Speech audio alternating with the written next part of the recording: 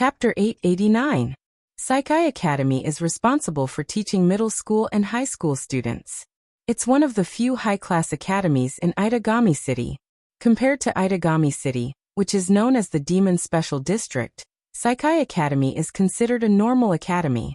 There are no beastmen, no vampires, and no other demons. The students here are mostly normal humans. One of the reasons why the term basically was used to describe the academy was because the registered demons wouldn't come here to study.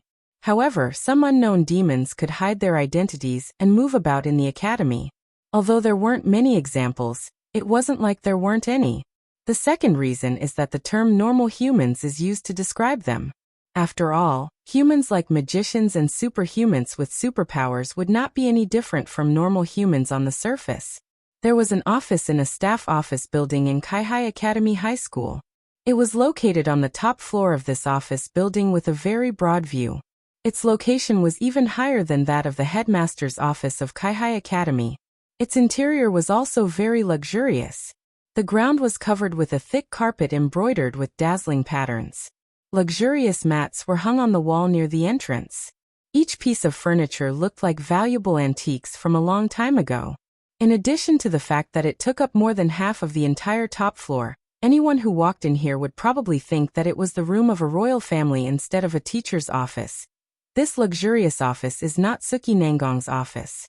Natsuki Nangong is an English teacher in Saikai Academy's high school. She's also an instructor in Itagami City's police force. She's a professional attack magician. Itagami City is a special district for demons. Here, powerful demons can be seen everywhere. Compared to these demons, they are nothing. Normal humans are no doubt the weakest, let alone middle school and high school students. In order to prevent the normal students from being affected by the demon invasion, all educational facilities in Itagami City were strictly regulated, in order to ensure the safety of normal students. Therefore, it's necessary to assign a certain number of attack magicians to the educational facilities. Natsuki Nangong. She's one of Itagami City's attack magicians assigned to Saikai Academy. However, Natsuki Nangong prefers her position as a teacher. To her, teaching is her true profession. Attack magician is just a side job. She's different from her immature and dignified appearance. Natsuki Nangong loves her job as a teacher. It shows how much she loves her students. Even if the student was not taught by her, like Nagisa, who was a student of Saikai Academy Junior High School, she was loved by Natsuki even though Nagisa was older than Natsuki.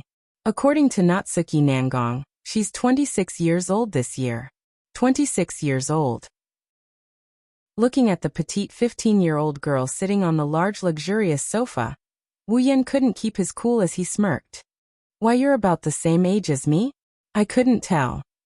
Natsuki looked a bit unhappy. She frowned as she looked at Wuyan with a surprised look. "You're about the same age as me? Aren't you a demon?"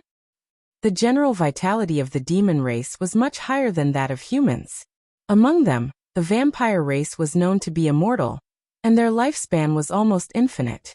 Although the average demon race's lifespan was not as long as the vampire race's, it was more than enough for them to live for 100 or 80 years. That's why one can't judge a demon's age by their appearance. Natsuki Nangong thought Wuyan was at least 40 years old. "What are you surprised about?" Wuyan couldn't help but ridicule Natsuki Nangong. "If someone like you can be 26 years old, why can't I be a little younger as a demon?"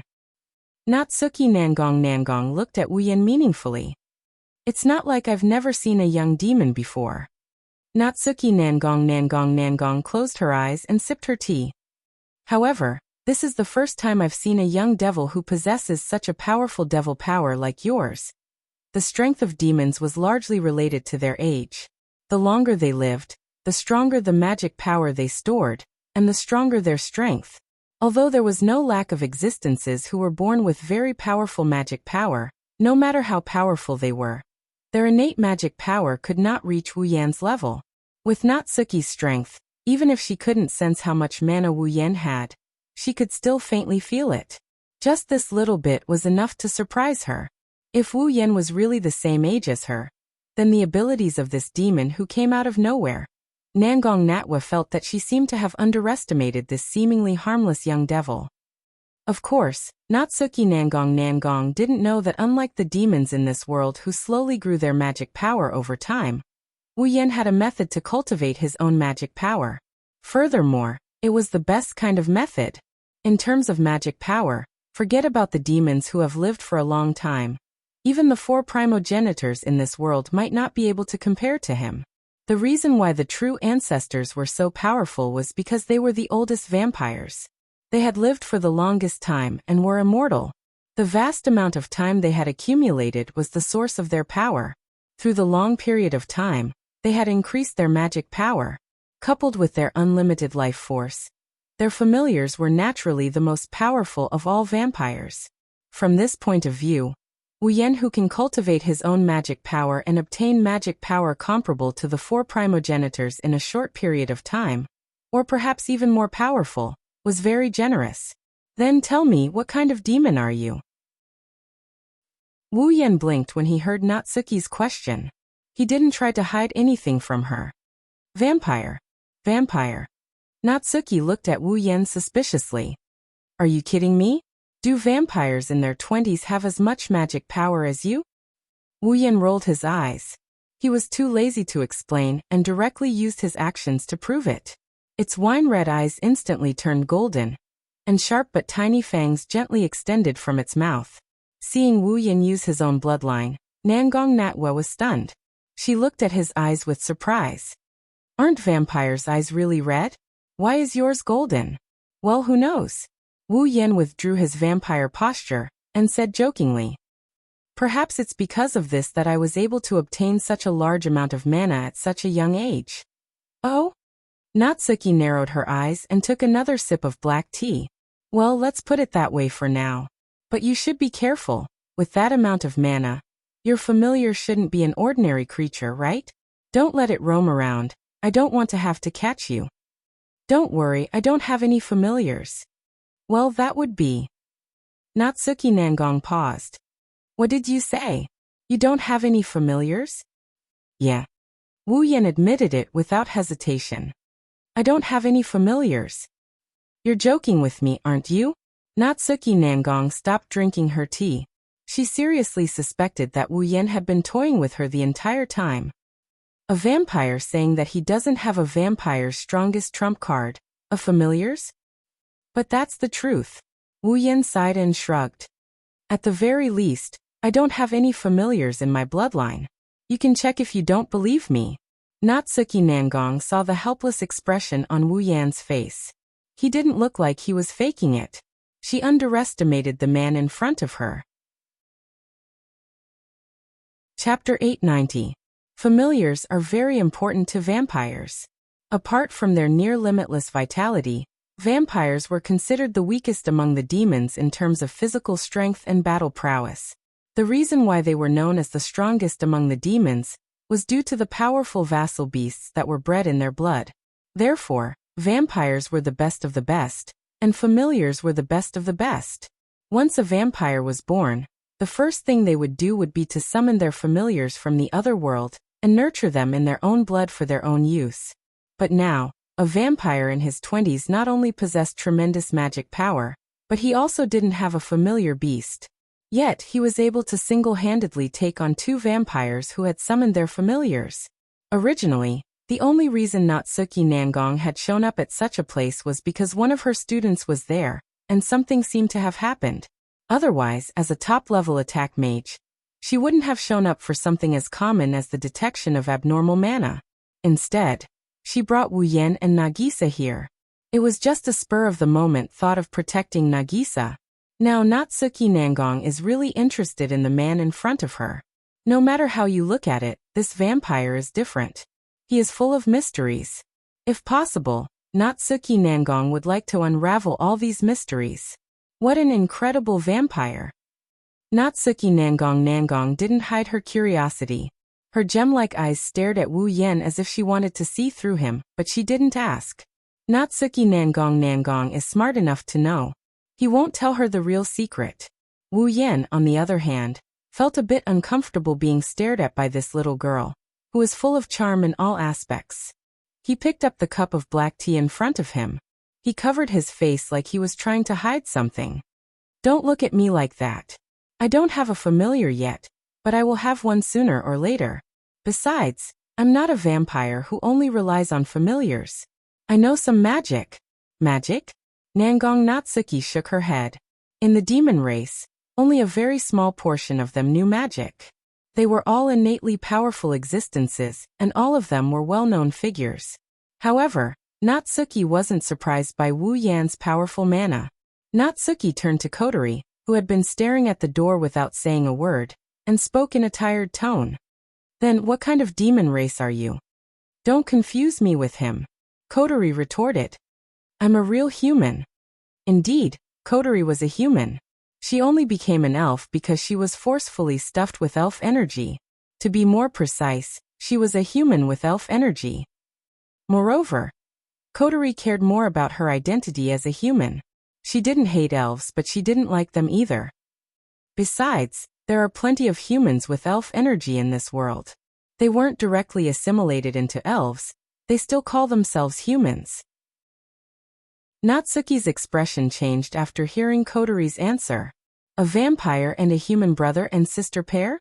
This is really interesting. Kotori pursed her lips and continued staring at the door. Wu Yan smiled bitterly. He suddenly remembered something and asked Natsuki. Oh right, Natsuki, you're an attack mage, right? Can I take that as a stupid question? Nangong Nayu expressionlessly drank her black tea. She had clearly revealed her identity before. Wu Yan scratched his head in embarrassment, and asked in a serious tone. Then, do you have a way to make me an attack mage in Itagami Island? I say, are you really a vampire? Natsuki Nangong felt that she was more surprised today than she had been in the past year. She stood there in a daze. It's strange enough that you don't have a familiar, yet you want to become an attack mage? Don't you know that attack mages specialize in fighting demons? Well, Wu Yan laughed awkwardly and raised his hand weakly. I have my own difficulties as well. You don't have to treat me like a vampire. Nangong Natua was speechless. She was now certain that the vampire in front of her was not an ordinary vampire. Speaking of which, normal vampires don't have familiars, and they don't want to become an attack mage to deal with their own kind. Natsuki has seen a lot today, and she's learned a lot from her experience. However, it was undeniable that Natsuki Nangong was somewhat interested. Natsuki's blue eyes flashed with a smile that Wu Yan couldn't understand. She leaned back on the sofa and waved her fan at Wu Yan. All right, I'll take care of this for you. Wu Yan was speechless when he heard Natsuki's confident tone. This petite 26-years-old little girl in front of him didn't seem to be an ordinary attack mage since she agreed to such a difficult request so easily. Why did I say also? Scratching his head in confusion, Wu Yan nodded and said with a smile. Thank you, Natsuki. Natsuki snorted and she turned her head away. She started sipping her tea again. Wu Yan raised his cup and took a sip. He stopped what he was doing, and he helplessly put his cup back on the table. What's wrong? Natsuki frowned when she saw Wu Yan's actions. She seemed dissatisfied with Wu Yan's actions. Despite her petite appearance, Natsuki Nangong had an unusual preference for black tea. No, it's nothing. Wu Yan didn't know about Natsuki's hobbies, so he answered honestly. It's just that this black tea doesn't suit my taste. That's true. Kotori also took a sip and frowned. It's worse than the ones you make. In the past, when Natsuki heard such comments, even if she didn't flip out, she wouldn't be in a good mood. But Kotori's last sentence made Natsuki's eyes light up. You know how to make black tea? Just a little bit. Wu Yan took out a few new cups from the tea set. He waved his hand and crimson spatial ripples appeared in his hand. Then a delicate teapot appeared in his hand. He lifted the teapot. Seeing this, Natsuki's attention shifted away from the teapot. Spatial manipulation? Magic? This is just the effect of the item. Wu Yan poured himself a cup of tea. I know spatial manipulation magic, but I'm not at the level where I can create a space to store items. Oh, I didn't expect you to know the same type of magic as me, Natsuki said nonchalantly. Wu Yan and Kotori understood what she's trying to do. No wonder Natsuki Nangong was able to silently appear behind him. It turned out that she knew spatial manipulation magic.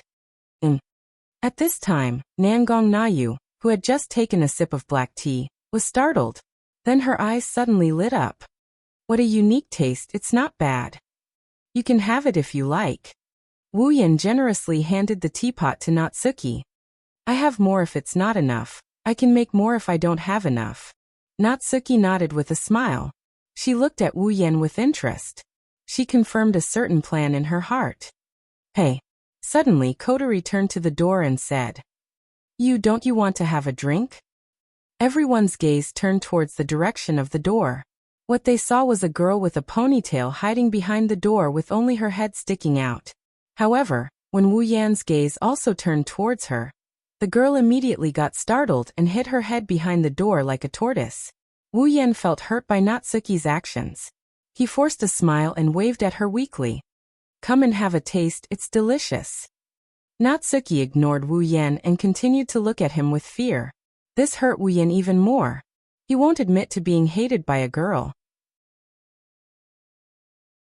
Chapter 891. The hierarchy of vampires is very strict. Based on the purity of their bloodline, there is a huge difference in the strength of vampires. The purer the bloodline, the stronger the vampire. On the other hand, vampires with mixed bloodlines are weaker. After all, blood is the most important element in a vampire's body, more important than the brain and heart. Blood is the source of a vampire's magic power, and the medium used to summon familiars. Vampires raise familiars in their blood, sacrificing their life force to drive them into battle, giving them the foundation of their existence. Thus, the purity of a vampire's bloodline is very important. It is directly related to the strength of the vampire's body. As everyone knew, the lifespan of vampires was very long, so long that it was almost infinite. During their long lifespan, they could gradually increase the magic power in their body through survival. They could also absorb the blood of others to obtain more powerful magic power from the blood. Therefore, the longer a vampire lived, the more blood they had sucked and the more powerful magic they gained from the blood. Therefore, in general, those ancient vampires would have more power than young vampires. Of course, it was only in general. A pure-blooded vampire, even if just born, is stronger than a non-pure-blooded vampire, who has lived for an unknown amount of time. As the source of their power, the purity of their blood gives them an innate advantage. That kind of advantage isn't something that can be matched by the accumulation of time alone.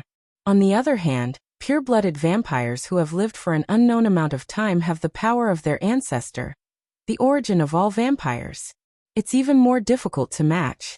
After a long history, vampires have developed to a certain extent, and are recognized by the world. Based on their bloodline and how long they have lived, vampires are divided into 5 ranks. The first rank, Xiongui. They are inferior vampires who can't summon familiars, and can't use their power. Vampires' true strength lies in their familiars. Vampires who can't control their familiars are very weak among the demons. Without their familiars, vampires can't even withstand a single blow from demons, or even humans. Therefore, Xiongui are the lowest rank of vampires. They have always been despised by pure-blooded vampires. The second level, the younger generation of vampires. They were also the most ordinary of vampires. Their bloodlines weren't pure, and they hadn't existed for long. As a result, their magic power wasn't very abundant, and the familiars they could command weren't very powerful, but they were still far more powerful than the average demon. Even the weakest familiars were more powerful than the latest fighter jets and tanks. Vampires at this level were enough to strike fear into the hearts of the world. The third level, vampires of the old generation. They had lived for a very long time, and the magic power in their bodies was immense. The familiars they commanded had reached a level that couldn't be ignored. A single attack from them was enough to destroy a small village. Some pure-blooded old generation vampires were even more powerful. If left to their own devices, it was not impossible for them to destroy a city. Their existence itself was seen as comparable to an army. One could only imagine how powerful the old generation of vampires were. The fourth rank, Elder. They were the purest vampires, the second-generation vampires only second to the true ancestor. They were acknowledged by the true ancestor, and were given a portion of the true ancestor's blood. Although they weren't necessarily the true ancestor's flesh and blood, the true ancestor's blood contained the true ancestor's blood. But because they have the blood of the true ancestor, blood is the source of vampires' magic power, and their power is incomparably powerful. Apart from the true ancestor, they were the most powerful vampires. The final level of vampires was the true ancestor. As the oldest of vampires, and the kings of all other vampires, the true ancestor had the most powerful magic power. Their familiars were powerful enough to destroy an entire empire. Vampires were the strongest of all demons, and the true ancestor was the strongest of all vampires. That was why the true ancestor was publicly recognized as the strongest of all demons. They were truly immortal and lived longer than anyone else. That was why there were so few true ancestors. There were only 4 of them, and only 3 were publicly recognized. If there were more true ancestors, then the ones controlling the world wouldn't be humans, but demons. Among the 5 levels of vampires, there was basically no one who could surpass this limit. It was not that easy to do so. Bloodline was the key. The purer the bloodline, the higher the level of the vampire, and the stronger they would be. It was not impossible for a low-level vampire to be stronger than a high-level vampire, but it was as difficult as ascending to the heavens. It wasn't impossible for the younger generation of vampires to quickly gain great power. They only needed to use the method of cannibalism, to directly devour vampires who were of a higher level than themselves and steal the magic power from the blood of the higher-level vampires. In other words, they had to steal the bloodline that symbolized the existence and power of other vampires. However, this method wasn't very practical, devouring the blood of stronger vampires. Even if they sucked all of their blood dry, their body would be taken over by the stronger vampires. Then, they would be devoured by the stronger vampires instead. It was very dangerous, unless they were stronger than the vampires themselves, or if the vampires were tired of living and gave their blood to them, they wouldn't succeed. This was the main reason why younger vampires couldn't defeat higher-ranked vampires. Of course, there were exceptions. Just like how there were humans who were born with superpowers like the overadapters, there were also a small number of vampires who had special abilities that were different from other vampires.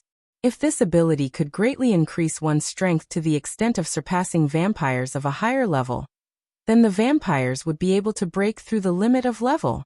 When that happens, it wouldn't be impossible to use the true ancestor's bloodline principle to gain more power. But it's very difficult. Natsuki's guess is that Wu Yan is one of those vampires with special abilities. That's why his pupils changed color when he turned into a vampire. Despite his young age, he already has the magical power of a normal vampire. That's why, when Wu Yan decided to summon his familiar, Natsuki offered to provide the venue. With Wu Yan's magical power, the familiar he summoned would definitely be something special. If something went wrong during his first summon, Itagami City would be in big trouble. Natsuki had to find a safe place to rest assured. Natsuki didn't know that Wu Yan wasn't a vampire with special abilities. He might be different from the vampires in this world, but he is a primogenitor. Natsuki might have made a mistake, but her approach was correct. If the primogenitor's familiar causes a ruckus in Itagami City, this man-made island would be destroyed. Itagami City, in an isolated area, Natsuki looked at Wu Yan in amazement. She praised him. You might be a vampire, but to be able to create a barrier of this level, your mastery of magic is much greater than most magicians who think highly of themselves. Well, it's not bad, right? Wu Yan stopped drawing the spell formation, and he stopped channeling mana into it. He nodded with a satisfied look. Even though I know how to construct it, this is my first time using it. I'm already at my limit, considering the time it takes to construct it.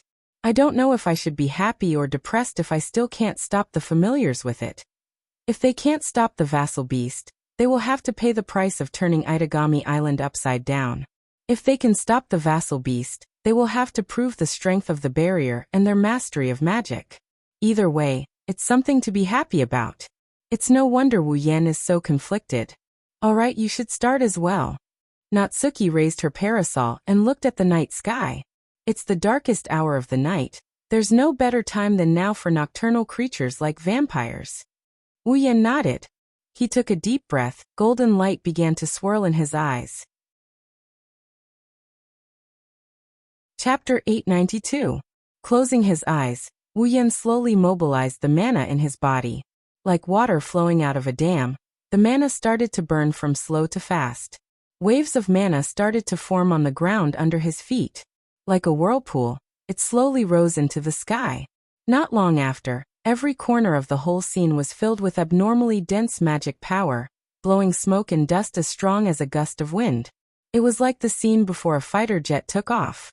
There were swirling airflows everywhere, as if they could topple mountains and overturn seas. It was extremely spectacular. This mana. Nangong Natsuya, who has been quietly observing Wu Yan from the side, suddenly changed her expression. Her gem-like eyes slightly narrowed. Her expression was grave and somewhat frightening.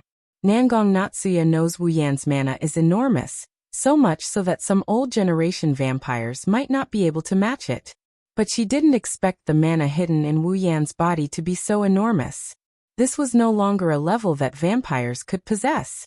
It wasn't that Natsuya hadn't seen such a powerful mana before.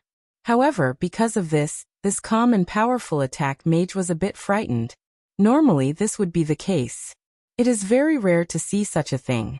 Looking at Wu Yan, who is bathed in mana, Nangong Natsuya's expression is no longer as calm as before. Instead, it is filled with a strange gravity.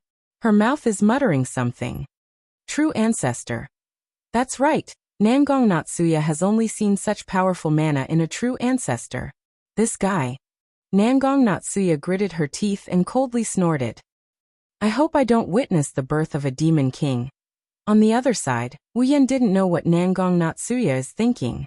His consciousness is connected to the other world where the familiars live. He clenched his fist. He raised it in front of him.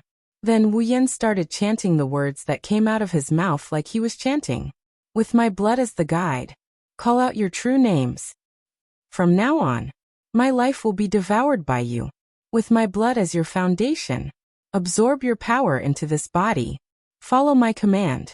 Summon beasts from other worlds who follow this contract. If you are willing to follow the contract, descend upon me. In the name of Wu Yan.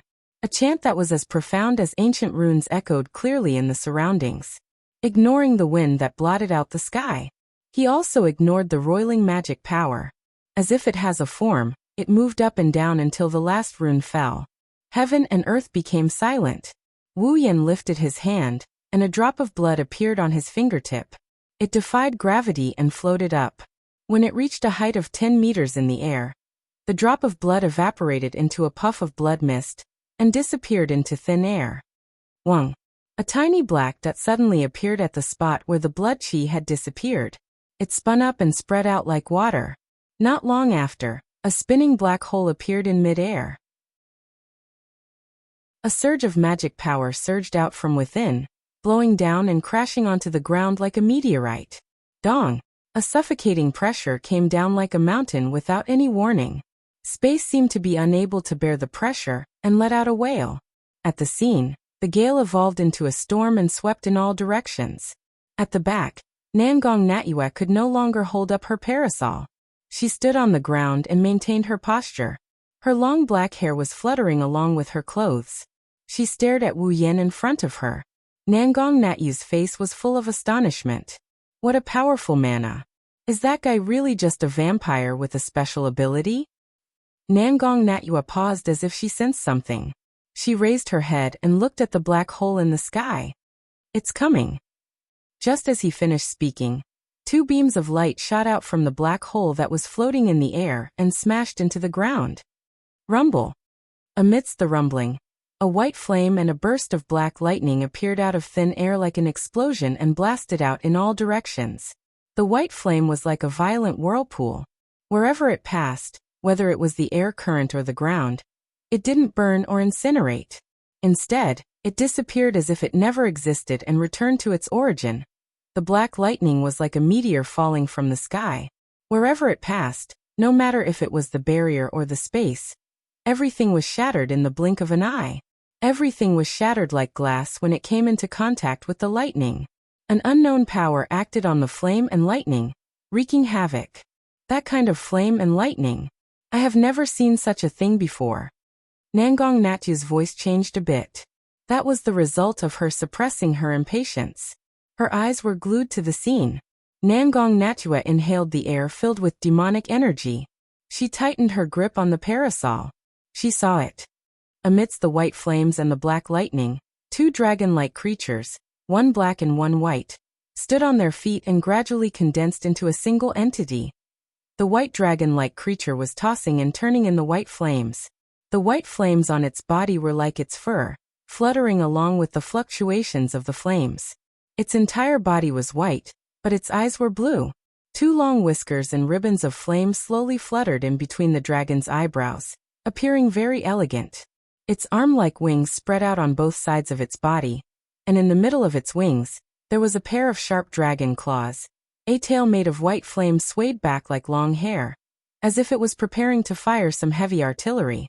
Inside, wisps of white flames appeared and fell. Every time it went back and forth, there would be sparks accompanying it, spreading in the surrounding space, causing the atmosphere to silently turn into nothingness. Noble. Elegant. The black dragon-like creature was bathed in black lightning. Most of its body was black, but some parts were darker than the rest of its body. It had blood-red eyes and a crown on its head. The joints of its limbs were made of black bones, and there were steel wings on its shoulders that looked like shoulder pads. The base of its wings had the same kind of armor that spread out like a fan or a net. The inner end of the wings had wing spikes. Its arms were like a baseball glove, with a three-clawed black hand inside. On its back, there was a thick tail with spikes that looked like a huge cone. It was humming like an engine. Vaguely, a terrifying destructive force was expanding along with the humming sound, as if it could explode at any time. It was quite terrifying. Domineering. Black and white dragons, black lightning and white flames danced on the platform. They lined up together like two kings with different auras. One is as noble as a god, the other is as domineering as a general. Then, under the witness of the heavens and earth, they merged into Wu Yan's body along with the flames and lightning. Heaven and earth returned to normal. However, the stage was in ruins. The barrier that cost Wu Yan a lot of effort disappeared without him noticing. Fortunately, the power of the black and white dragons didn't spread to the outside world in time to affect Itagami Island. In the center of the stage, Wu Yan opened his eyes. His golden pupils turned back to a wine-red color. His eyes were filled with joy. It was clear that he liked these two familiars very much. Natsuki quietly watched the happy Wu Yan. A drop of sweat silently slid down her forehead. Natsuki forced a smile. Looks like I've summoned two incredible fellows. Wu Yan turned around when he heard Natsuki's voice. He flashed a big smile. Anyone could see that he was in a good mood. However, Wu Yan soon regretted his decision. Even though the familiars are strong, why are there only two of them? Natsuki glanced at Wu Yan. She didn't say anything and she stayed silent. Only she knew that it wasn't that Wu Yan didn't have the ability to summon more familiars. Perhaps, only those two familiars were qualified to respond to his summons. Chapter 893.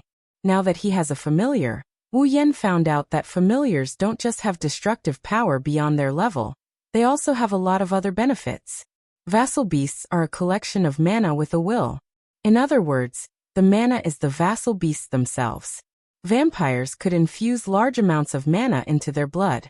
Even though they needed mana to summon vassal beasts, the mana of the vassal beasts would be amplified by the host's mana when they were first summoned and infused into the host's blood. With a vassal beast, the host's mana will be increased, even if it's only once. In addition, Wu Yan can also release a portion of his vassal beast's power for his own use. That's no ordinary ability. The abilities of the black and white dragons he summoned aren't your average abilities. The white flames and black lightning are a lot scarier than they look. Wu Yan understood the abilities of his two familiars.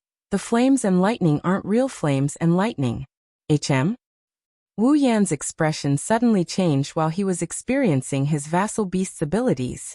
At the same time, A white flame and a black lightning burst out from his body, as if they were out of his control. They disappeared in the blink of an eye, but Wu Yan's face is slightly flushed. It seems like things aren't as simple as they look. Natsuki narrowed her eyes when she saw this. It seems like you aren't able to control your vassal beasts. That strange phenomenon was obviously not Wu Yan's doing. It appeared on its own accord, just like this. It wasn't like Nangong Natwa hadn't seen it before. Her student, who also has a few vassal beasts that can't be ignored, had a similar situation happen to him. It's a phenomenon that happens when a vassal beast isn't under his control. Natsuki furrowed her brows in frustration. Wu Yan's 2 vassal beasts aren't your average vassal beasts. In terms of mana, might and abilities, they're even more troublesome than her student. If Wu Yan can't control his 2 vassal beasts, what's the difference between them and a ticking time bomb? Wu Yan heard Natsuki's words. She blinked her eyes mischievously, and the corners of her mouth curled into a thought-provoking arc. He raised his hands and placed them in front of the confused Nangong Natwa. Immediately after, a ball of white flame and a ball of black lightning shot out from his hands, giving Nangong Natwa a fright. Wu Yan's magic power surged in his hands. The flames and lightning in his hands kept changing. Sometimes he had fire in his left hand and lightning in his right hand. Sometimes he had lightning in his left hand and fire in his right hand. He's having a lot of fun with these moves. Natsuki Nangong was stunned. It was rare for her to be in a daze. Didn't you just? Well. Wu Yan tossed the white flames and black lightning in his hands. He said nonchalantly, "It's the first time vassal beasts have appeared in my body. They were making a fuss and I didn't react in time. Now." Wu Yan smiled confidently. "No matter how much they make a fuss, once they enter my body and become mine, they won't be able to escape my control. Yes, the 2 powerful vassal beasts are a bit disobedient. However, Wu Yan has endless martial training. His mind, technique, and body are one. He can control his own abilities as he pleases. The black and white dragons have become his vassal beasts. There's no way they can escape his control. Vassal beasts have their own consciousness. When they learned of their master's miraculous abilities, they gave up on resisting. They obediently entered Wu Yan's blood and waited for his summons. One had to admit that vassal beasts had perfect consciousnesses. At the very least, they weren't like wild beasts that only relied on their instincts. That was why vassal beasts were so powerful. If they didn't have the heart to control their power, their evaluation of vassal beasts would drop by a few levels at the very least. Of course, it's also why vassal beasts going on a rampage isn't rare. For example, vassal beasts that don't have the ability to control their masters will go on a rampage due to anger or resentment. There aren't many of them. Natsuki's expression changed when she saw Wu Yan's confident expression. She turned to look at the white flame and black lightning in his hand. Her expression turned serious. Natsuki only realized how terrifying they are when she saw them up close. She didn't feel any heat from the white flame or the lightning. However, she could clearly sense a different kind of power. This was especially true for the black lightning. Nadanyu felt her heart palpitate when she looked at it. It's not that the black lightning is stronger than the white flame. It's just that Nangong Natwa feels that the black lightning is her natural enemy in a certain way. Natsuki took a deep breath and her expression returned to normal. She returned to her usual dignified self. "Hurry up and put them away. Really, you could have controlled them properly." Natsuki's tone is the same as usual, but Wu Yan detected a hint of anger in her tone. She probably thought Wu Yan was toying with her when she lost control of herself. That's probably why she's pissed off. "Don't accuse me wrongly." Wu Yan immediately tried to clear his name. "I wasn't toying with you. They really didn't listen to me back then." Nangong Natsuki looked at him in confusion. "Why?" "Well, who knows?" Wu Yan wasn't sure either, so he shrugged. "Maybe they're like that unlucky student of yours. Because they've never sucked anyone's blood, they don't want to admit that they're real." Wu Yan didn't know that the reason he came up with was a bit off, but it wasn't too far off. He accidentally hit the nail on the head. On the other hand, it was Nangong Natwa who exclaimed in surprise. "You said you've never sucked anyone's blood? Is there a problem?" Wu Yan felt a bit uncomfortable being stared at by Natsuki. It's not like I need to suck blood to fill my stomach. I also don't need to absorb mana from other people's blood. Why would I do that? Nangong Nayu stared blankly for a moment before nodding. Indeed, with your mana, you don't need to drink anyone's blood to replenish it. Natsuki turned around and said to Wu Yan as she walked away. She didn't even look at the ruins. Since we're done with the familiars, come with me to a place. A place?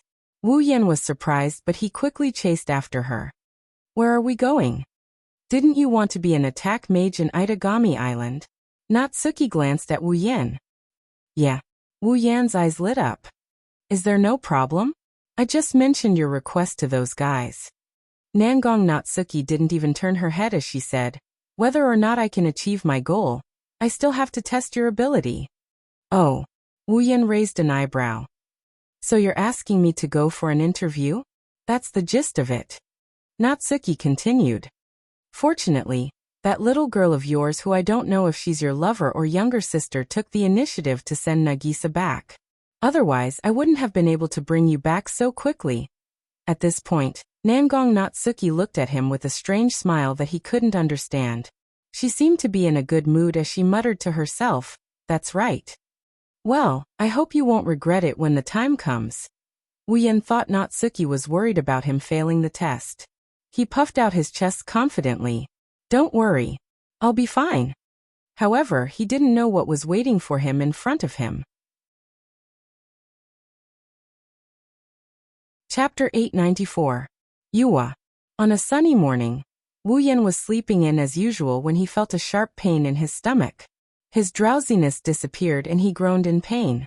Reflexively holding his stomach in pain, he groaned as his face contorted in pain. He lifted his head and looked in front of him. The next moment, in his blurred vision, he saw a petite figure standing at the end of the bed with one foot on his stomach. Seeing this scene, as long as one wasn't an idiot, one would be able to guess what the reason was. Coterie. Wu Yan clenched his teeth and rubbed his stomach. He wanted to cry but no tears came out. You want to kill your own? Coterie interrupted Wu Yan with a threatening, Her red eyes were filled with danger. Wu Yan quickly changed his words. You want to kill your own brother? Coterie swung her long red hair in two ponytails. She didn't care and put more force on Wu Yan's stomach. She even twisted it. If I don't do this, who knows what kind of price I'll have to pay to wake you up. Also, you're not my real brother, you're my adopted brother. Coterie blushed as she recalled the treatment she received when she woke Wu Yan up. She continued to stomp on Wu Yan's stomach, as if venting her anger. Stop stomping, you're going to throw up last night's dinner. Wu Yan grabbed Coterie's foot and jumped up from the bed. He complained. What do you mean by what price? It sounds so bad.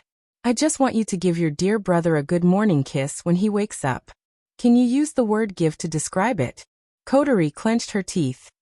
Please use the word force in front of the word give. What can I do about it? Wu Yan yelled without a hint of remorse. Who told my sister to be so arrogant? If I don't use force, how can there be benefits? Coterie was infuriated. She raised her foot and stomped down mercilessly. Who told you to be arrogant? Who told you to use force? Who told you to use force? Ouch! Wu Yan was kicked 3 times by Coterie. He was in so much pain that he couldn't even make strange sounds. It was as if someone did something to him. Coterie was too embarrassed to continue stomping on his stomach. She jumped off the bed with a blush. I've decided. I'll use this method to wake you up. Coterie declared as if she was announcing a death sentence. No. Coterie.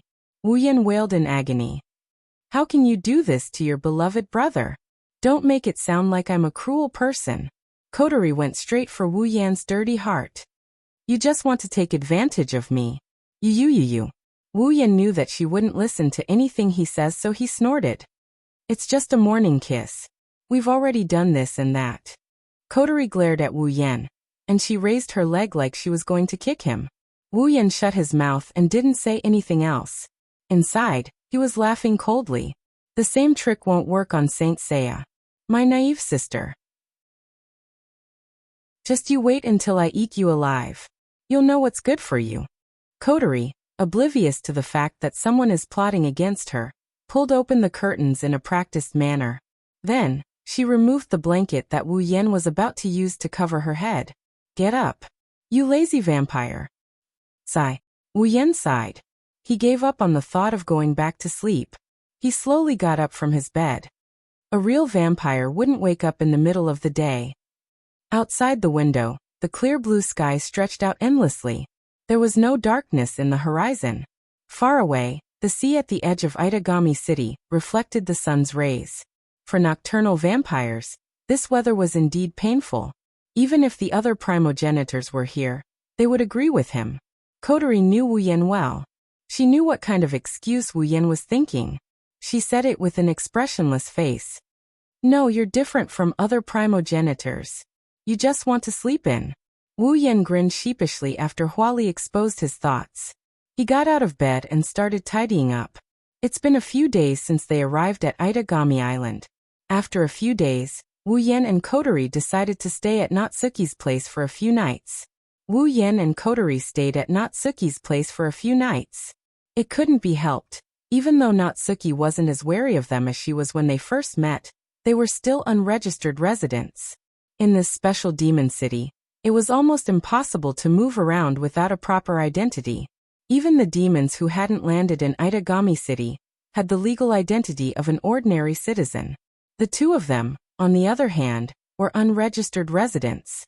If Natsuki didn't take them in, they would have to resort to some extreme measures. They would have to go to an impromptu couple's hotel to find a bed. Now, with Natsuki's help, not only did they find a temporary place to stay, with Natsuki's status, it won't be hard for her to help them with the necessary paperwork. In other words, they have a place to stay in Itagami Island. A few days ago, Wu Yan participated in an attack mage test with Natsuki's recommendation. The results should be out today. Wu Yan's dungeon quest is also progressing smoothly. As for whether or not he passed the test, Wu Yan didn't doubt it. After all, he used space control magic during the test. Space control magic is considered a high-level magic in this world. He heard that Natsuki used this magic to make a name for herself. Therefore, with that kind of performance, it shouldn't be a problem for him to pass the test. Under Coterie's constant urging, Wu Yan finally tidied up his appearance and went to the kitchen to make breakfast. Coterie sat on the sofa with a satisfied look on her face, as if she had achieved her goal. Looking at this scene, Wu Yan is a bit suspicious. This girl, she's so eager to wake him up. It can't be that she wants him to cook, right? After some simple yet appetizing breakfast was done, Natsuki also came out of her room like a cat that smelled blood. Surprisingly, he's a good man. After taking a bite of Wu Yan's breakfast, Natsuki gave a 100 out of 100 rating based on her personality. She happily shoveled the food into her mouth. Men like him are rare nowadays. On the side, Coterie nodded in agreement, but her words were merciless. That's the only thing worthy of praise. Wu Yan glared at Coterie before smiling at Natsuki. Eat more if you like it. We're the ones who are staying here, sorry for the trouble. Natsuki shook her head and said to Wu Yan, well, you can stay as long as you want. I won't object. In fact, Natsuki would rather Wu Yan stay here than object to it. Not only can he cook such delicious food, he can also make tea that even Natsuki herself can't find a single flaw in it. If it weren't for the fact that their genders are different, Natsuki would have made Wu Yan her maid. Of course, what she was going to do next wasn't much different from what she had just done. Natsuki's blue eyes stared at Wu Yan with a faint smile. She quickly took out a document and threw it in front of Wu Yan. Regarding your appointment, the higher-ups have issued it. Wu Yan was startled. When he realized what was going on, his spirit shook. He picked up the document and looked at it. His expression changed and he cried out in surprise. What? Chapter 895. What? Like a sudden clap of thunder, a thunderous exclamation reverberated throughout the hall without any warning, scaring Coterie, who was sipping her black tea so much that she almost choked on it. Why are you reacting so strongly? Wu Yan ignored Coterie's complaint. He stared at the document in front of him. His face was even closer to the document than before. He thought he was seeing things because he was too far away. He rubbed his eyes, and when he saw the exact same document, Wu Yan was at a loss. How can this be? Apprentice attack mage? That's right, Wu Yan was appointed as a probationary attack mage, not a professional attack mage in Itagami City. In other words, the current Wu Yan is still a trainee, he can't be considered an official, and he still can't complete the Quest 1. Natsuki was also surprised by Wu Yan's reaction. Did you think you're an attack mage just because you passed the test? Natsuki asked in a shocked tone. Ugh.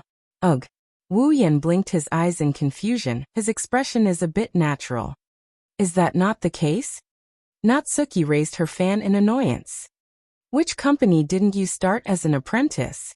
How can you be an attack mage? This is one of the most powerful positions in Itagami City. If he wants to be an attack mage, there's no doubt about it. Wu Yan is definitely qualified. However, if one wanted to be an attack mage in Itagami Island, or in other words, an attack mage, strength alone wasn't enough. One had to know how to deal with magical disasters, reflexes, adaptability, and so on. All of these were required. Itagami Island was a special district for demons. Disasters caused by demons were commonly known as magical disasters. Normally, there was no need to mobilize an attack magician to deal with them. But when an attack magician was needed, these magical disasters would be dealt with. They won't be normal magical disasters. Therefore, the position of attack mage in Itagami Island not only required the person to be an attack mage, they also needed to have excellent handling skills. Only then would they be able to deal with magical disasters. They need to guide the security forces in Itagami City. The title of an apprentice attack mage. It only means that Wu Yan is an attack mage. It doesn't mean that Wu Yan has the ability to become an attack mage. The first mission requires Wu Yan to become an attack mage in Itagami City. Therefore, only when Wu Yan becomes an attack mage will the first mission be completed. Wu Yan tossed the document on the table with a listless face. He asked Natsuki weakly, "What do I have to do to get rid of the word, apprentice?" Just like working in a normal company. Natsuki's lips curved upwards. A senior will guide you for a while. When you have the ability to deal with magical disasters on your own, you will be officially appointed as an attack mage in Itagami City.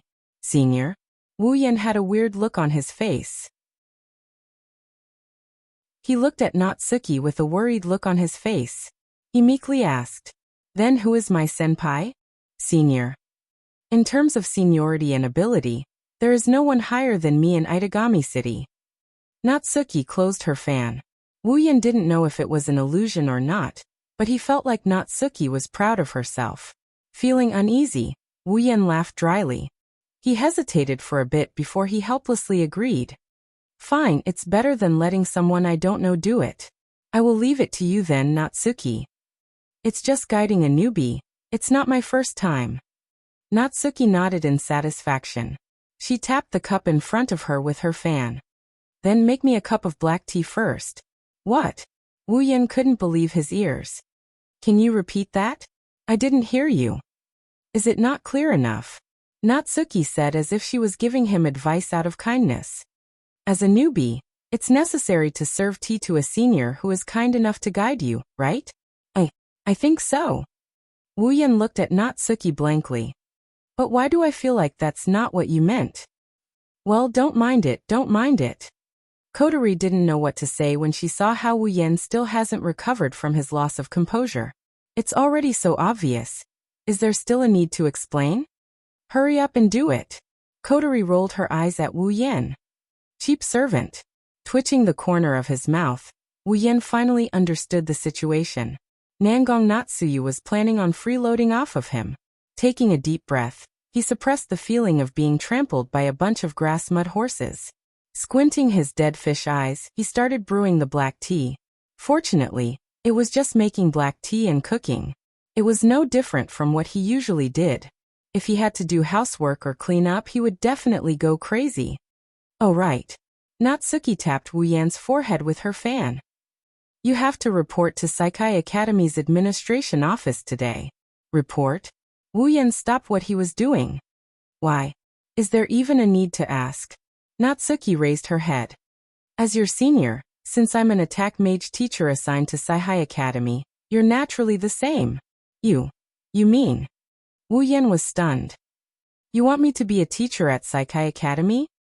12 in the afternoon. Don't be late. Natsuki closed her eyes with a smile. You will find that compared to an attack mage, being a teacher is much easier. Wu Yan's mind is in a mess. Itagami Island, Sci-Hi Academy Middle School Division. Are you the newbie that Natsuki-senpai recommended? Walking down a corridor, a cheerful and pretty girl wearing a cheongsam with her fair thighs exposed, her hair tied up in 2 buns and her bosom constantly showing off her presence walked towards the class she is in charge of. She kept looking at Wu Yan with a curious gaze, making Wu Yan feel a bit uncomfortable. Her name is Nakazaki. It's a complicated name, but she isn't as simple as she looks. Nakazaki graduated from the same university as Natsuki. Like Natsuki, she is also an attack mage assigned to Sci-Hi Academy. Strictly speaking, she is also Wu Yan's senior. Nakazaki is also the class teacher in charge of one of Sci-Hi Academy's middle school classes. Wu Yan doesn't know what she teaches. Wu Yan only knows that the class he is going to be teaching is under Nakazaki. Yes, after a series of unexpected events that even Wu Yan could not react to, he was now a teacher in the Sci-Hi Academy Junior High School. To be honest, it was not Wu Yan's first time being a student. After so many years of being ravaged by the Celestial Empire, he had done his best as a student, to the point where he almost collapsed. However, this was definitely his first time being a teacher. With Wu Yan's past knowledge, he was simply overestimating himself if he wanted to be a teacher. He had even thrown away all the knowledge he had learned in the past. How could he teach others? If it wasn't for the fact that he was only teaching liberal arts and could rely on his complete memory, ability to memorize and barely reach the level of teaching, Wu Yan would have lost a lot of face. Even so, he still felt a little helpless. He never thought that he would actually become a teacher one day. Fortunately, he was only teaching junior high school. Yes, Sasazaki-senpai. Although he felt helpless, he still had to greet her. Currently, I'm still a newbie. I'm a trainee attack mage officer led by Natsuki-senpai. Please give me your guidance. Ma. Sasasaki smiled cheerfully. Since you are senior Yu's junior, then you are also my junior. If there is anything you do not understand, feel free to ask me. I will definitely help you. Is that so? Wu Yan smiled awkwardly. Then I'll leave it to you. Leave it to me. Sasasaki Misaki patted her perky breasts, which almost attracted Wu Yan's attention. Now I'll bring you to greet the students. Yes. Chapter 896. Itagami Island, Sci-Hi Academy Junior High School, 3rd grade Class C. There's still some time before class starts. The 3rd grade students in junior high were around 14 or 15 years old. Students at this age were generally still at the age where they liked to play. Before class started, students generally didn't like to stay in the classroom. Even if they stayed in the classroom, they didn't want to stay by the desk. Therefore, the 3rd grade Class C had a rather lively atmosphere. The students were all whispering to each other, excitedly discussing some interesting things. For example, a certain teacher got married, a certain student fell in love, a certain friend caused trouble, a certain senior sister or senior brother made a fool of themselves. Basically, there was everything one could think of. They were all enjoying the leisure time after class.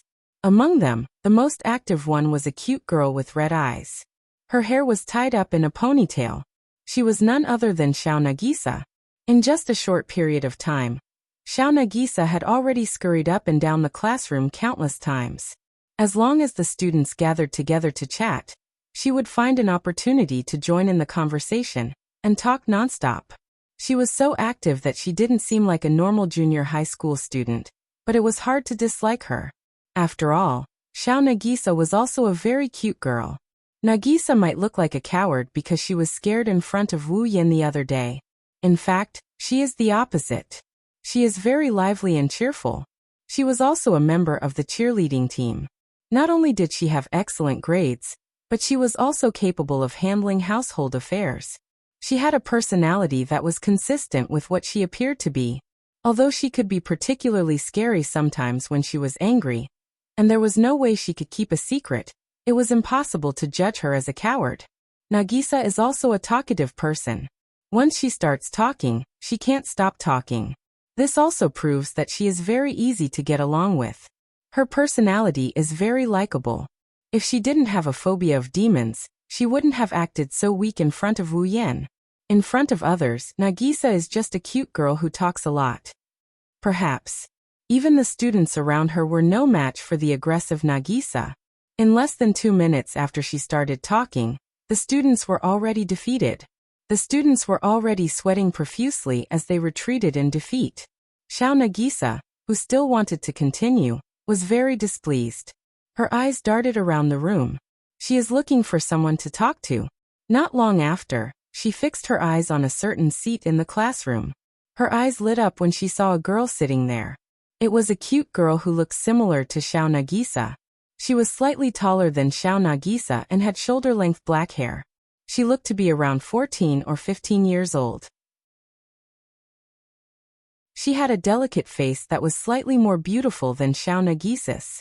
However, in terms of temperament, she was not as lively as Nagisa. Instead, she was more mature and steady. It was hard to tell that she was actually around the same age as Nagisa. Her name was Yukaina Kimi, and she was a new student who had just transferred to this school not long ago. On the surface, she looked like a cute girl, but in reality, Yukina's identity wasn't as simple as it looked. In this world, there was a non-public organization that specialized in dealing with magical terrorist acts. It specialized in stopping and collecting information on man-made magical disasters and magical terrorists. It was called the Lion King Organization. Yukaina, on the other hand, was an attack mage in the Lion King organization. To be more precise, she was a sword shaman. She was very proficient in spirit vision and close combat. Her fighting ability was above ordinary demons. If she had the special weapon given to her by the Lion King, even a true ancestor would not be able to ignore her existence.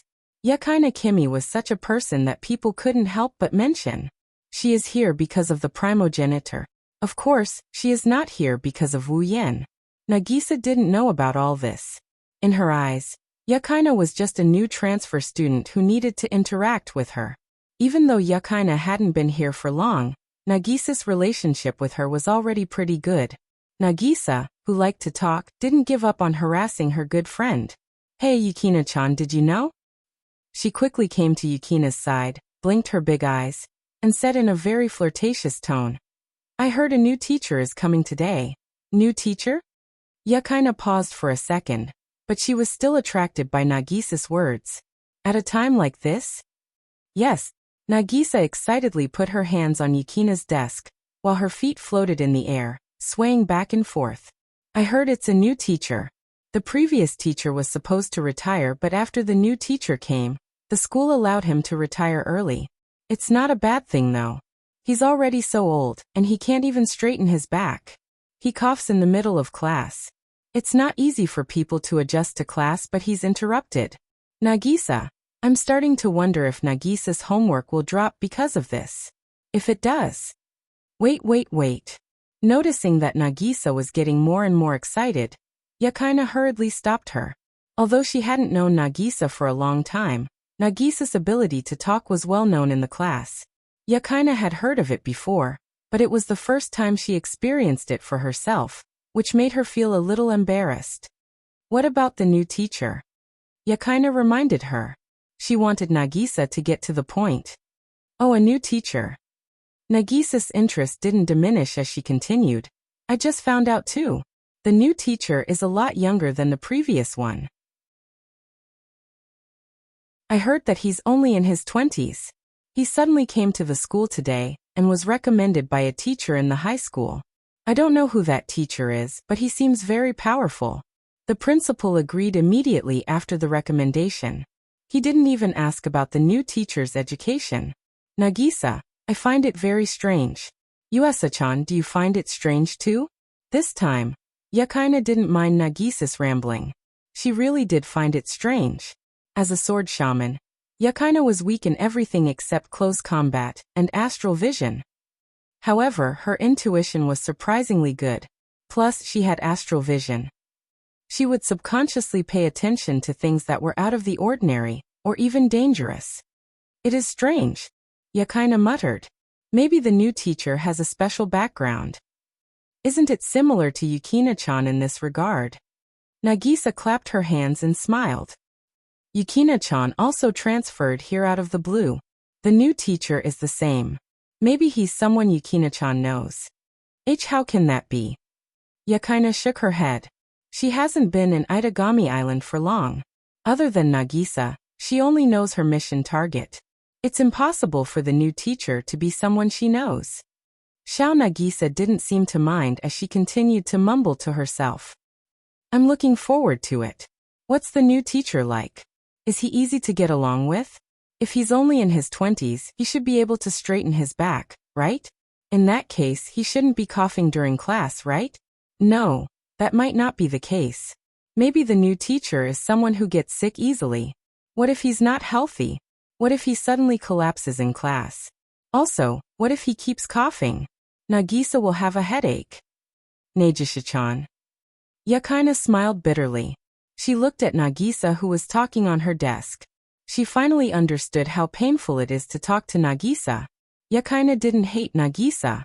Before she came to Itagami Island, she only had one friend. As for family, she's long gone. At the same time, the bell rang, signaling the start of the class. Chapter 897. Wu Yan stood at the door and looked up at the sign with the word 3C. He didn't know why, but he had a bad feeling about this. It's not that there's any danger inside. It's that he's going to see something unexpected. Even though Wu Yan's intuition isn't very good, it's very useful in certain situations. He stared at the sign with an uncertain expression. He chose to trust his intuition. Standing at the doorway, Wu Yan racked his brain trying to think of all the possibilities. However, it's a futile effort. He bitterly smiled to himself. If he knew this would happen, he would have watched the new anime a few more times. Then he wouldn't be unable to piece together the plot. The only things he could think of were fragmented fragments. It's not useful at all. Sasasaki Misaki didn't know that Wu Yan was thinking about so many things in such a short time. She pushed open the door of the classroom and walked in with a swagger. Finally, she managed to pull Wu Yan's attention back to the present situation. Unlike the lively atmosphere after class, all the students were sitting properly in their seats. When the door was pushed open, everyone turned to look at Sasasaki Misaki. They seemed to be well behaved. There weren't any troublemakers around. Only a portion of the students vaguely noticed that there was someone standing at the door, and immediately looked over curiously. At this time, Misaki Sasazaki also stood on the podium and waved at the students with a smile.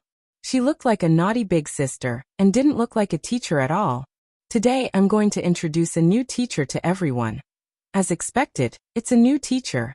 Xiao Nagisa tilted her head in her seat. She laughed, but soon, she couldn't laugh anymore. Perhaps it was because they had all received the news that a new teacher would be coming, but no one in the classroom showed any signs of surprise. Instead, they all cast their gazes towards the entrance of the classroom, their eyes filled with anticipation. For normal students, a new teacher or a new transfer student would arouse their curiosity. However, it was easy to arouse their curiosity.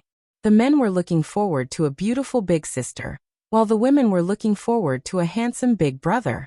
In some ways, their thoughts were very simple, including Nagisa, because she was looking forward to seeing what the new teacher would be like, but now, she was completely stunned. She only had 2 words in her mind when she saw the figure walking in. How is this possible?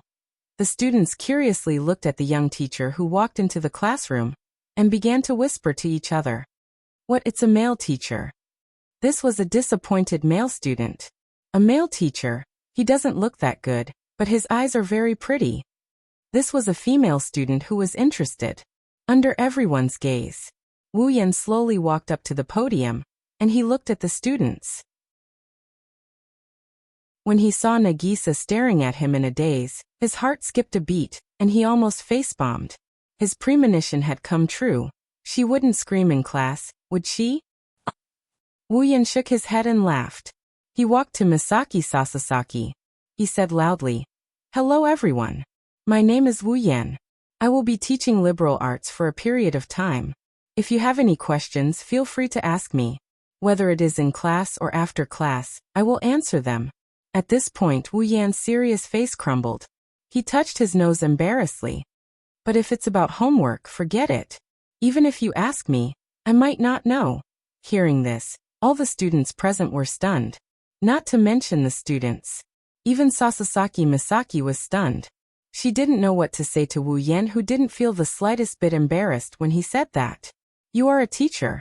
The entire classroom was silent for a moment. Then, ha ha ha, loud laughter began to reverberate throughout the entire classroom, showing the mood of the owner of the classroom. "Teacher, are you kidding me?" "I'm not kidding. Back in the day, my grades were terrible. I was scolded by the class teacher many times." "Haha, then how did you become a teacher?" "Well, I was forced." Ha ha ha. Unlike the usual solemn class, the entire class burst into laughter. Nagisa and Yakaina couldn't help but laugh as well. Their laughter was filled with friendliness. That nonsensical opening made the students feel closer to Wu Yan. They didn't feel as reserved as they did at the beginning. One by one, the students started to raise their hands in response to Wu Yan's words. "Teacher, I have a question for you." "Me too. Me too, teacher. Here." I say one by one. Wu Yan smiled bitterly. "Remember, don't ask about homework." "Haha, teacher. How old are you this year?" 26, almost 27. "Eh? You're 26? You should be younger. Are you taking care of yourself? Teach us." "I'm not. I was born this way. If you have a good attitude, you won't age so easily. Well, you're all so lively. Don't worry, you won't die so early." "We won't die." "Haha. Teacher, teach us how to take care of ourselves."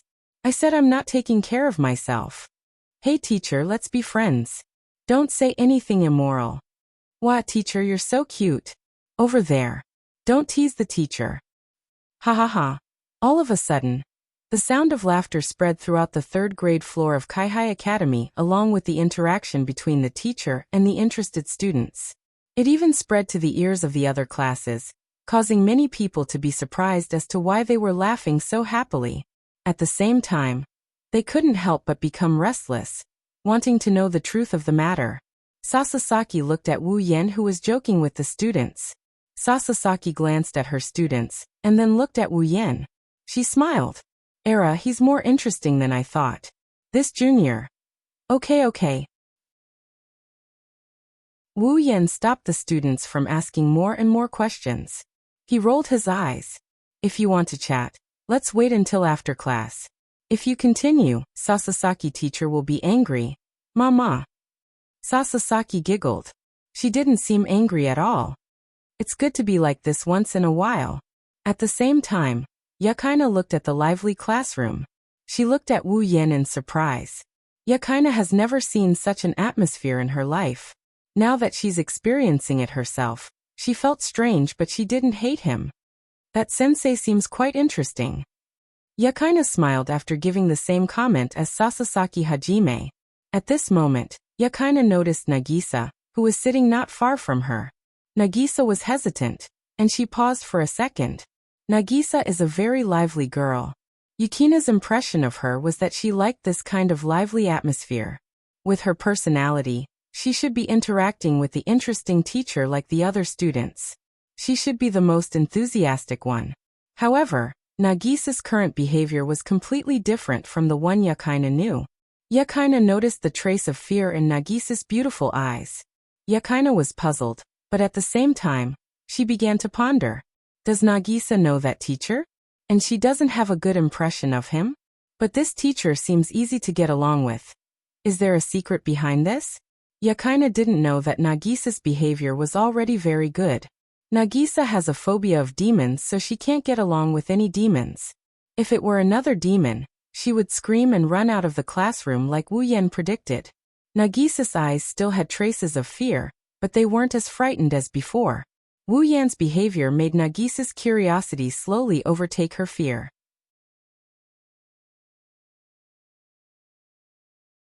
Chapter 898. On the stage, Wu Yan, who has been paying attention to Nagisa, saw her reaction. He appeared to be interacting with the students normally, but inside, he was feeling helpless. Even though he had mastered all the tactics in the 103,000 books of witchcraft, he still couldn't think of a solution to this phobia of demons, which was similar to male phobia. Although Xiao Nagisa was proficient in all the tactics in the 103,000 books of witchcraft, he still couldn't think of a solution to this phobia of demons. In the final analysis, this phobia of demons was caused by the owner's mental state. Unless Xiao Nagisa thought it through, nobody could solve this phobia of demons. In other words, Nagisa must have been traumatized by something related to the Nephilim in the past. That's why she developed this phobia of the Nephilim. Wu Yan has only known Nagisa for a few days. Logically speaking, there's no reason for him to cure her phobia of the Nephilim. There's no reason for her to accept him either. Nagisa rejected him because of this reason, but he was only slightly hurt. He didn't mind it too much. After all, 90% of guys would be upset if a cute girl hates them. But now, she's one of the students he's responsible for. For some reason, his cheap sister seems to care a lot about Nagisa. When he summoned his familiar, she even took the initiative to send Nagisa home. They seem to be getting along well. Nagisa. She's Kotori's only friend of the same age in Itagami Island. Even if they aren't close, at least they can get along peacefully, right? Thinking up to this point, Wu Yan glanced at Nagisa, who didn't even dare to look at him. An idea popped up in his mind. Oh right. In front of the whole class, Wu Yan suddenly said something. I didn't come to Kaihai Academy until today, so I'm not familiar with this school and everything here. Usually, teaching is more or less a bit difficult, so I was wondering if I should find someone to act as my assistant and help me out. It's similar to a course representative. Hearing this, Misaki Sasasaki also felt that it was very reasonable and nodded. The students also had no objections and raised their hands in excitement. Sensei, let me do it. Let me do it. Let me do it. Sensei, pick me. No, it's me. Oh, Sasasaki was surprised to see the whole class raising their hands. It was as if she didn't know her students until today. He's so popular. Teacher Wu Yan. It was no wonder that Misaki Sasasaki was so surprised. Her students were not lifeless, and were even a little lively. However, such a lively scene was very rare. It had to be said that Wu Yan's previous performance was very impressive. It really made these young students have a good impression of him. After all, no matter which student it was impossible to like a teacher who was difficult to get along with. Wu Yan seemed to be shocked as well. He didn't expect himself to be so charming. He didn't even think about it, and he was slightly pleased with himself. However, he also had other plans.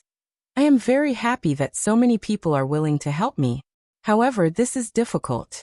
It is difficult to choose. He acted as if he was in a difficult situation.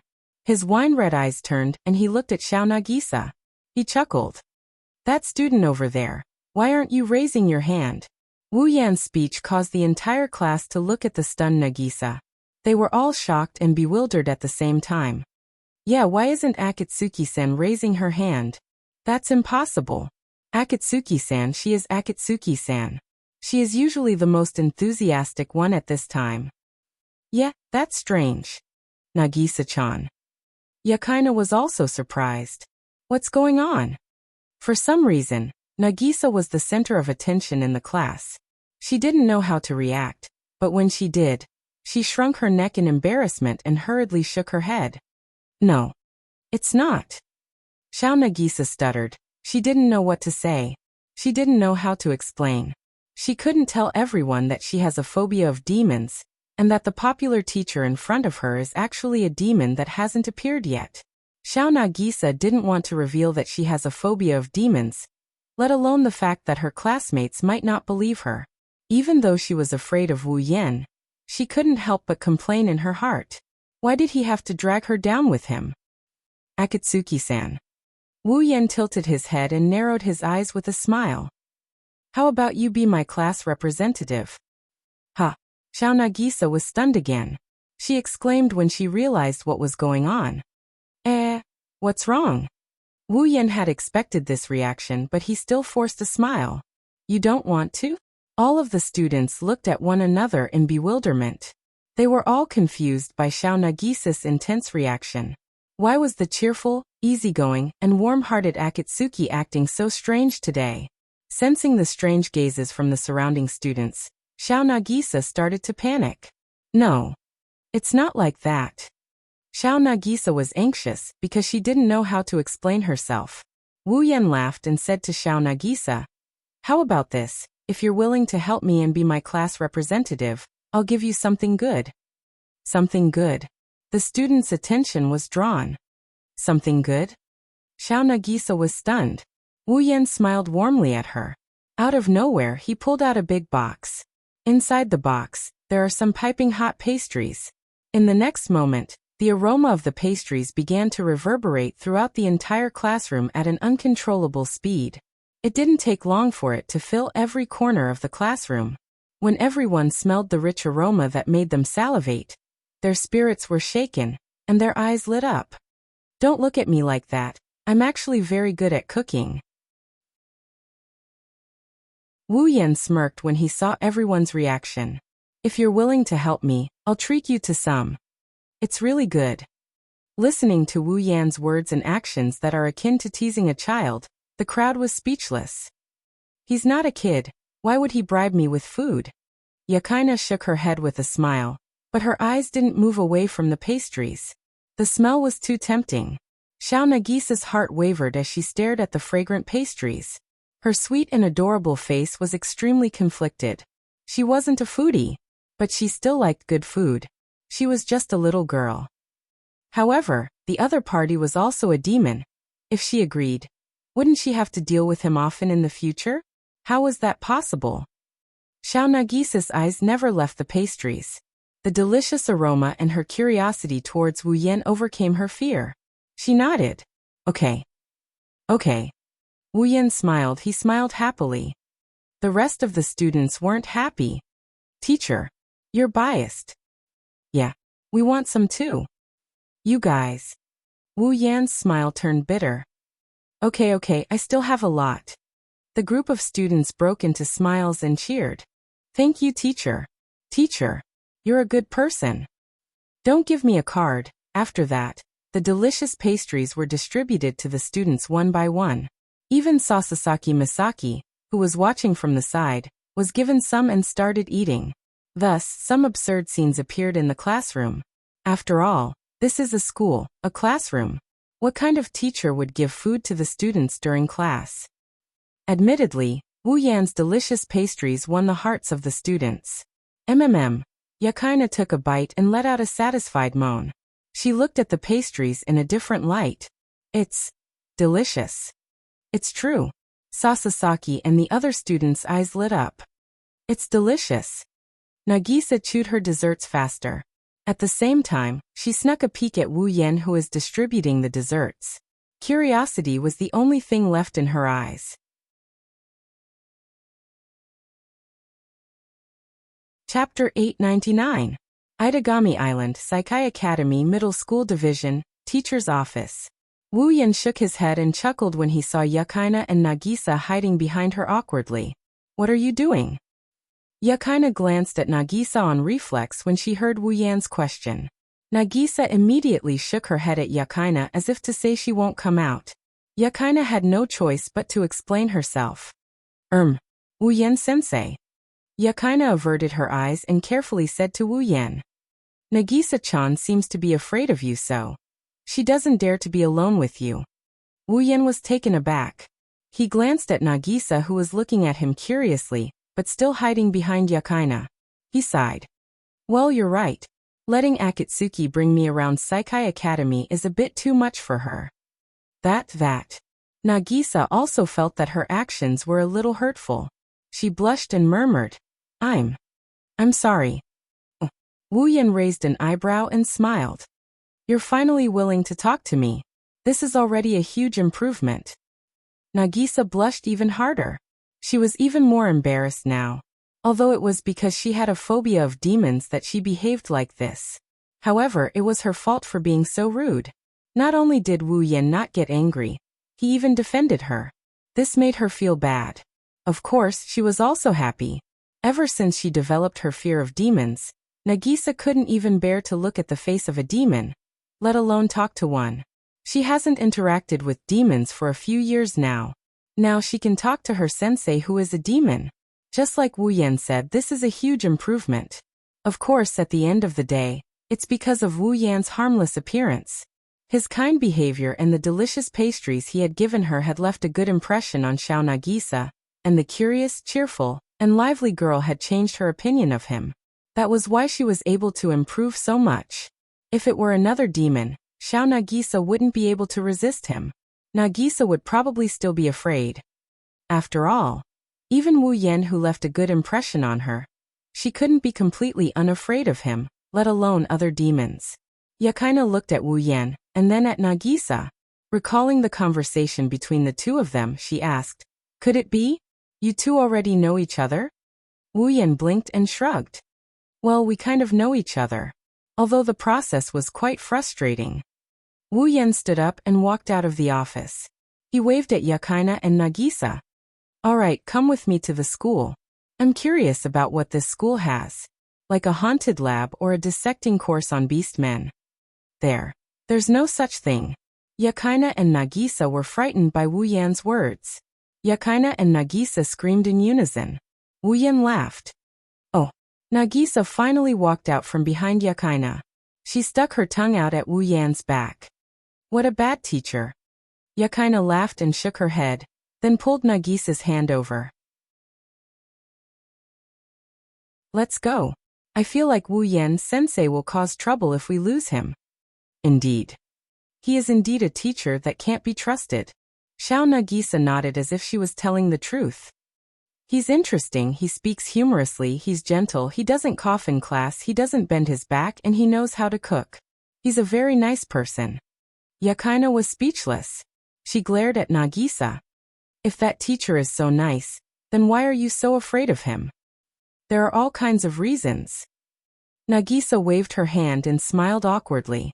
She saw that Yakaina wanted to get to the bottom of this, so she quickly pushed her out of the office. All right, let's go." "I know, don't push me." Thus, a vampire, a sword sorcerer, and a young girl who had a phobia of demons started to wander around Kaihai Academy, forming a marvelous combination. Saikai Academy is a very normal school, at least it looks that way on the surface. Here, humans are the only ones to learn, unlike the demons in Itagami Island. Along the way, Wu Yan used the system to scan his surroundings. He thought he could find something. He found quite a bit, but most of it was within his expectations. 99% of the students here are normal. Their levels fluctuated between 10 and 10, but most of them are level 0. The ones with levels are those who do sports or join clubs. They're pretty good fighters, just like Chuju, who gained a certain level of strength from being a normal human. This isn't the first time Wu Yan sighed. As expected of a special demon city, even normal humans have a certain level of combat prowess. Although this level of combat prowess is nothing in the eyes of the demons, it doesn't diminish the strength of the humans in Itagami City. Being able to live together with demons is something to be proud of. Other than that, Wu Yan also noticed that a small number of people in Saikai Academy are above Tier 5. There are even a few Tier 7 existences. This group of people should have a certain level of attack mage skills, have practiced some kind of magic skill, or are natural overachievers. It couldn't be ruled out that they were attack mages hidden in the school, or attack mage officers assigned to Saikai Academy. In short, there are no demons in Saikai Academy, but it's a place full of crouching tigers and hidden dragons. However, Wu Yan wasn't surprised. Even the Tier 9 Natsuki is a teacher here. It's not hard to guess that there are some special people studying here. What surprised Wu Yan was that Yakaina Kimi isn't a normal student either. Yakaina Kimi, level 69.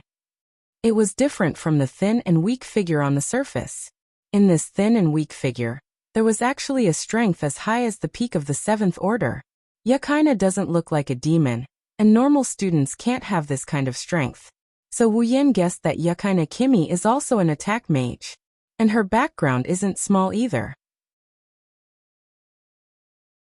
One had to know that when Natsuki took him to participate in the test, he saw many other offensive mages. However, those offensive mages were all around the 6th step. Some of the 7th step ones were in their 70s or 80s. They couldn't compare to Yakaina, a 14-year-old girl who was already at the peak of the 7th step. Although peak tier 7 strength is nothing in Wu Yan's eyes. What Wu Yan didn't know is that in the guitar case on Yukina's back, there is a weapon that even he can't ignore. With that weapon, not to mention a peak of the 7th rank, even a peak of the 8th rank or even a peak of the 9th rank would be killed by Yakaina if they weren't careful. Soon, the three of them finished touring the junior high school building. Then the three of them came to the senior high school building. High school section. Nagisa said excitedly. Nagisa, I rarely come to the high school section. Me too. Yukina's expression changed as she said. But senior should be here, right? Yeah. Nagisa nodded. Kojukoan is here. Kojukoan. Wu Yan paused and turned to look at Nagisa. Kojukoan, is he Akatsuki Koju? Nagisa was startled by Wu Yan's sudden question. She shrunk back. Yes. Yes, Kojukoan. He's my brother. Wu Yan blanked out for a moment before he cried out in surprise. You're Akatsuki Koju's sister?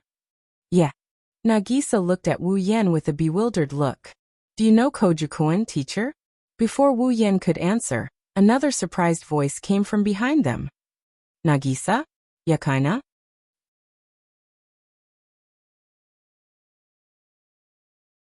Chapter 900. Akatsuki Koju. This isn't the first time Wu Yan heard this name. Even if he's not familiar with the plot. To the point where he's so unfamiliar with the plot that he can't even remember the main character's name. Even if he doesn't remember his face. Also, while staying at Natsuki's place, Wu Yan heard her complain about having a troublesome student who could wipe the entire Saikai Academy off the map if he wasn't careful. That student is Akatsuki Koju. Of course, not many people in this world know the name Akatsuki Koju. However, when it comes to Akatsuki Koju's identity, everyone knows who he is. Only one of the 4 true ancestors existed in the legends. It was the 4th true ancestor, whose existence had only been confirmed recently. The 4th primogenitor, the strongest vampire in the world. Even though he's a primogenitor, he's much stronger than the other 3 primogenitors. He controls 12 disaster-level familiars. Any one of them has the power to destroy Itagami City. He's the most uncontrollable variable in the city. Because of this, Natsuki paid special attention to Akatsuki Koju. Not a day goes by when she doesn't talk about him. After all, Akatsuki Koju is an atomic bomb that could explode at any time. Once the city is gone, Natsuki has to pay attention to him. She also has a headache. Of course, Natsuki's headache has increased from 1 to 2 primogenitors. They're both super powerful vampires. They both have familiars that can destroy Itagami City. And they're both unclassified demons. Wu Yan and Akatsuki Koju are very similar. Natsuki doesn't even know that Wu Yan is also a primogenitor. The difference is that as a primogenitor, Wu Yan has already shown his potential. Even though he's still not as strong as the other 3 primogenitors who have lived for God knows how long. But he definitely won't lose to anyone below primogenitor. This doesn't even include Ruby Mode and his familiars. In terms of familiars, Wu Yan only has 2, but he won't lose to anyone in terms of familiars, including the true ancestor. As for Koju, he was known as the world's strongest vampire ancestor, but in fact, he wasn't completely. Vampires were powerful because of their familiars. The same was true for the primogenitors, and even more so for the legendary 4th primogenitor. The 12 familiars that could rival calamity beasts were definitely at the pinnacle of their kind. The 4th true ancestor was the strongest in the world. But now, none of Xiao Guqing's familiars were under his control, and none of them were willing to listen to his orders. As the 4th ancestor's familiars, they hadn't fully acknowledged Xiao Guqing. If it wasn't for the fact that he'd gained control of one of the familiars a few days ago, Xiao Guqing wouldn't even be able to defeat an ordinary vampire. Wu Yan is qualified to be a true ancestor. Akatsuki Koju, on the other hand, is a half-baked true ancestor. This could be seen from the feedback from the system. Koju. What appeared in front of him was a boy wearing a high school uniform from Saihai Academy. He was wearing a white hooded jacket, and the hair in front of his forehead was the color of a wolf's body hair. It was slightly thin, and his handsome face was filled with laziness as if he was born like this. His eyes were squinting as if he was sleepy. He was about 16 or 17 years old, and there was nothing special about him. He was a high school student that could be seen everywhere. His eyes widened in surprise as if he was surprised to see Nagisa, Yukaina, and Yukaina here. He was even more surprised to see a boy with them. Wu Yan froze when he heard Koju's feedback. This is the first time he's seen someone's level displayed in. What's going on? System, what's with this message? Under Wu Yan's questioning, the system's voice echoed in his mind. User, the system's perception of the target's level is very unstable. It is unable to accurately assess the target's level. The system paused for a moment before continuing. According to the system's analysis, the target has 12 powerful familiars hidden within him, but they are not under the control of the host. If the host can further control these familiars, the target's level will gradually increase. The system cannot determine whether the target has familiars under his control, nor can it determine the number of familiars under his control. Therefore, it cannot determine the target's strength. Wu Yan understood what was going on. To put it simply, Koju was still an incomplete primogenitor. The familiars in his body weren't under his control, and each time he gained control of a familiar, his power would greatly increase. When that time came, his level would also greatly increase. In other words, Koju's level would increase as he gained control of the familiars in his body, until he gained full control of all 12 familiars. Right now, Koju only had control of one familiar. He had many other disobedient familiars. The system could not determine whether these disobedient familiars were part of Koju's strength or not. Therefore, it could not determine his true level. Even the mysterious system could not do anything to the fourth true ancestor due to his half-baked skills. Wu Yan was speechless. Nagisa and Yukaina also noticed Koju. Ah, it's Guqing-kun. Xiao Nagisa looked at her brother and waved at him happily.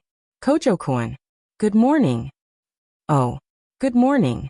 Koju instinctively replied, but quickly reacted and complained loudly. Now isn't the time to say good morning, is it? Why are you here? This is the high school division. Koju ran over and looked at Wu Yan in confusion. You are? Senpai.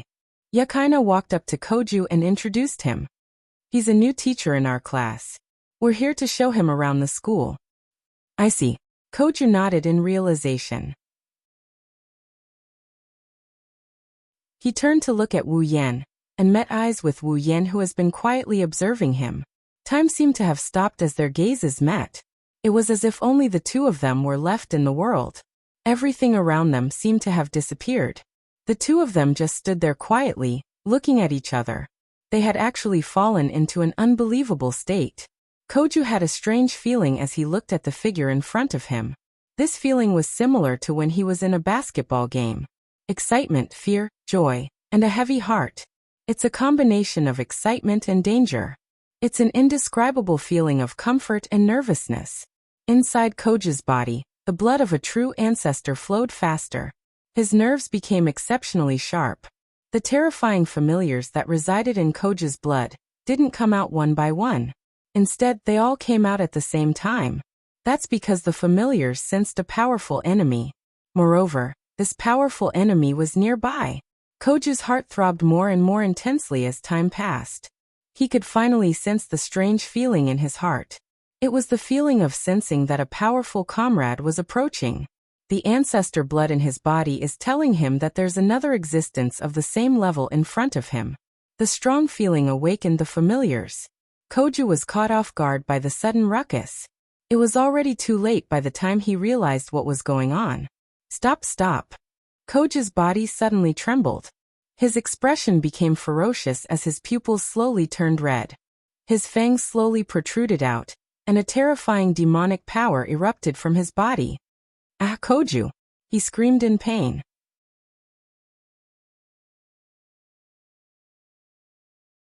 Chapter 901. Ah! Without any warning, Koju let out a painful roar. His whole body seemed to be possessed by something. Even his muscles were faintly twitching. His face was distorted and filled with obvious discomfort. A surge of mana that made Wu Yan's pupils shrink suddenly surged out of Koju's body like a tidal wave.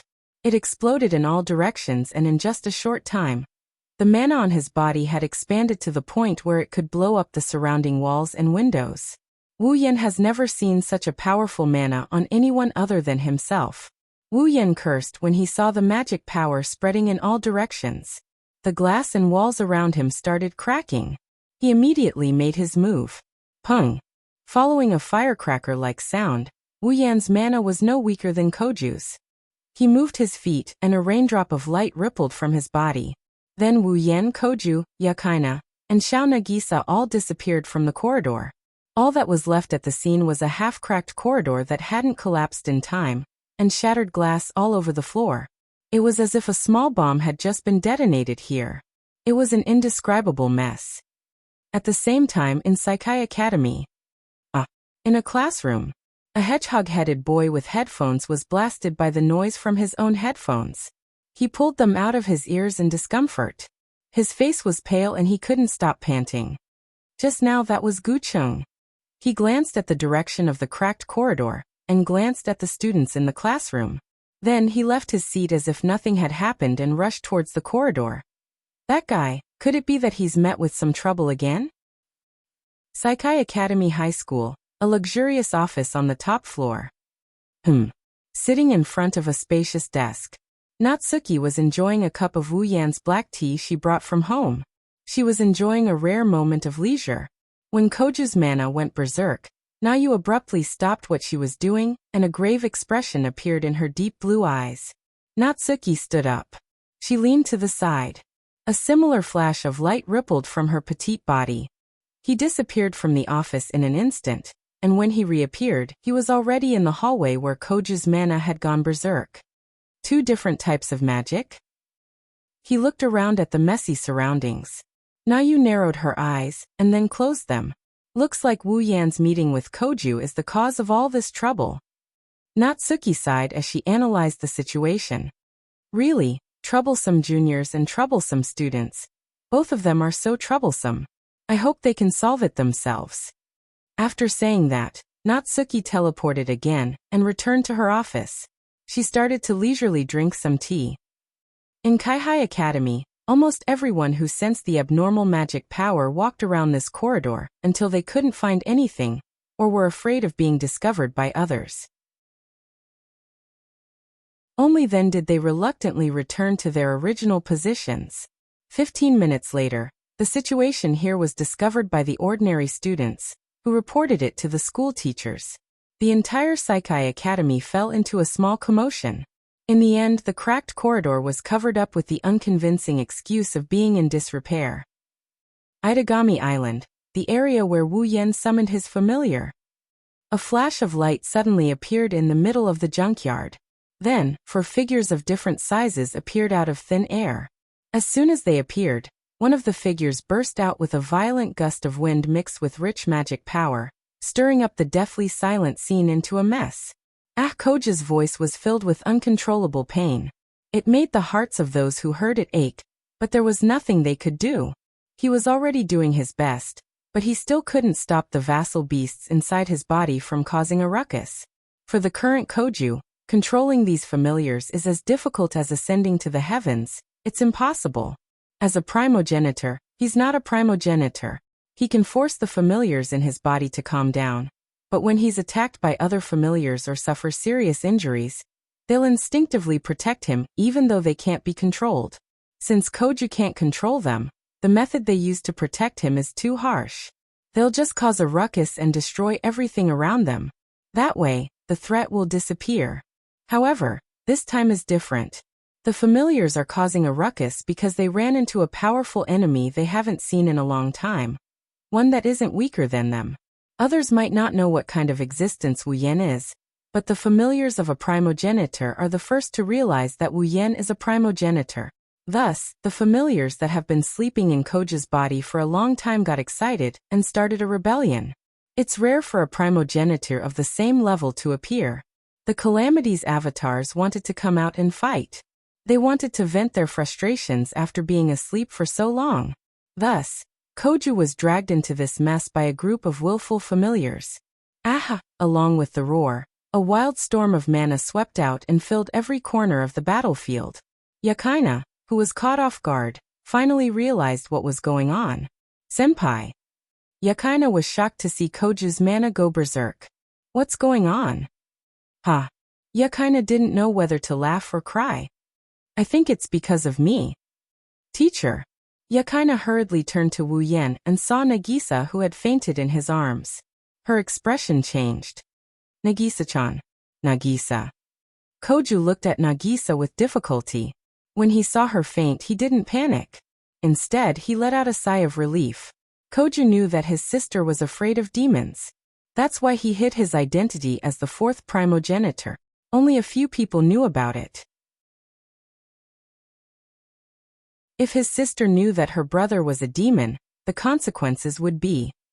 Don't worry. Wu Yan seemed to know what the two girls were thinking. He placed Nagisa in Yukina's arms. Akatsuki-san is just under hypnosis, it's nothing serious. Wu Yan smiled at Koju and Yakaina. After all, I'm sure you guys would have a headache if she were to see this, right?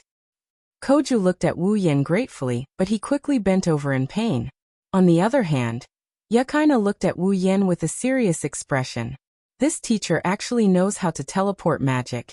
And it's so advanced that he was able to teleport the berserk Koju, himself, and Nagisa together. Looking at the scene, it seems to be quite a distance away from Saihai Academy. It seems like he's the reason why Akatsuki went berserk. The new teacher in front of him was definitely not an ordinary person. Who is he? Yakaina became cautious, but she didn't question him. The most important thing right now is to stop Koju from going berserk. Otherwise, Itagami Island will be in danger. Fortunately, her weapon came in handy in this situation. Just as this thought appeared in his mind, Koju's condition changed again. No. Go back, Koju shouted himself hoarse, but it was clearly useless. Under everyone's gaze, Koju's mana turned into golden lightning. A blood-colored mist floated out of his body. Then, a giant lion wearing golden armor and golden lightning appeared in the air. Roar! The golden lion roared from within the lightning. Jijua Yukina's pupils shrank as she said in a serious tone, word by word. Fourth primogenitor's fifth familiar, Lion's Gold.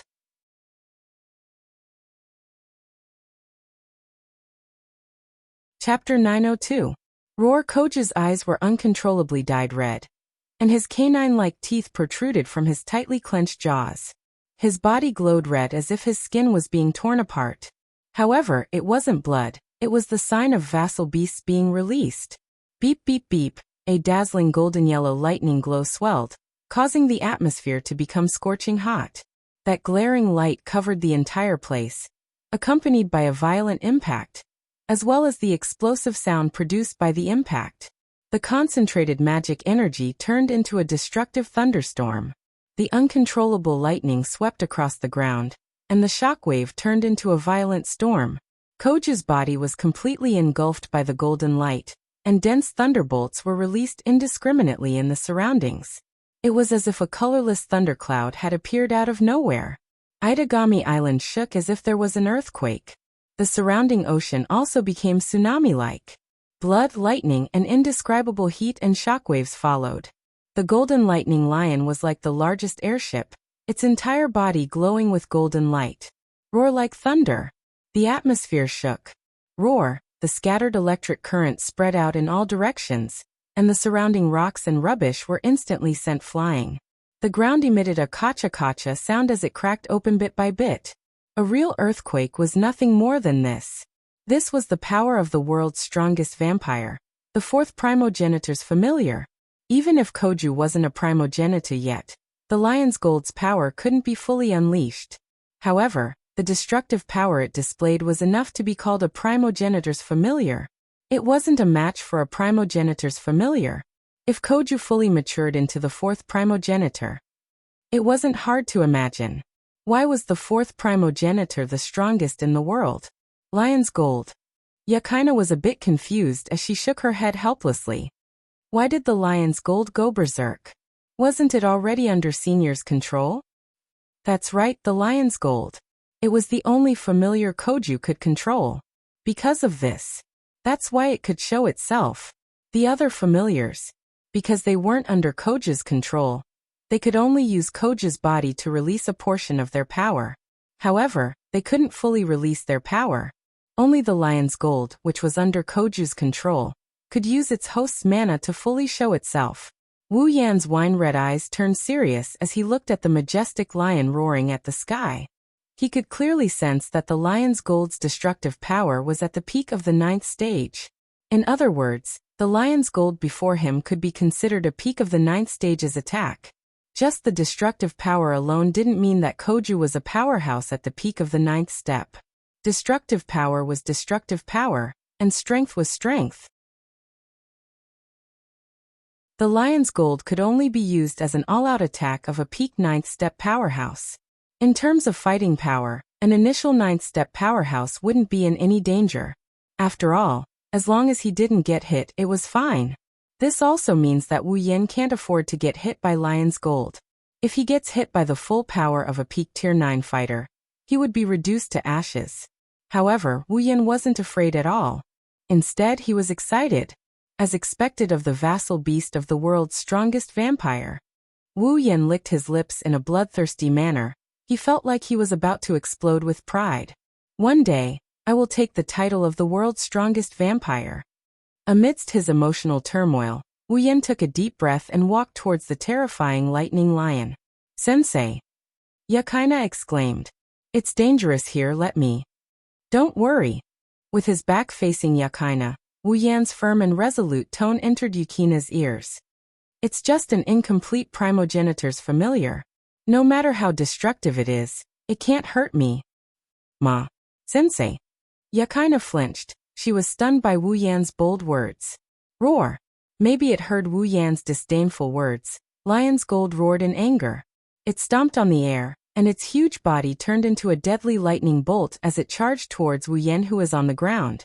It shot out explosively. Shit. Yakaina gritted her teeth. Her face was pale. If the lion's gold landed on the ground, even if Itagami Island didn't sink, it would turn into an abandoned island. The ripples of magic power and lightning hit Wu Yan. Looking at the lion's gold charging towards him, Wu Yan's expression didn't change at all. However, his eyes flashed with a cold glint. If you were a complete primogenitor, I would have no choice but to release my familiar. Wu Yan closed his eyes, ignoring Yakaina, who was stunned by his words. But it's just an incomplete primogenitor. As soon as he finished speaking, bang! White flames burst out from Wu Yan's body, bursting out from his body. The white flame didn't have the slightest temperature, but as it burned, the space around it started to distort. At the same time, a surge of mana and a sharp sonic boom could be heard. He gently raised his hand, and all the white flames on his body flowed into his hand, condensing into a ball. This level. Wu Yan mumbled as he looked at the lion's gold. That's enough. With a flash of golden light in his eyes, he waved his hand and the white flame turned into a small flame beam. With a trail of white flames, it silently flew past the lightning lion, and collided head-on with the lightning lion that couldn't even compare to him. Bang! The flame streaked across the sky like a meteor, distorting the space around it. The white flame pierced the lion's gold between its eyebrows like a needle. Following that, an unbelievable scene appeared. Roar! The lion's gold abruptly stopped its dive and roared in pain. Between its brows, a white flame slowly burned, and in the blink of an eye, the flame enveloped the entire lion's gold body. The lightning disappeared, and the golden light dimmed. The golden thunder lion was dyed white, and the golden lightning on its body was replaced by a burning white flame. Under the slow burning of the flame, the lion's gold roared, and slowly disintegrated the lion's gold bit by bit, like a cage trapping a lion. The lion's gold turned into little sparks and gradually dissipated. No matter how hard it struggled, it was of no use. In the end, it completely disappeared along with the white flames. The entire scene returned to silence. Only the lion's roar that was still reverberating in the air was still lingering in the air. indicating what had just happened. Ha! Ha! Koju retracted all of his mana and laid on the ground, panting. He couldn't get up anymore. The moment the lion's gold disappeared, the other familiars in Koju's body retreated one by one as if they had seen something terrifying. Despite their reluctance, they understood that they were no match for this powerful enemy, in their incomplete form. They couldn't even defeat the lion's gold when it was fully released, let alone the familiars who could only release a portion of its power. Calm down. Koju looked at his hand in relief. Then he looked at Wu Yan in disbelief. My familiars, they were defeated by him in one hit. That fire. Jijua Yukina's fine hair stood straight up as she trembled in fear. Too terrifying. Both of them looked at Wu Yan, who was bathing in the sunlight. Their hearts started to waver. Wu Yan. Who the hell is he?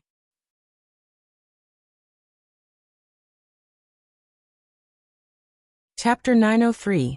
Itagami Island, Minamiya Natsuki's house.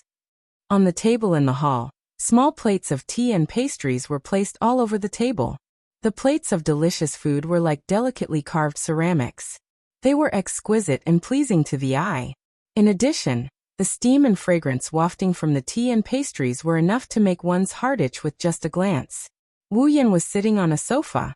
Xiao Guqing and Yakaina were sitting across from him. Their faces were filled with hesitation and caution. Their eyes were glued to the refreshments on the table. From time to time, they would swallow their saliva. It seems like the temptation of the refreshments was affecting them. However, they didn't make a move.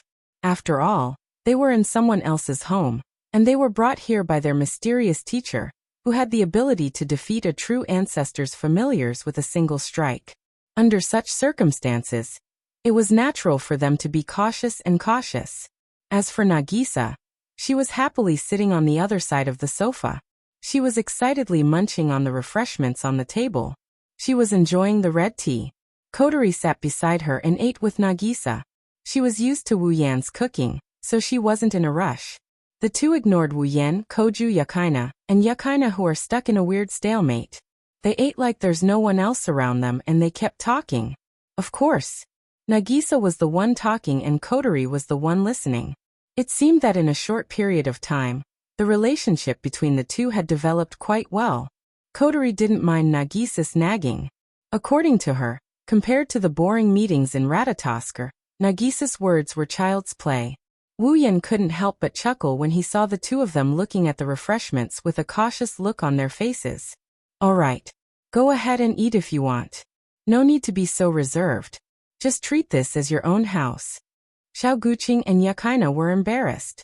Kotori gave Wu Yan a disdainful look. How can you say something like that? This isn't your house.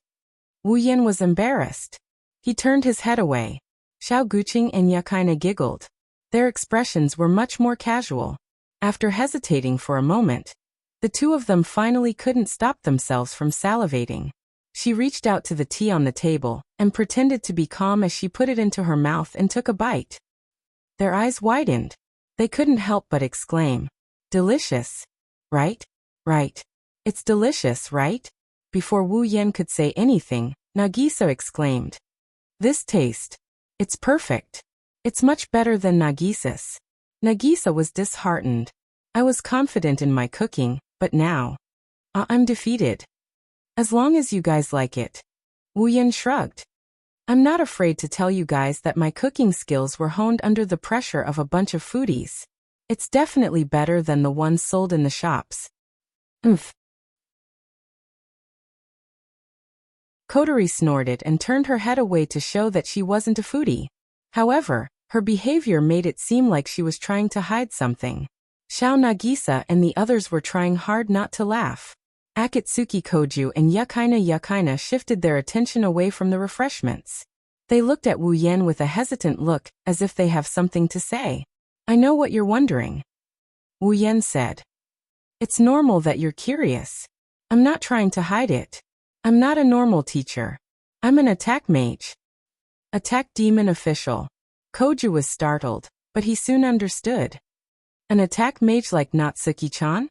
Wu Yan nodded and smiled helplessly. "Although I'm just an apprentice." "But Yakina looked at Wu Yan with a serious look. Back then, I remember you said something, if I'm not mistaken, it was release vassal beasts, right? That's right.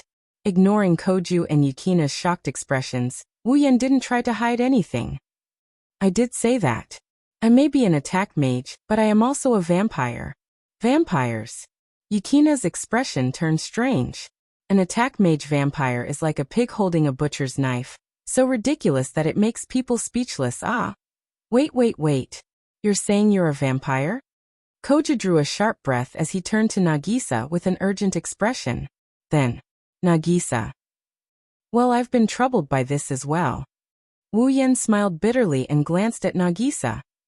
Because I'm a vampire, Katsuki-chan has been avoiding me. I'm sorry, teacher. Nagisa lowered her head apologetically. Wu Yan waved his hand. You don't have to take it to heart. I more or less know about your situation. I'm already very happy to be able to sit and eat with me. Yeah, Nagisa. Xiao Guqing stood up and looked at Nagisa nervously. You know that Wu Yan sensei is a demon, aren't you afraid? Koju-kun, don't overreact. Nagisa blushed and pressed Xiao Guqing down. She felt that Xiao Guqing was making a fuss over nothing and was embarrassing her. It was no wonder that Koju had such a huge reaction. He was originally a human, but the former fourth primogenitor had willingly sacrificed himself and used the principle of cannibalism to transfer the fourth primogenitor's bloodline and familiars to him. That was how he became the new fourth primogenitor. It was also because of this that he was unable to control his familiars. He was originally a human, but became the fourth primogenitor because of someone else's charity. Like a nouveau riche, the fourth primogenitor was the most powerful vampire in the world. How could the prideful familiars of the fourth primogenitor acknowledge a nouveau riche as their master? In order to control his familiars, Xiao Guqing had to feed on the blood of powerful spiritualists and sacrifice them to satisfy his familiars. That was the only way he could slowly gain control over them. But for Koju, familiars were secondary.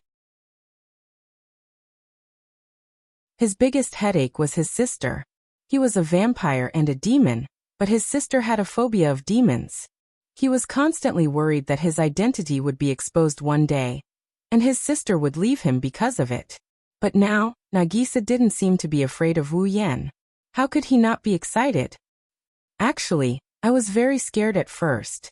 I was so scared that I couldn't even stand seeing Sensei. Nagisa lowered her head and snuck a peek at Wu Yan. But not only did Wu Yan Sensei not blame me, he tolerated me in many ways. He treated me to delicious food and treated me so gently. It's hard to believe, but Nagisa isn't that scared anymore. Nagisa blushed. That's how she behaved when she said such embarrassing things to herself. I can't get too close to Sensei Wu Yan yet, but I'm no longer afraid of talking to him. That's already good enough. Wu Yan couldn't help but laugh. I believe that if we continue to interact with each other, Akatsuki will gradually get better. At that time, maybe your phobia of demons will be cured without the need for medication. Nagisa nodded resolutely and clenched her fists in excitement. Nagisa will work hard. Then Nagisa. Koju gulped and asked impatiently. Then if I become a demon too? Of course not. Xiao Nagisa glared at Xiao Guqing in a coquettish manner. Right now, Nagisa can only stop being afraid of Sensei Wu Yan. If Guqing really becomes a demon, Nagisa will still be afraid. How can this be? Koju lowered his head like he was hurt. He continued with an envious tone. Then why does Wu Yan Sensei get to treat him differently? That's why Nagisa doesn't know. Nagisa puffed up her cheeks. Plus, Wu Yan Sensei is gentle, he talks funny, he's easy to get along with, and he cooks delicious food. Koju-kun, you need Nagisa to wake you up in the morning. You're so lazy, you can't even compare to Wu Yan Sensei. Every time Nagisa spoke, Koju's body would twitch. In the end, his body would twitch violently and collapse onto the sofa. Wu Yan turned away guiltily, no longer daring to look at Nagisa. He too loved to sleep in.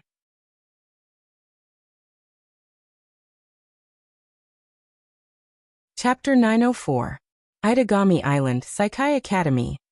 When the bell rang, Wu Yan, who was lecturing in third-year C class, let out a sigh of relief. He gestured to the students. All right, that's all for today. Don't forget to memorize what you should when you get back. There's only one secret to being a liberal arts student, and that's memorization. Wu Yan sighed as he tidied up the books that were less than 2 centimeters thick. When he was studying in the past, his textbooks were thicker than dictionaries, and that was only one book.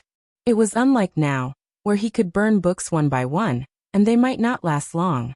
In comparison, the students here were blessed beyond belief. Perhaps out of indignation, Wu Yan's lips curled into a smirk. Oh right, there's a test tomorrow. Remember to revise tonight. If you fail, I won't let you off so easily. Downstairs, a bunch of students screamed in shock before slumping down on their desks with dispirited expressions. Wu Yan was satisfied when he saw this. No matter where the students are from, exams are the most painful thing to do. This is undeniable. If you have anything to say, just tell Akatsuki classmate, don't come to me. After saying this irresponsibly, Wu Yan walked out of the classroom. The students were furious. Wu Yan sensei, you're so mean. Yeah, to think I thought he was a good person. Why don't we beg the sensei? Tell him not to take the test. But didn't the sensei tell us not to look for him? Then let's go talk to Akatsuki classmate. Good idea. Therefore, next to Nagisa's desk. Immediately, a large group of classmates rushed over to watch. Akatsuki classmate. Help us beg the sensei. Yeah, tests and whatnot are the most annoying. Of course not. Nagisa was overjoyed to see her classmates crowding around her. She began to talk endlessly without even taking a breath. Tests are good too. They can help you understand your current level, and where you're lacking. It can also help you learn better. That's right. I heard that testing can improve one's memory. Continuous testing will also help one's thinking. Furthermore, continuous testing can also improve one's writing speed. If one is more focused, one can even write more beautifully. There are so many benefits. Nagisa doesn't like tests, but I don't hate them either. Also, Wu Yan sensei is easy to talk to, but he's very stubborn in certain areas. Yesterday, in order to buy a phone, sensei walked to another street. The sun was so bright that I didn't dare to go out. Nagisa didn't know. Wu Yan walked to another street block. His real purpose wasn't to buy a phone. He wanted to buy a lollipop shop. He had no choice. He has a sister who loves to eat lollipops. Her lollipops are running out. Without lollipops to keep her company, she's capable of doing anything. That's not the most important thing. Liking lollipops is fine, but liking only one brand of lollipops is too much. Since he doesn't know if there's a lollipop in this world, Wu Yan decided to take one step at a time. Otherwise, he might as well teleport and return home to enjoy the air conditioner. Why would he need to sunbathe in the sun at this point? It had to be said that it was a mistake for these students to talk to Nagisa. Under the bombardment of Nagisa's words, the students went from pleading for her to pleading for themselves, sweating profusely. In the end, they were still muddle-headed. If words were a type of power, Nagisa would be a god tier, no, a super god tier. Nagisa was reluctant to leave the classroom, and Yakaina couldn't help but smile bitterly as she watched the students scramble out of the classroom. Nagisa-chan, let's go find Wu Yan sensei, we still have to help him. Hearing this, Nagisa paused for a moment. Then, as if she remembered something, she jumped up with a cry. All right. We still have to help him move. Before she could finish, Nagisa grabbed Yukina's hand and ran out of the classroom. Yukina-chan. Hurry up. It won't be good if we're late. I know. Yakaina smiled bitterly and sighed. She could only let Nagisa drag her out. In a place not far from Kaihai Academy, there was an apartment. This was the apartment where Xiao Guqing, Xiao Nagisa, and Yakaina lived. Xiao Guqing and Xiao Nagisa lived in room 704, while Yakaina lived in room 705. This was not a coincidence. Yakaina had purposely arranged it. Yakaina was a sword shaman of Lion organization. She came to Itagami City to keep an eye on the fourth primogenitor, Xiao Guqing. The power of a true ancestor was too great. As long as a true ancestor made a move and released a familiar to cause trouble, it would be no different from a disaster, or even a war. Koju was a true ancestor, So the Lion King organization, which specialized in dealing with magical disasters, naturally had to keep an eye on him. At least, that was the reason on the surface. Since the first day she arrived at Itagami Island, Yakaina has turned into an unqualified stalker. She followed Koju around and lived in the same place as him. Today, someone they were familiar with would be staying here once again. Sensei. Kotori-chan. Nagisa, Yakaina, and Koju saw Wu Yen and Kotori standing in front of the apartment building. The three of them hastened their steps as they ran over. Too slow, Nagisa. Kotori reprimanded. We've been waiting here for almost 30 minutes. Sorry. Nagisa put her palms together and apologized mischievously. I was having too much fun chatting with my classmates in class and forgot. Please forgive me. You didn't have to come here in person. Wu Yen shook his head helplessly. Even though we're moving, the furniture company will deliver it to us. We don't even need to move things. We can just use space magic. Why go through so much trouble? No way. Of course not. Nagisa leaned forward with arms akimbo. Even if you don't need our help, we still want to go in with you. I didn't even know Yukina-chan was moving in. If I knew, I would have witnessed her move in. Witness what? Kotori laughed dryly. That's a little too much. Yes. Nagisa puffed up her cheeks. Anyways, we're all neighbors. We have to help each other. Yes. Everyone nodded helplessly. Then, Wu Yen led them upstairs. The reason they moved here is because of Kotori. Not long ago, Kotori and Yakaina were accidentally involved in an incident that was extremely dangerous to Itagami Island. In the end, Koju and Yakaina intervened and solved the problem. Koju successfully took control of his first familiar, Lion's Gold, and rescued an artificial life form with nothing in it. And now this artificial life form was adopted by Nayu. Just yesterday, it moved into Nayu's home. That wasn't the problem. The problem was that this artificial life girl named Asteruti, whether it was intentional or natural, was always naked when she came out of the bathroom or room. Whether she was taking a bath or sleeping, she often ran around naked. How can anyone stand this? Even if Wu Yen is willing, Kotori and Natsuki won't be. However, Asteruti has been lectured countless times by the others, but she's still stubborn. Left with no choice, Wu Yen decided to move out with Kotori. Natsuki is regretful that Wu Yen no longer cooks for her and makes her tea.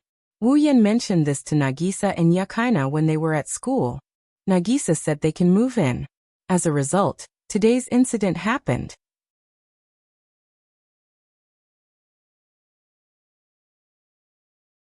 Chapter 905. Wu Yen and Kotori are living in room 703. It's only one wall away from Koju's house and one room away from Yukina's house. Wu Yan's house was the only place where he lived in date battle. In the other worlds, he lived in either a mansion or a large luxurious apartment. If it wasn't for Nagisa's invitation, Wu Yen would have bought a mansion even more luxurious than Natsuki's house. The house in this apartment was not very spacious, but there was no problem with 3 or 4 people living in it. In the case of only 2 people living in it, this ordinary house had no shortcomings. The only drawback was that it was a little high, but there was an elevator, so it did not matter. Alright.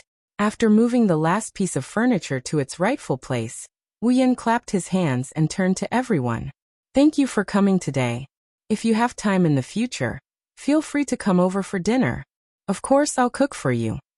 Nagisa, Yakaina, and Koju's eyes lit up when they heard Wu Yan's words. They coughed and they nodded while pretending to be serious. Wu Yen and Kotori almost flipped over with laughter. Then, we'll head back first.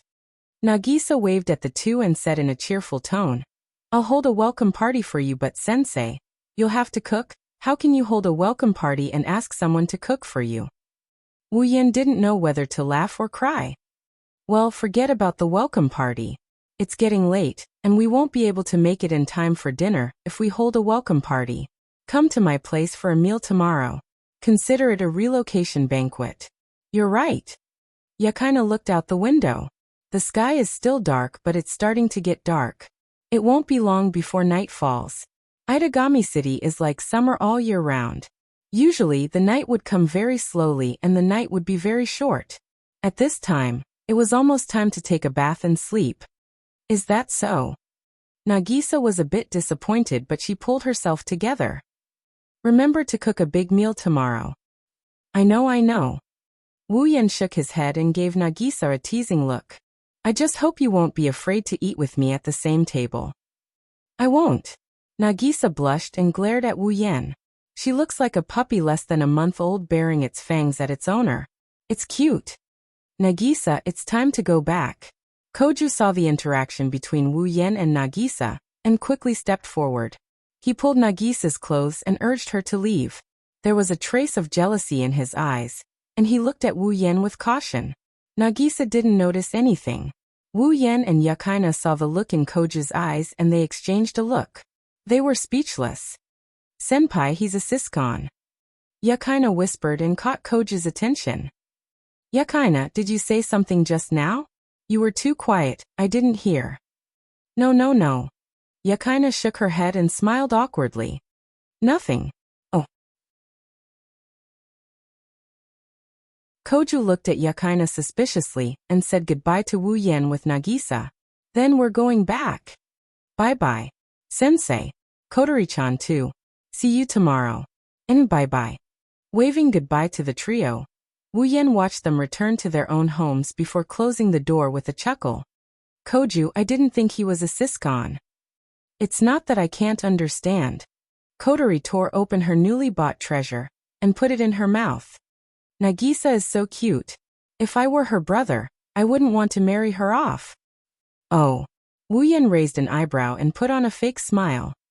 I didn't think your relationship with Nagisa would improve so much in just a few days. Kotori glanced at Wu Yan and narrowed her red eyes. You're the same.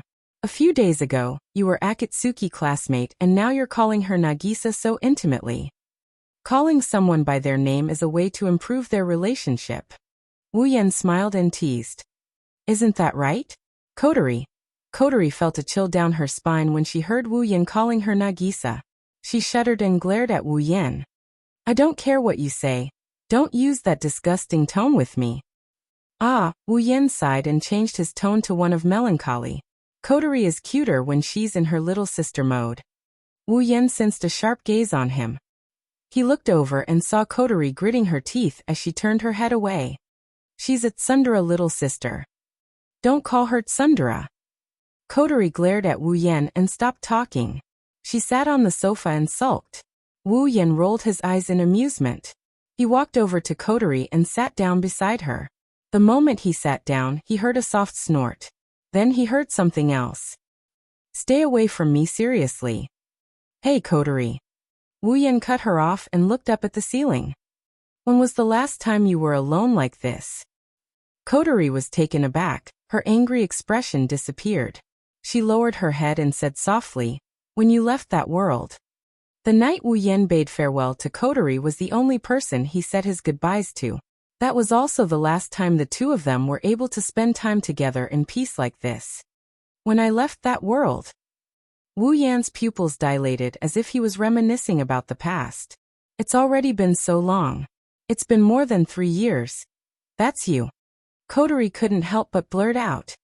You spent 3 years in another dungeon when you were on a compulsory mission, but I spent less than a month here. Is that so? Wu Yan smiled bitterly. That's so unfair. It's not unfair at all. Kotori raised her voice slightly before lowering it again. Even if you spent more time than I did, but I miss you, Oniai-chan, just as much as you do. Of course, Kotori didn't say that out loud. Wu Yan didn't use any mind-reading jutsu on her. However, he somehow heard Kotori's voice. He looked at her and he rubbed her little head that's covered by a black headband. Thank you for your hard work. Humph. Kotori turned her head away awkwardly. If you're talking about taking me away from that world, there's no need for that. I don't think it's hard work, in fact. I'm happy. Is that so? Wu Yan grinned and he whispered something that made Kotori flustered. Then, why don't you give yourself to me today? WWW, what are you talking about? Kotori jumped up. Her face flushed red, but Wu Yan quickly caught her. She lost her balance and fell into Wu Yan's arms. Ah, Kotori screamed, and before she could react, Wu Yan picked her up in a princess carry. Let go. Kotori yelled with her face flushed red. She struggled with all her might, her heart thumping wildly. That won't do. Wu Yan chuckled. You won't be able to escape today. If you try to escape, I'll take off your headband. No. Kotori let out a reflexive shout before lowering her head with a reddened face. However, she no longer struggled. If it's not me now. I can't. I cry easily when I'm white. I know. Wu Yan whispered into Kotori's ear again. So tonight, it's Commander Mode Kotori's turn. Kotori opened her mouth. She wanted to say something, but Wu Yan sealed her mouth. Kotori widened her eyes were wet. She looked at Wu Yan's face that was inches away from hers and closed her eyes. Not long after, their clothes fell to the ground. Night fell.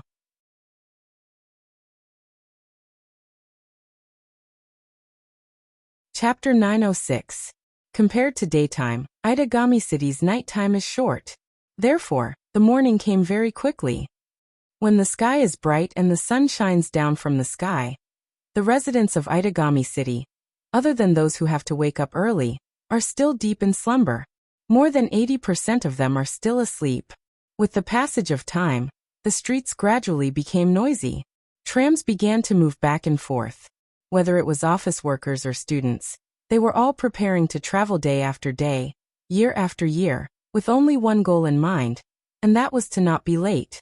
At the same time, Wu Yan's home, because it was an apartment, the windows were usually opened in the sleeping rooms.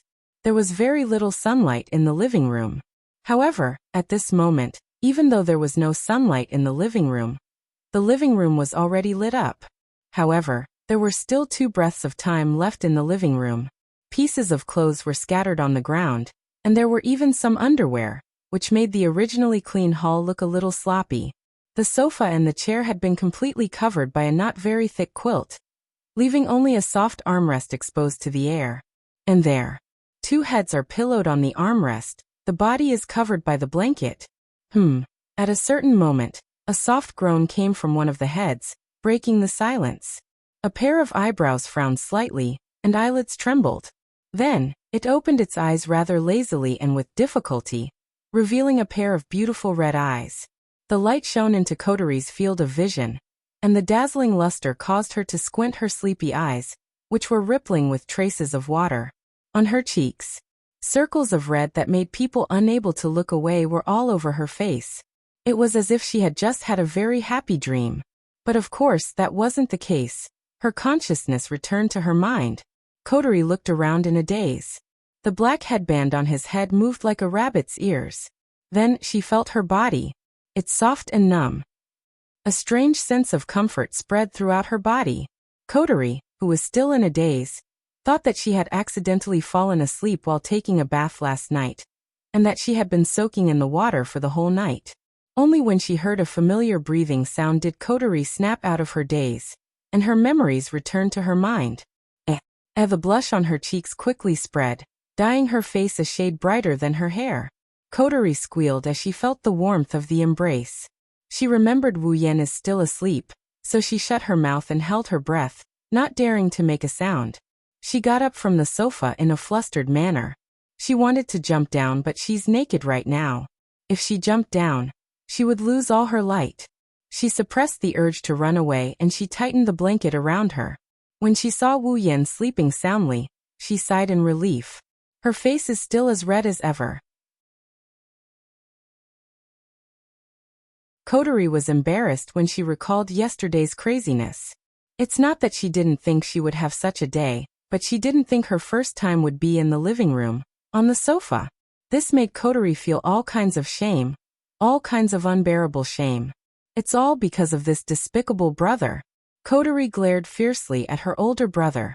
Her brother's joyful sleeping posture was imprinted in her watery eyes. While she was furious, she also felt a little powerless. In the end, she was being shy while the one who was playing the naughty trick was sleeping soundly. What the hell was going on? Kotori bitterly smiled and she sighed. She struggled free from Wu Yan's arm around her waist, and she wanted to leave. But the doorbell rang at this time. Kotori-chan. Sensei. Good morning. Nagisa's cheerful voice entered Kotori's ears. It's almost time to go to school, sensei. Rustle, rustle, rustle. Nagisa. Kotori panicked. She hurriedly got up, picked up the clothes on the ground, and ran back to her room. But before she could do anything, another voice was heard. Eh. It was a weak male voice. It was Koju's voice. The door isn't locked. As soon as he said that, a soft cracking sound came from the door, and Kotori froze on the spot. It's true. It was Yukina's voice. Why isn't the door locked? Well, Koju said casually. Who knows? The door was slowly pushed open under Kotori's stiff gaze. Koju's figure gradually appeared outside the door. He only spoke when he had one foot in the door. I'm coming in. Wait, senpai. Kojo-kun, don't enter someone else's home. Nagisa and Yukina wanted to stop him, but it was too late. Koju had already walked into the living room and turned his head around. In a second, Koju's gaze would sweep across the living room, and he would see the intimate scene between the two, including Kotori, who has exposed her bare shoulders. At this critical moment, Kotori's eyes turned sharp. She quickly grabbed the 2 hairpins she used to fix the curtains on the table, and threw them at Koju's eyes with all her strength without using her sprite form. Koju only had time to hear a slight sound as a pair of hairpins pierced his eyes. His vision turned dark as he felt a sharp pain in his eyes. He let out a miserable scream and fell to the ground. What's wrong, senpai? Kojo-kun. Nagisa and Yukina jumped in fright when they heard Koju's scream. Panicked footsteps were heard, and before Kotori could stop them, 2 figures appeared in the living room. Kotori's face turned as red as blood. Senpai Kojo-kun.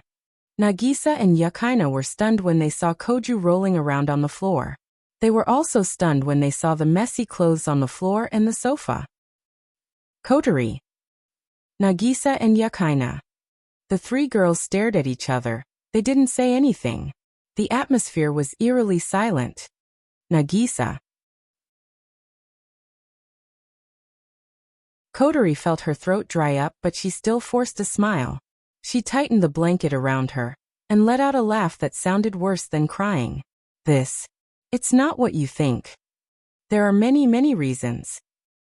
Nagisa and Yukina stayed silent. They looked at Kotori, who was blushing as she stuttered her words.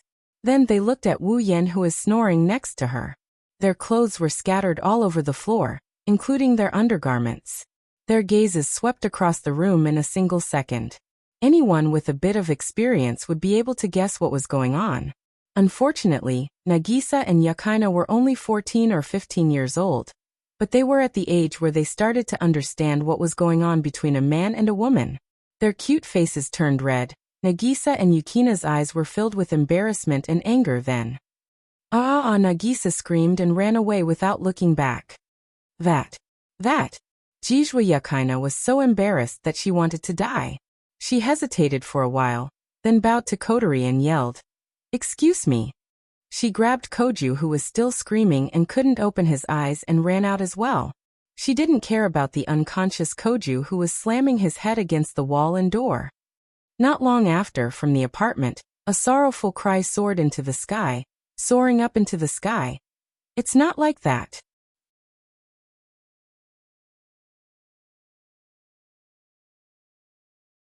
Chapter 907. Inside the tram traveling at a constant speed, Wu Yen yawned loudly, looking like he didn't get enough sleep. He sighed as he looked out of the tram window at the bright noon sky. Itagami Island's mornings sure are different. In other places, this kind of light and temperature would only appear in the afternoon, right? His casual remark was meant to start a conversation, but after waiting for a long time, he didn't get anyone to talk to him. Wu Yen stopped yawning. He frowned and looked at the seats in front of him. Nagisa and Yukina were sitting there. Unlike before, their cheeks were rosy and their heads were lowered. They didn't say a word. Wu Yen found it strange. Yukina's reaction was normal. She's not the talkative type. But Nagisa's reaction was strange. This child is unusually talkative. Perhaps in the past, Nagisa would be more reserved in front of him. Due to her fear of demons, she would subconsciously avoid him.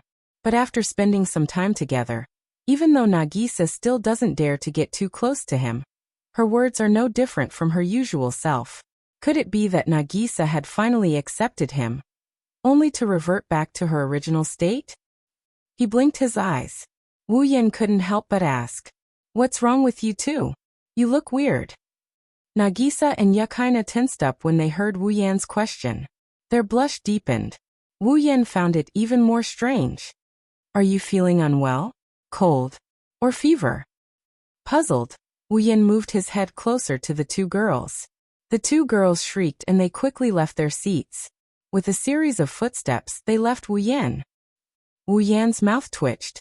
He couldn't stay calm. "What are you two doing? Did I do something wrong?" Wu Yan is certain that something happened between Nagisa and Yakaina. No, it should be more accurate to say that they discovered something. Otherwise, Yakaina wouldn't be the only one. Nagisa might have distanced herself from Wu Yu, but her reaction wouldn't have been this big. Wu Yu had been paying attention to not provoke Nagisa, and the distance just now was within Nagisa's acceptable range. "What's wrong with you two?" Nagisa and Yakaina lowered their heads in embarrassment. However, they didn't seem to have any intention of walking back. They still maintained a certain distance from Wu Yan. Then, two comments that Wu Yan couldn't accept came out of their mouths. "Pervert. Pervert." Wu Yan opened his mouth wide in shock. Even his eyes couldn't help but stare blankly. "Why? Yakaina snorted. She didn't explain herself. He found a seat to the side and sat down. Only Nagisa stood there and hesitated for a moment before asking, "What's the matter?" "Sensei, Nagisa wants to ask you a question. You must answer honestly." When she said this, Nagisa's face was solemn, but her cheeks were flushed, which made her look even cuter. Wu Yan felt weird about it, but he nodded anyway.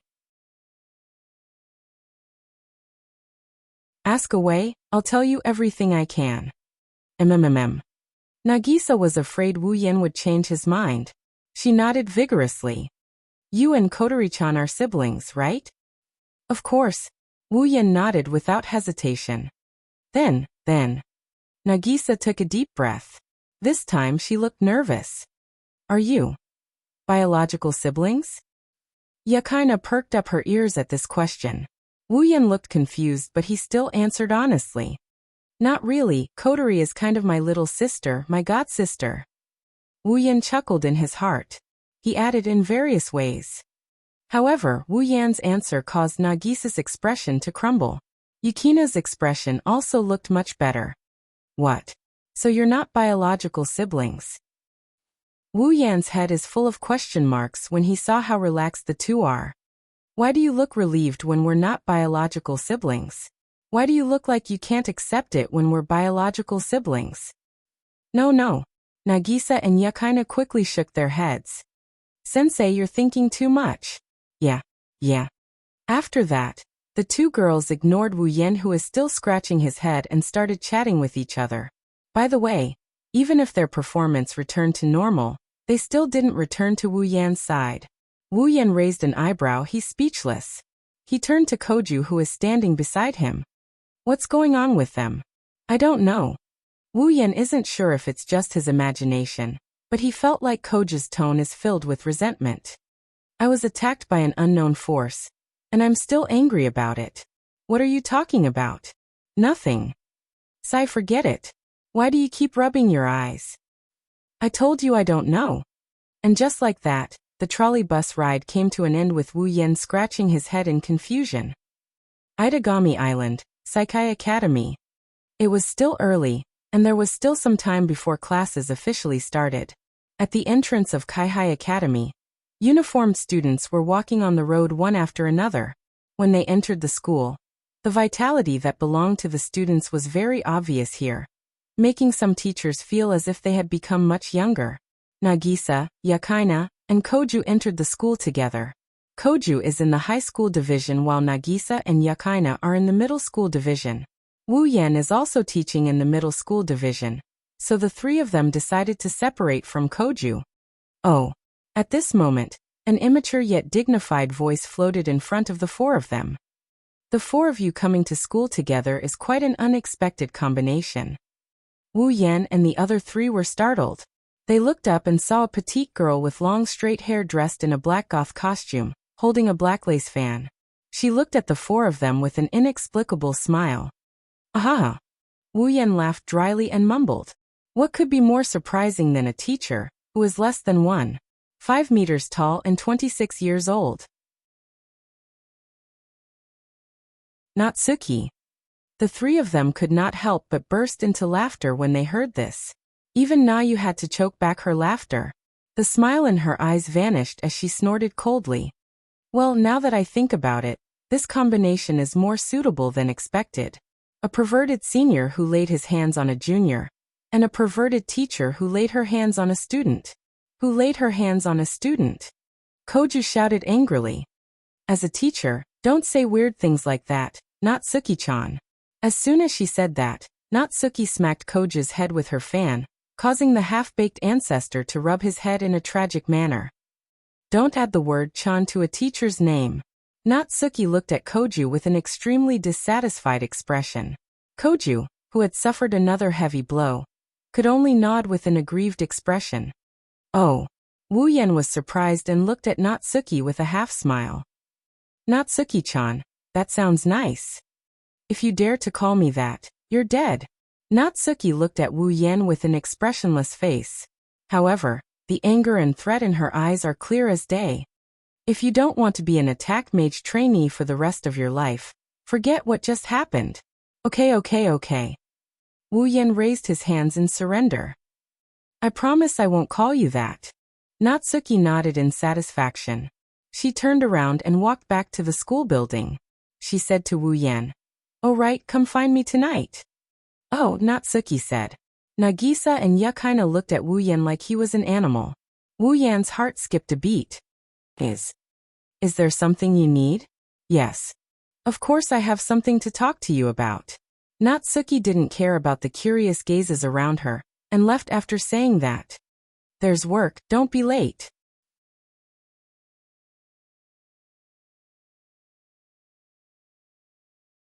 Chapter 908. Nighttime. Nighttime in Itagami Island isn't peaceful. Demons are mostly active at night. After all, during the day they have to undergo research in Itagami City.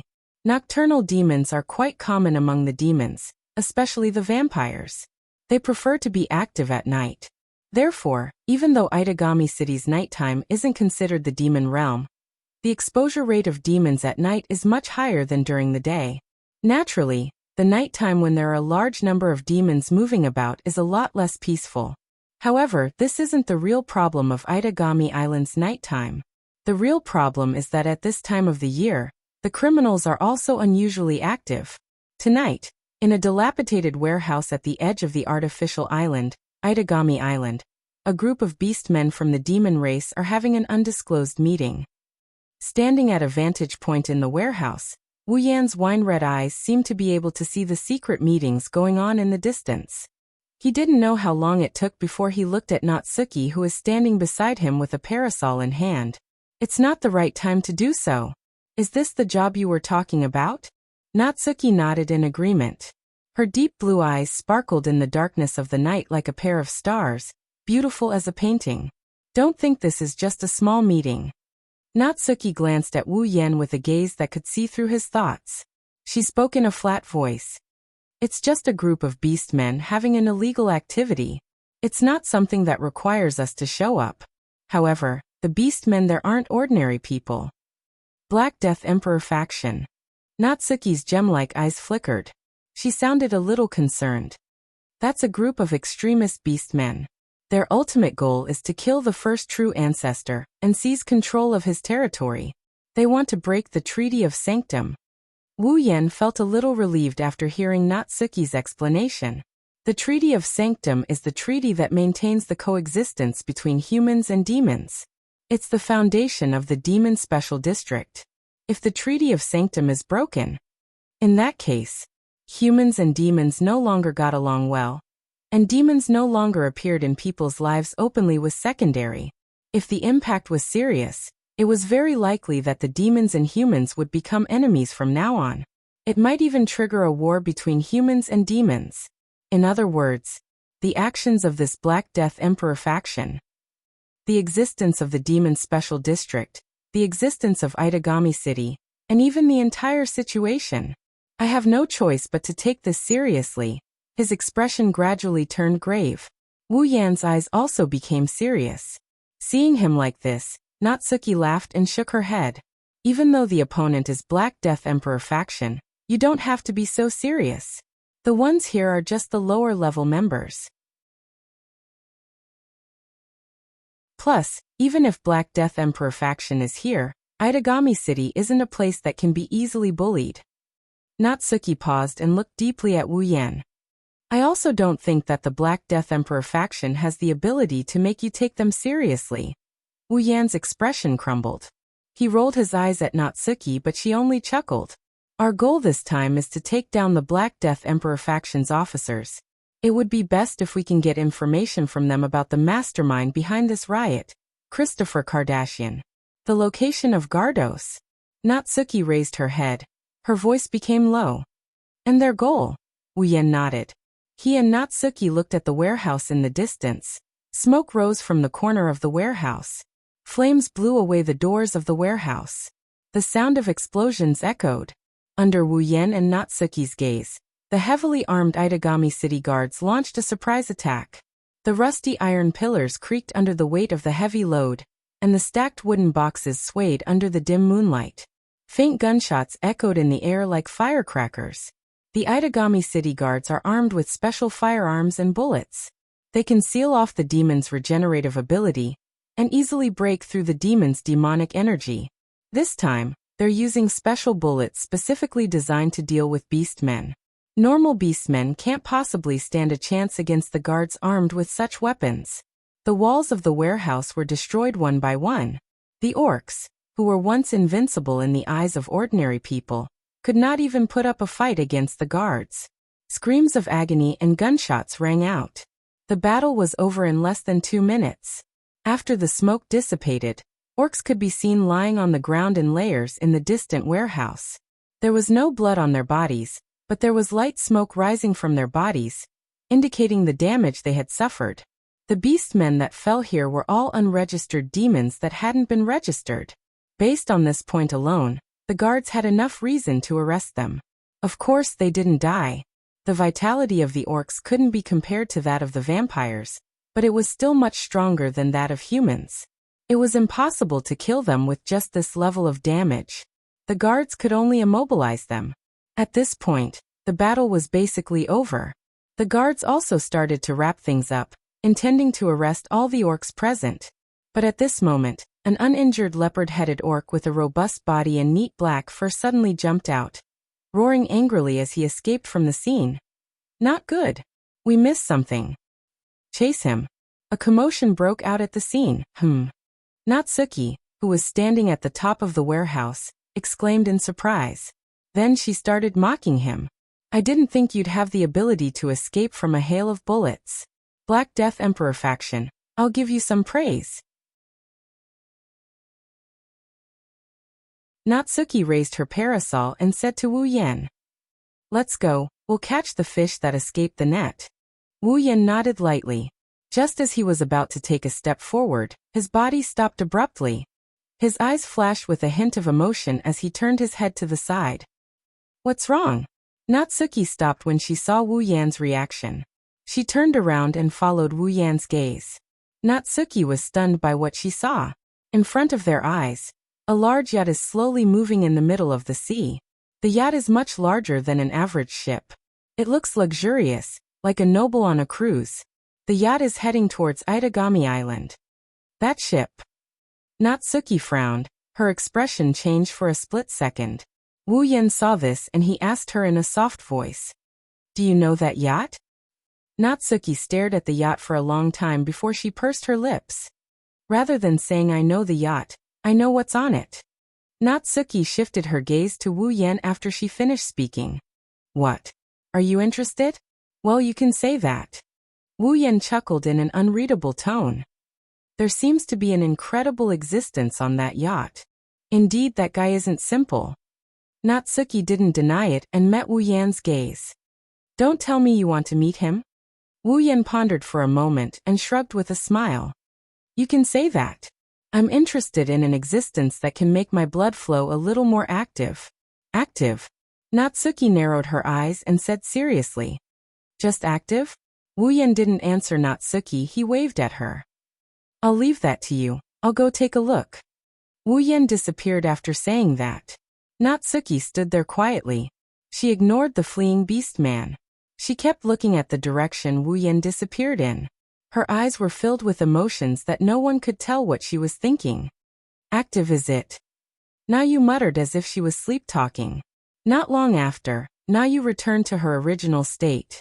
She turned around and faced the direction of the escaping beastmen. That guy is also a vampire, but he can only make your blood flow more active. Wu Yan, I'm getting more and more curious about what kind of existence you are. After all, he's said to be the closest existence to a true ancestor.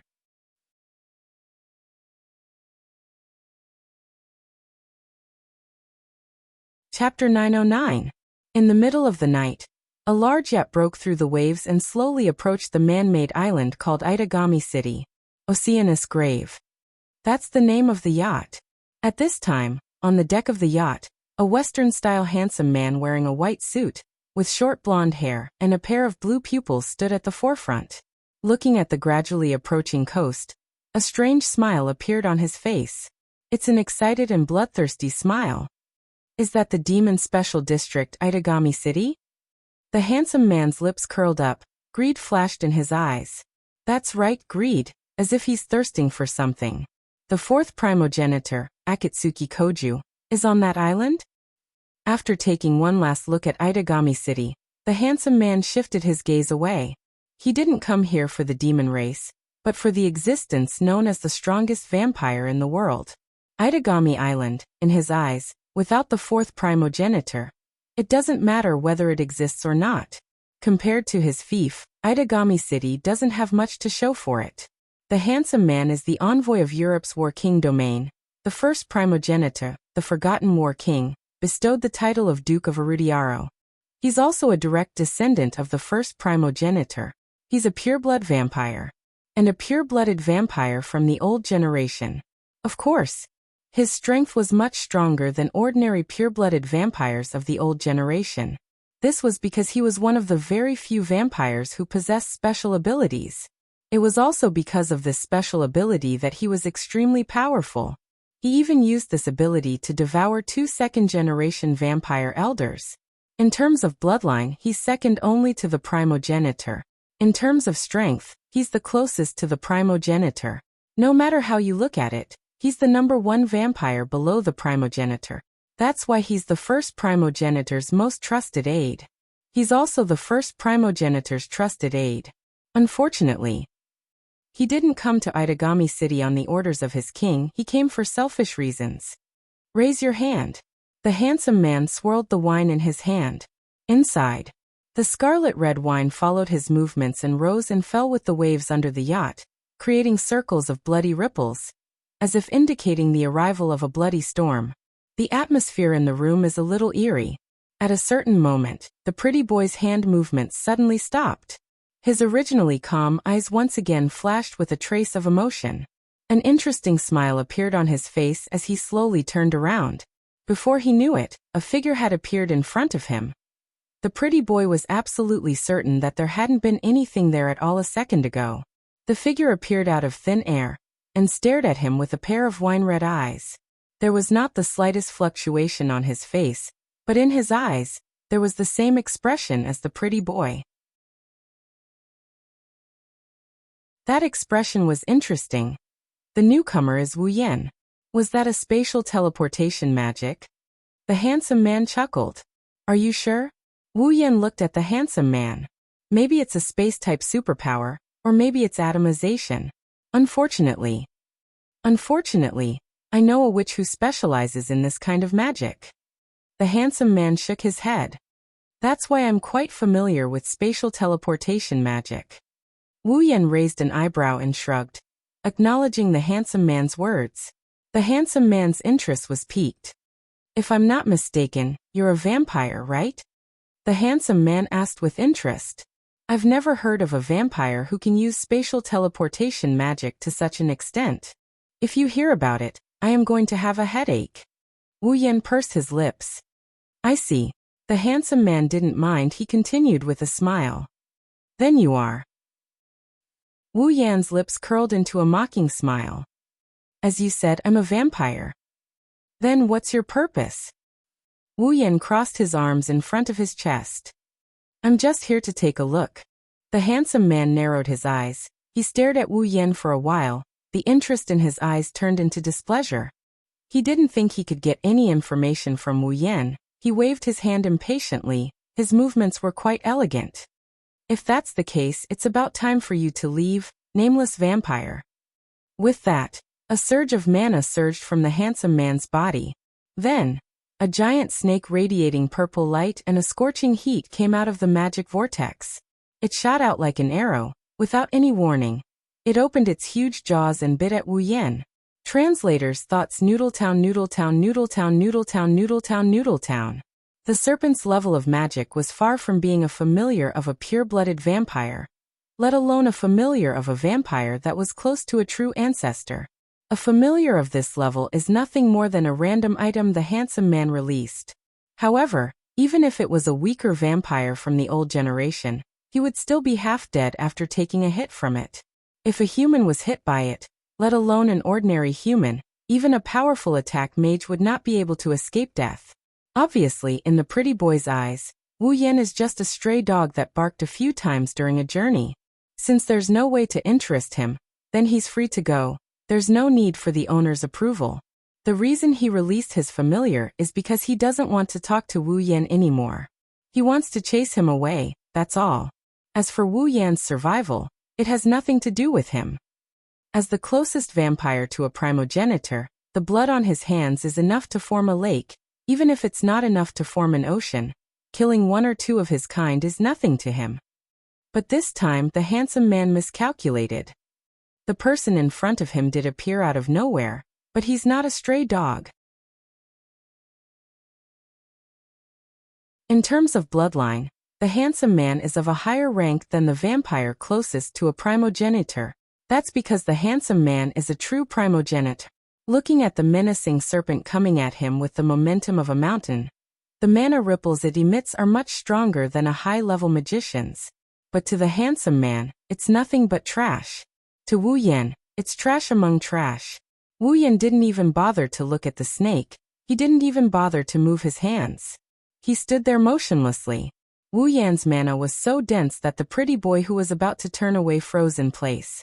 Wu Yan's mana burst out from his body, and he rammed into the giant snake like a wall that collided with a wall.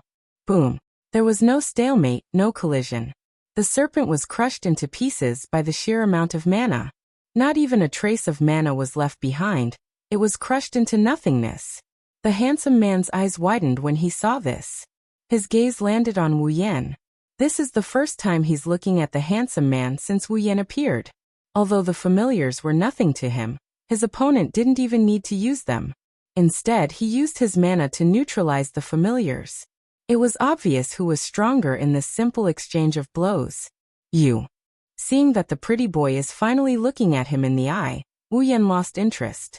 He had only come here to see what kind of existence could make his blood throb a little. And now he had seen this person, and from the beautiful man's words and Na Yu's words, he could guess that Na Yu definitely knew him. As for the rest, he'll just have to ask Natsuki when he gets back. With that in mind, Wu Yan didn't feel like staying any longer. What a rude way to send a guest off. Well, I've achieved my goal. I'll leave even if you don't send me off. With that, Wu Yan planned to leave. But this time, it's the handsome man who won't let him go. Please forgive my rudeness. The pretty boy said such a sentence without the slightest bit of apology. His tone was full of fanatical fighting spirit. Since you're here, why don't you stay and have some fun? Isn't it interesting?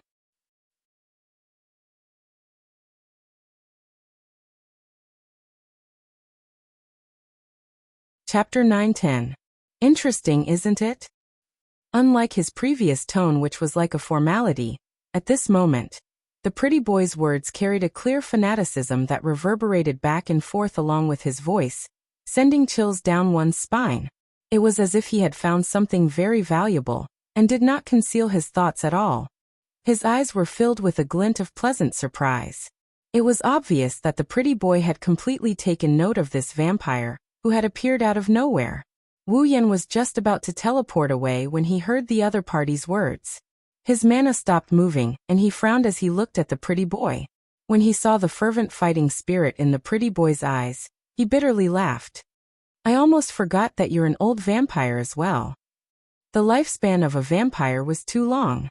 For those old generation vampires who had lived for an unknown amount of time, and were bored to death, fighting was a very good way to pass the time.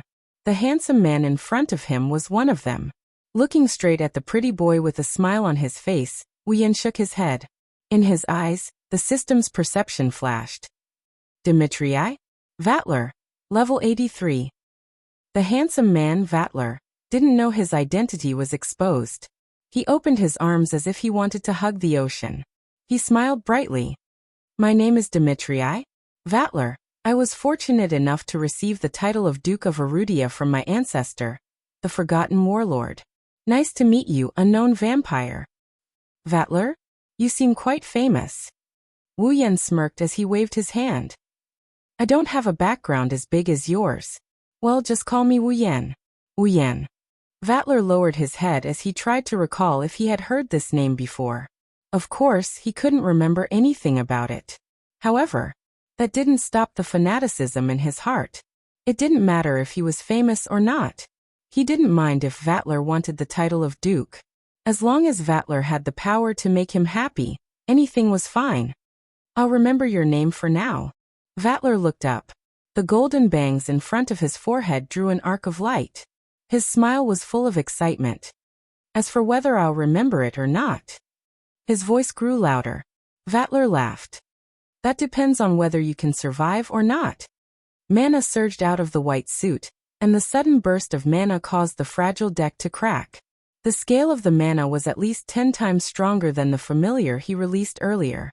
Once he decided to attack, Vatler wouldn't show any mercy.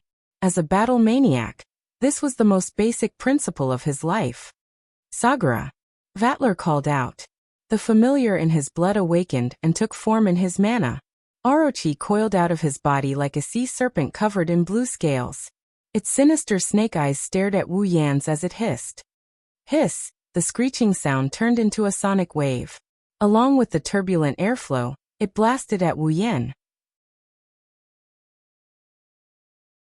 His hooded black coat fluttered in the wind, his hair fluttered in the wind. Around him, pieces of the deck started cracking as the pieces were sent flying. They broke through the air, and landed on the hull of the ship behind him. Like bullets, they shot holes in the hull with smoke coming out of them. Only a familiar like this was worthy of the title of the strongest vampire below the primogeniture. Sa. Vatler licked his lips as a cruel smile appeared on his face. Let's begin. Leisure activities for the journey. His hair and clothes fluttered in the wind. Wu Yan ignored the wind that could blow a giant away. His gaze was fixed on the sea serpent familiar. He sized it up and smiled. Looks like this trip wasn't all for nothing. Unlike Vatler's violent mana, Wu Yan's mana surged like water from a dam. It enveloped his entire body. At least I can confirm that you're no ordinary vampire, Vatler. Same to you. His smile widened, then turned cold. Go. Sagara. Hiss. The blue sea serpent hissed. Vatler's mana surged. The sea serpent opened its mouth and shot out a high-pressure jet of water. It reached Wu Yan in the blink of an eye. Wu Yan narrowed his eyes. His body shifted. Bang. The mana around him twisted and turned into a white flame. It replaced the flow of mana and protected Wu Yan. The high-pressure water flow hit the white flame head-on. The collision of water and fire made a slight sound. Thick white smoke rolled up from the contact between the two at an extremely fast speed. In a moment, it had already spread to the entire deck. In an instant, the entire huge yacht was shrouded in white smoke. Vatler's body flickered with blue mana and blew away the smoke. He raised an eyebrow when he saw Wu Yan's white flame. He managed to block Sagara's attack without even using his familiars? Or is the flame your familiar? Vatler's face didn't reveal the slightest bit of doubt as he asked the question. Instead, there was only joy on his face. Which one is it? The white flames enveloped Wu Yan's body in a gentle manner. His unfathomable smile could be clearly seen in the flames. Why don't you take a guess, Vatler? Just what I wanted. Vatler grinned. The blue light around him expanded. Nantua. Banantu. Amidst the blue light, two serpent bodies armed with sharp blades appeared amidst the distortion of magic power, and entangled with each other, controlling three familiars at once. Wu Yan narrowed his eyes. His expression turned serious. Most vampires could only control one familiar beast at a time. This was the same for older vampires. As the host grew, the familiar beasts would grow as well. Only a small number of powerful vampires could summon two familiar beasts at once. As for controlling three at once, not even pure-blooded vampires of the older generation can do it. This Vatler. Wu Yan sighed. Of course it wasn't out of fear. He's releasing three familiars on a fragile yacht. Isn't he afraid of destroying the ship? You don't have to worry about that. Vatler seemed to have heard Wu Yan's mutterings. He brushed his bangs away without a care. I still have a few good subordinates on this ship.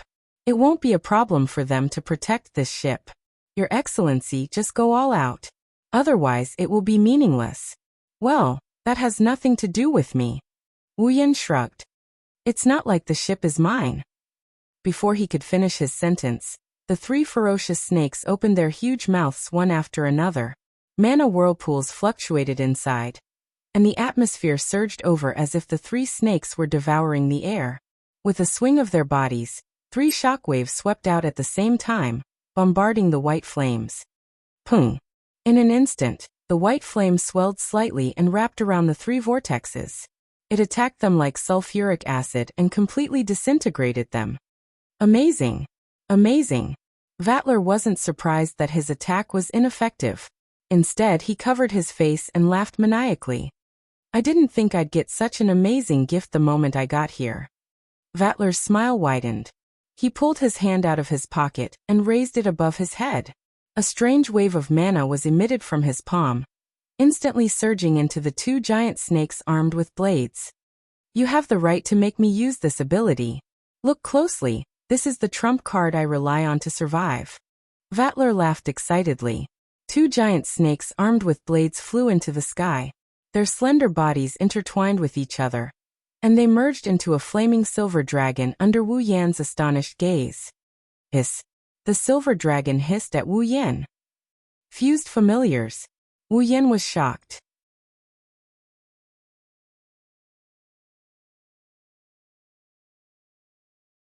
Chapter 9:11. On the rooftop deck of the huge luxury yacht, a silver dragon burning with flames and a sea serpent glowing with blue light lined up together. The lower end of their bodies coiled around the hull of the yacht, while the upper end swung back and forth. Their huge mouths opened and closed, letting out roars that shook the atmosphere. Wu Yan stared at the roaring silver dragon in front of him. He could feel a tremendous amount of mana coursing through the dragon's body. The sea around the yacht churned violently. The scale of the mana wasn't as great as that of a primogenitor, but it wasn't something a pure-blooded vampire of the old generation could possess. A familiar fusion. Wu Yan sighed. He finally understood why a vampire who wasn't a primogenitor could make his primogenitor blood throb. With the ability to fuse familiars, Vatler had surpassed ordinary vampires. He was close to the level of a primogenitor. If not for his bloodline, if Vatler was a primogenitor, then with his ability to fuse familiars, he would be the strongest vampire outside of the fourth primogenitor who had awakened. Vatler. Wu Yan repeated the name several times. He chuckled. It was a strange laugh. Hiss. As though it was infuriated by Wu Yan's laughter, Silver Dragon shot out of its body without any warning. Its flaming body was like a train on fire. Amidst the sonic booms that caused the air to tremble, it charged forward like a meteor falling from the sky. It was heading straight for Vatler. Wu Yan finally made his move in the face of the familiar's attack. Raising his right hand, the mana in his body flowed faster along with his blood flow. The white flames on his body rippled like water and surged towards Wu Yan's hand. At this moment, the color of the white flames on his hand turned darker and darker. Thud. It was like swatting a mosquito. The hand covered in white flames swatted across the air. In an extremely casual manner, it slammed into the huge body of the fused familiar. The silver dragon's roar came to an abrupt halt. Its ferocious eyes still reflected Wu Yan's figure. The white flames on its hand burned fiercely. Vatler charged towards the silver dragon. The white flames on its body completely replaced the flames on its body. Then the familiar disappeared. That's right. It disappeared. Ugh. Vatler's pupils shrank. He couldn't react in time. Suddenly, he let out a muffled groan as if he had suffered a heavy blow. The magic power in his body leaked out. That flame. Vatler's gaze landed on the white flames in Wu Yan's hand. He finally realized how extraordinary they were. You fused my familiar. Vatler's frenzied expression was gone. Vatler's eyes flashed like lightning as he stared at Wu Yan. Who are you? Are you? Vatler's unique ability was to fuse familiars. It was because of this ability that he was able to subdue 2 second-generation vampire elders with superior bloodlines. Otherwise, with the strict bloodline hierarchy of vampires, challenging someone with a superior bloodline was a death sentence. After all, blood was a vampire's power. Without this ability, vampires with lower bloodlines were no match for vampires with higher bloodlines. But now, Vatler had the highest bloodline below a true ancestor, and had fused with familiars. Apart from a true ancestor, no other vampire could be stronger than him. Wu Yan, on the other hand, can wipe out his familiar. This proved that either he also had a special ability, or his bloodline was far superior to his. A primogenitor. Only a primogenitor could have a higher bloodline than Vatler. But that was impossible. There were only 4 primogenitors. Wu Yan couldn't help but snicker when he saw Vatler wavering. His snicker woke Vatler up. Vatler clenched his teeth, his expression turning cold. A surge of destructive mana, much stronger than when he fused with the familiar, gushed out of his body. Sagara. Nantua. Bonantuo. Amidst the cold voice, the blue sea snake and the twin snakes armed with blades appeared out of thin air. They coiled around Vatler's violent magic flow, and intertwined with each other. A dazzling light flashed, and the 3 giant snakes fused together. A 4-legged golden horned dragon slowly emerged from the light. Vatler had fused with 3 familiars. You win if you take it. Vatler declared coldly. It was as if he had removed all emotions from his voice, but at the same time, it seemed to contain some unknown emotion. If you can't take it, then die. There were only 4 primogenitors in this world. It was impossible for a 5th primogenitor to exist. However, it wasn't a problem for Vatler to find out who his opponent was. It didn't matter if the vampire in front of him was a primogenitor or not. If he really was a primogenitor, then he should be able to take on Vatler's 3 fused familiars at full power. If he wasn't, then he would die here. It was that simple. Vatler was confident that only a primogenitor could take on his fused familiars. If his opponent was a vampire with the same special ability as him, then he wouldn't be unharmed even if he took on the attack. At that time, the heavily injured opponent would have no choice but to allow himself to be killed. That was indeed the case. Wu Yan's expression changed when he sensed the violent mana from the golden dragon. A familiar of this level isn't far from a primogenitor's level. If he doesn't use his full power, it'll be as Vatler said. He'll die if he can't take on the attack. Though as a primogenitor he can't die. Fused familiars. Wu Yan shook his head and chuckled. The fusion of 3 familiars is already a lot stronger than Koju, who only has 1 familiar. Wu Yan can't afford to be careless. Well, that's fine too. The white flame on his hand slowly extinguished. Wu Yan lifted his head, and he looked at the golden dragon that blocked his vision. A thick mist of blood rose from his body. Vatler's expression changed when he sensed a monstrous amount of mana. I've never released you before. Wu Yan closed his eyes as if he's talking to someone. Let's enjoy ourselves today. Wu Yan abruptly opened his eyes. Inside his eyes, his golden pupils burned with a radiant light like a torch. Descend. The sound, which was as thin as a drop of water, vibrated slightly and turned into an echo that spread out. On the yacht sailing in the dark sea, suddenly, a burst of white flames erupted like a tidal wave pouring down from the sky. Boom! The roar that shook the heavens and earth, with the yacht as the center, brought along a frenzied atmosphere and turned into an impact that could destroy everything. It landed on the entire ocean like thunder. In an instant, a circle of waves that were more than 10 meters high suddenly exploded and swept in all directions, causing the sea level to drop a little. It was like a volcanic eruption. After an unknown amount of time, the surface of the sea returned to calm. The turbulence in the atmosphere also subsided. The white flames disappeared, revealing the yacht within. Miraculously, the white flames did not burn the fragile yacht into nothingness. It wasn't that it couldn't do it, it just didn't want to. It was as if nothing had happened at all. On the deck of the yacht, Wu Yan is no longer there. Vattler is the only one left. However, he doesn't look as carefree as before. His clothes are tattered and his skin is rotten. The skin on his face is gone. All that's left is a bloody, tattered body that looked like it was skinned alive. Ha ha ha ha. Ha ha ha ha ha. Vattler didn't care about his recovering body. He laughed like a madman. His laughter was filled with joy and mockery. The fifth primogenitor. Ha ha ha, spitting out blood. Vattler ignored his panicked subordinates who ran in from the entrance. He used a voice that only he could hear, and a laughter that everyone could hear. He laid on the deck covered in blood and laughed like a madman. The yacht is still cruising towards Itagami Island.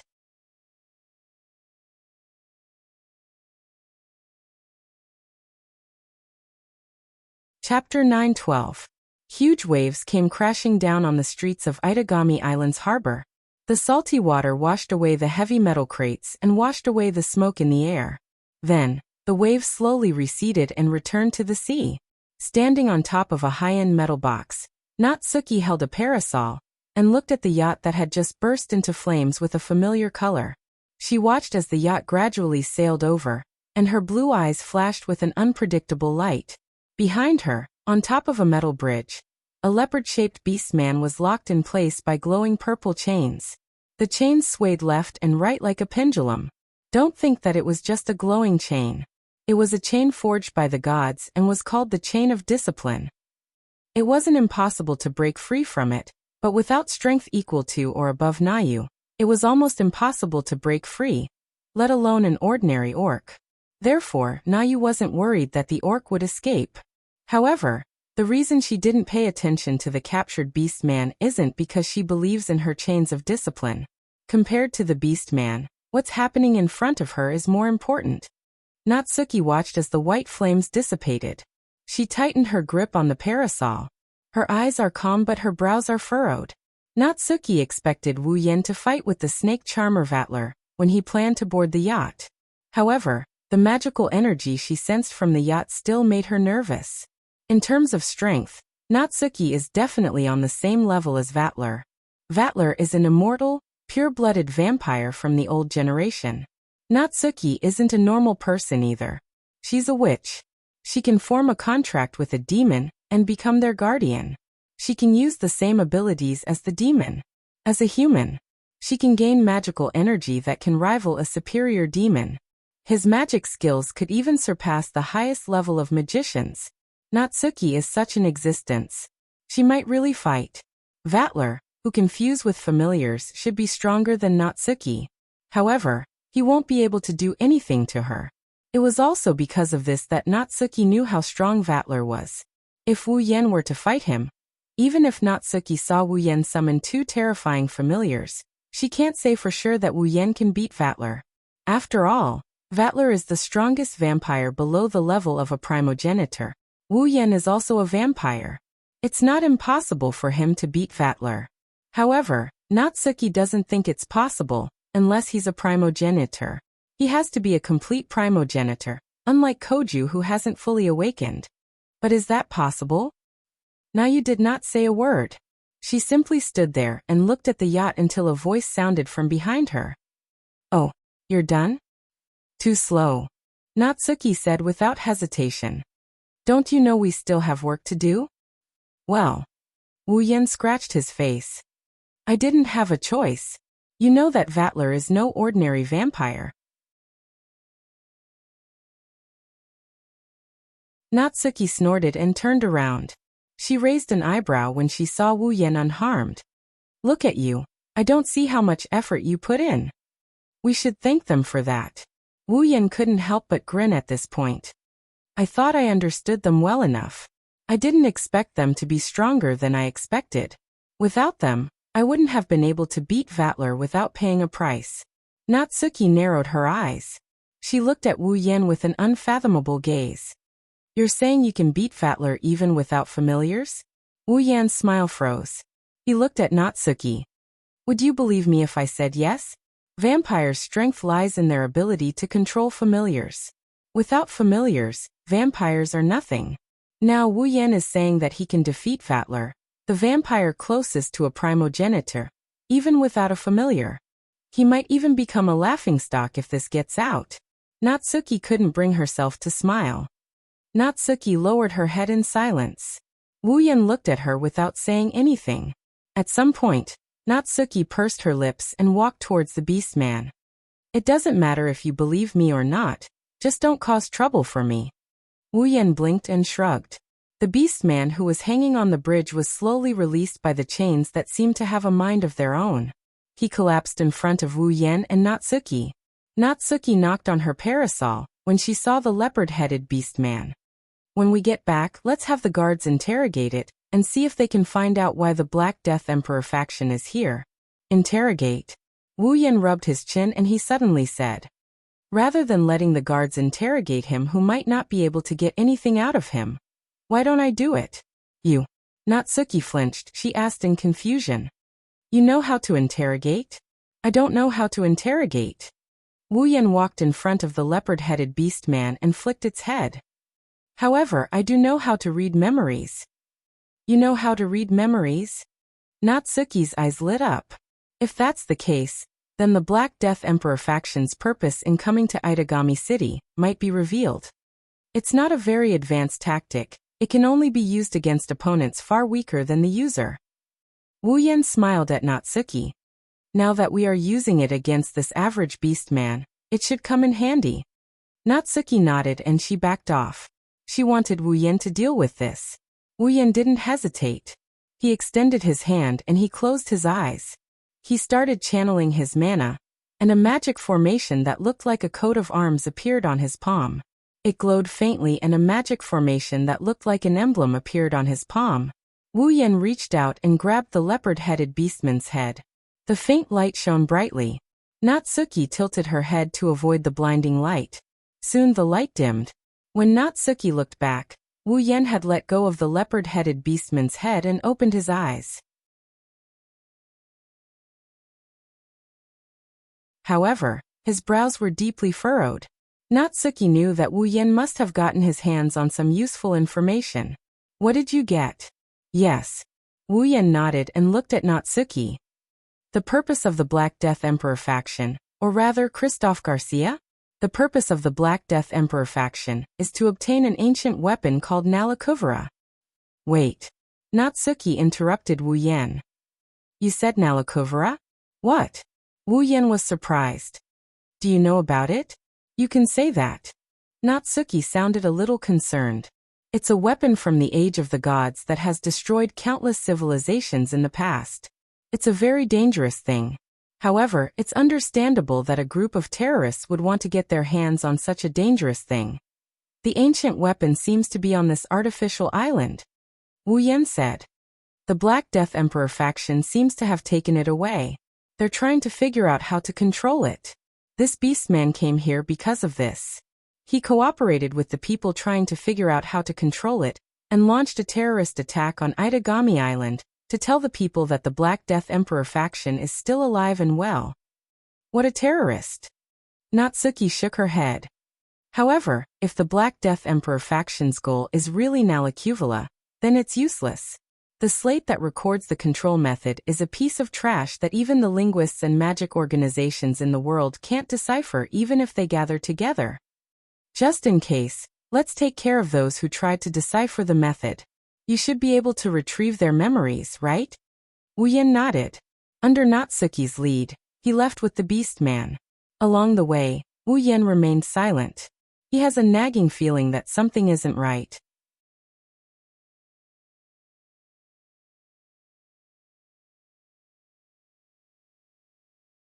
Chapter 913. Itagami Island, Southern District, Residential Street. In an average-sized apartment, Kotori was standing by a window in thin pajamas, gazing at the scenery outside. The silver moonlight shone on her, highlighting her slender figure like a painting. Her delicate and adorable face was tinged with a hint of maturity that shouldn't have appeared on her innocent face. However, it didn't seem contradictory, as if she was born this way, which was quite puzzling. The sea breeze blew in through the open window. Kotori's long hair fluttered in the wind, reflecting the darkness of the night.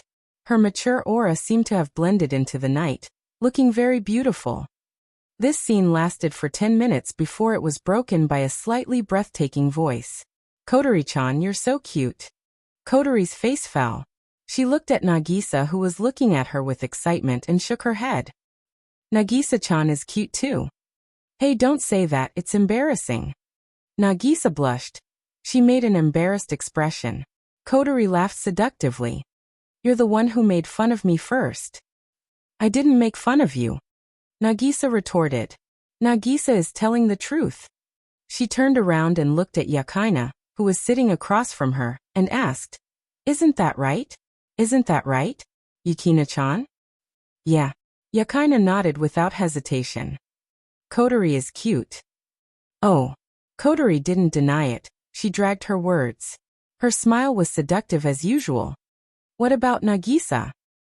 "Nagisa is cute too." Nagisa blushed and puffed up her cheeks in embarrassment. She quickly changed the topic. "You're right. You're right. You're right. You're right.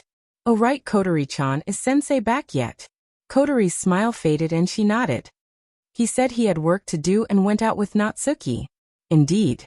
Yakaina thought about what happened in the morning and said, "This morning, I was in a very bad mood. Earlier, Nagisa-sensei said he had work to do. He asked Wuxian-sensei to look for him at night. It seems like it's something important. Being an attack mage is so hard." Nagisa slumped on the table listlessly. She waved her hand. "Sensei is a vampire. Why did he become an attack mage? There must be a reason." Yakaina thought for a bit. Otherwise, the average demon wouldn't want to become an attack demon master. Nagisa nodded as if she understood. She asked Kotori. "Even Kotori-chan doesn't know why sensei became an attack mage? Who knows, maybe it's because vampires have too much free time. Maybe he became an attack mage to pass the time." Kotori gave an answer and sat down next to Nagisa. "How old is sensei?" Nagisa stood up and asked excitedly. "Aren't there many vampires who look young on the surface but have lived for a long, long time? Sensei too? Was it because he was very old? Is he older than the old sensei he replaced? Speaking of which, sensei said he was 26 years old on the first day. Is that true?" "Don't make wild guesses."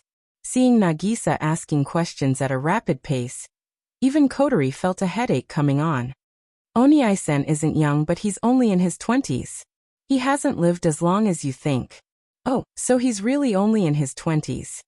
Nagisa was disappointed. Kotori didn't know whether to laugh or cry. 26 years old isn't enough to satisfy you? 26 years old. Yakaina lowered her head, her eyes flashing. A 26-year-old vampire can stop Senpai's familiar in one hit? The fourth primogenitor's familiar. 26 years old is considered young among the vampires. Even a pureblood wouldn't be able to stop a primogenitor's familiar in one hit. Let alone one hit. Koju may be the fourth primogenitor, but he's still not a complete primogenitor. Even a pureblood wouldn't be a match for a young vampire. This sensei is mysterious in all aspects.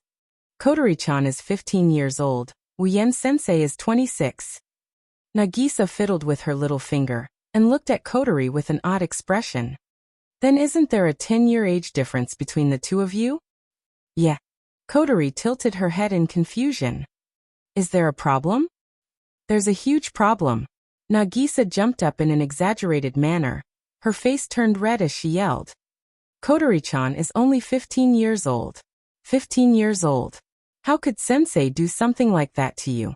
Something like that. Kotori was taken aback at first. When she realized what Nagisa was talking about, her face immediately turned red. She jumped up like a cat whose tail had been stepped on. Nagisa-chan. It's a misunderstanding. It's not what you see. Kotori-chan. Don't try to lie to Nagisa. I'm not a child, I don't know anything. As a young girl, Nagisa was embarrassed to talk about this, but she still said. Nagisa noticed, Kotori-chan, your posture when you walked today was very wrong. Kotori was instantly dumbstruck. Her pretty face was dyed a bright rose red, and there were even tears at the corners of her eyes. She shook her head with all her might. That's. Look. Nagisa pointed at Kotori's face as if she discovered a new continent. Don't try to deny it when your face is so red. Kotori whimpered. She couldn't say anything else. She lowered her red face in frustration. Her heart was filled with hatred. It's all that damned Koja's fault. How dare he barge in like that? Does he think he can just barge in without locking the door? Do you think you're the main character? You'll get benefits for barging in. Don't let me catch you, or else. Koju, who was showering in his bathroom, felt a chill down his spine. Nagisa-chan. Yakaina was already embarrassed. She pulled back Nagisa, who was about to attack again. Stop it, it's so embarrassing. But I'm curious. Nagisa was shy, but her shyness didn't cover up her curiosity. She crawled to Kotori's side and asked in a mosquito-like voice. Hey Kotori-chan. How does it feel to be with your brother? Ugh. Kotori let out a strange cry, and her eyes were already circling. Finally, she couldn't hold it in any longer, and her head tilted back as she fainted on the ground. Kotori-chan. Two cries of surprise rang out from room 703 of the apartment. On the other side, in a hidden research facility. Is this the tablet that recorded the method to control Nalacuvula? Wuxian narrowed his eyes as he handed the tablet over to Natsuki. Natsuki took out a picture of a tablet with unknown characters written all over it. Natsuki glanced at it and ignored it. Don't mind it, no one can decipher it anyway. Is that so?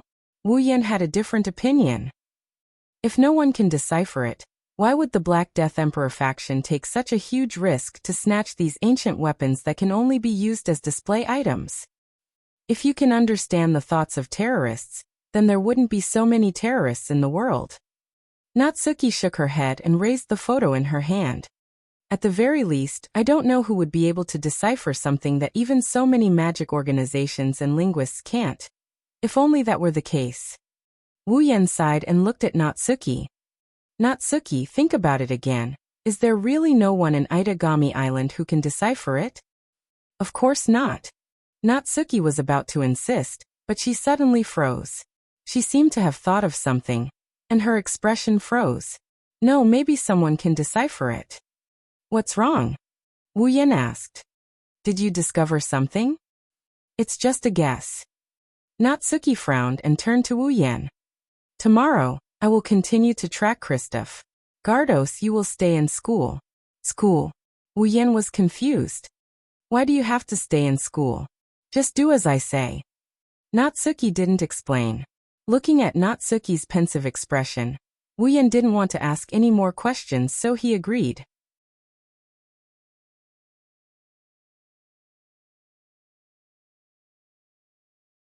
Chapter 914. Itagami Island, Saikai Academy. Walking towards the school gate, Wuxian couldn't help but yawn so hard that tears came out of his eyes. His face is full of fatigue. How can you be so tired this early in the morning? Sensei. Nagisa, who was chatting with Yakaina, glared at Wuxian. She huffed. Get your act together. The tournament is just around the corner. Sensei, if you act like this, the students will lose their confidence. I didn't have a choice, we stayed up way too late last night. By the time we got home, we didn't have much time left to sleep. Plus, I'm not good at dealing with the morning anyway. Wu Yan scratched his cheeks. He sounded a bit helpless. Then he gestured to the side with his lips. Plus, I'm not the only one who's tired this early in the morning. Nagisa and Yakaina turned to Wu Yan's side. They saw Koju yawning while wearing a hoodie. He looked listless and the two girls were a bit annoyed. What? Sensei is a vampire. It's fine if he's tired this early in the morning. But why is Kojo-kun like this too? Nagisa ran up to Koju. She put her hands on her hips and pointed at Koju's nose. You're a high school student in the prime of your life. Don't act like an old man. Is it appropriate to call me in the prime of my life? Koju complained. He's a vampire. Am I not a vampire? Huh? What did you say? I can't hear you. It's nothing. Koju glanced at Wu Yan, and he sighed in an annoyed manner. Why could Nagisa accept this vampire as her teacher, but not her brother who had turned into a demon? Even if there's a difference in treatment. Does she like men who can cook that much? Nagisa must be a foodie, right? Nagisa narrowed her red eyes. She stared at Koju's face. I feel like you're thinking about something rude. You brat, do you know how to read minds? Sensei, your thoughts are too easy to read. Yakaina shook her head. She picked up her guitar bag and looked at Wu Yan, who is still yawning. She hesitated for a bit before asking. Is it a very troublesome job? Sensei looks really tired. Well, it's not really that troublesome. To be honest, last night's work was pretty easy to deal with.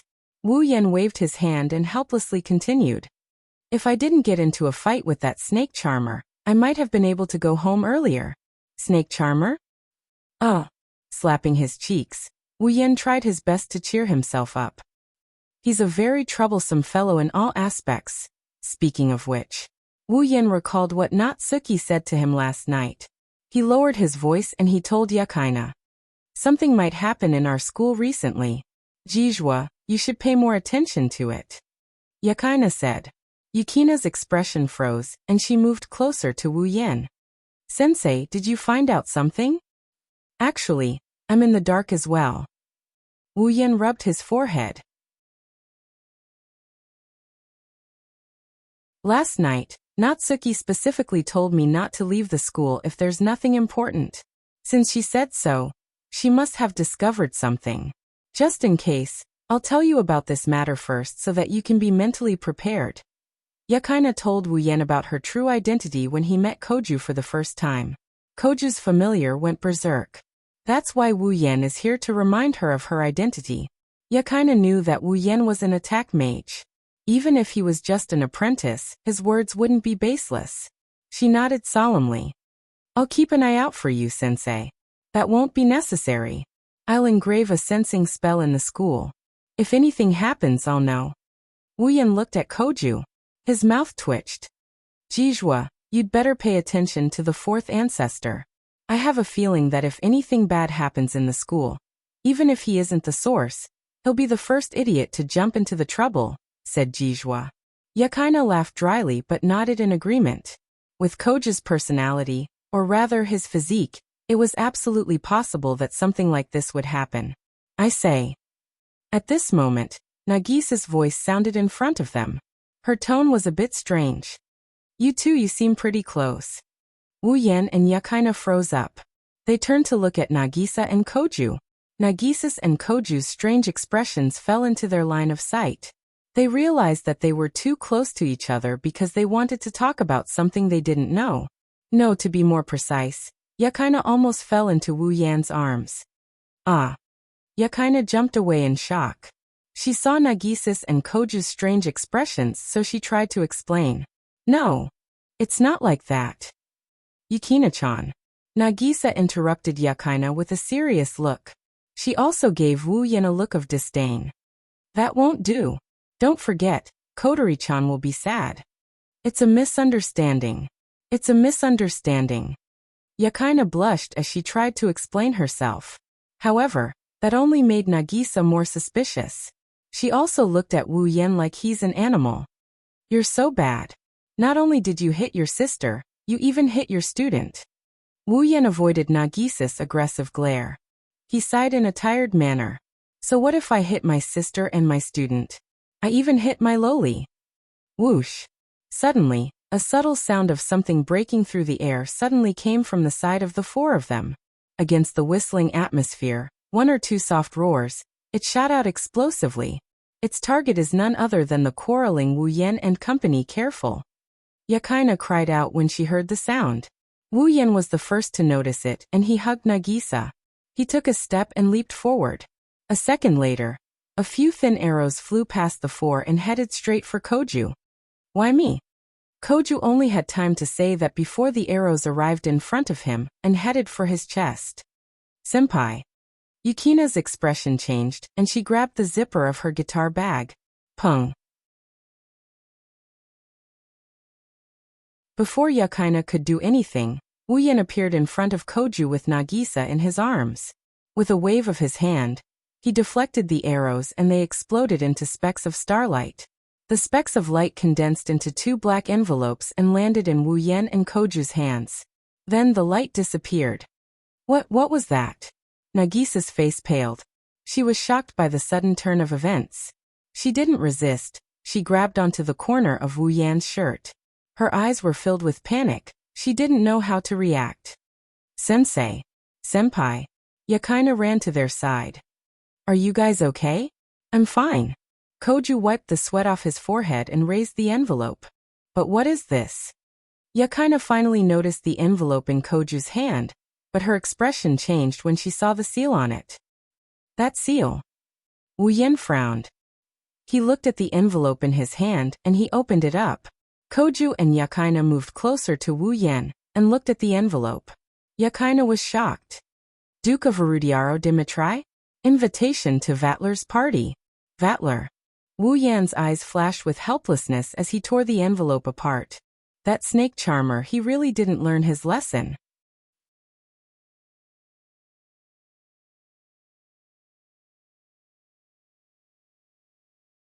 Chapter 9:15. At night in the apartment. Kotori looked at the four luxurious suits on the table. She sorted out the information she just received and turned to Wu Yan. In other words, the noble called Vatler invited you to a banquet? Yes. Yeah. Wu Yan smirked as he patted the two men and two women's outfits on the table. I don't know what that snake charmer is thinking. Is he trying to get revenge? Yes. If he wanted revenge, he wouldn't have resorted to this method. After all, he's a vampire noble who has lived for a long time. Kotori said nonchalantly. She glanced at Wu Yan with an amused look. Speaking of which, you benefited a lot when you were invited to the banquet last time. Maybe this time some vampire noble's daughter will come out and make a shocking declaration. Ahahaha. Wu Yan giggled and he changed the subject by pointing at the dress on the table. Speaking of which, this is really unfair.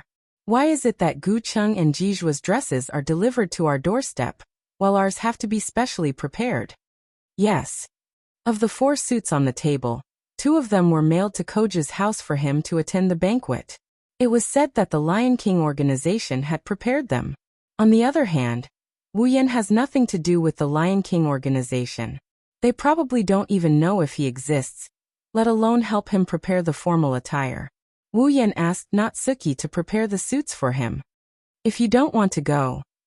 In that case, just don't go. Kotori spun the jewel in her mouth and said, nothing good will come out of this party. Just don't go. You're right. Wu Yan tapped the table and sighed. But it's still better to go. More or less, we should figure out the other party's purpose. Is that so? Well, I don't care anyway. Don't talk like you don't have anything to do with it. Wu Yan picked up a suit and stuffed it into Kotori's arms. You're coming too. Huh. Kotori hugged the suit. Why do I have to go too? Is there a way? She pointed at the letter that was crushed to pieces. Wu Yan said. They want me to bring a dance partner.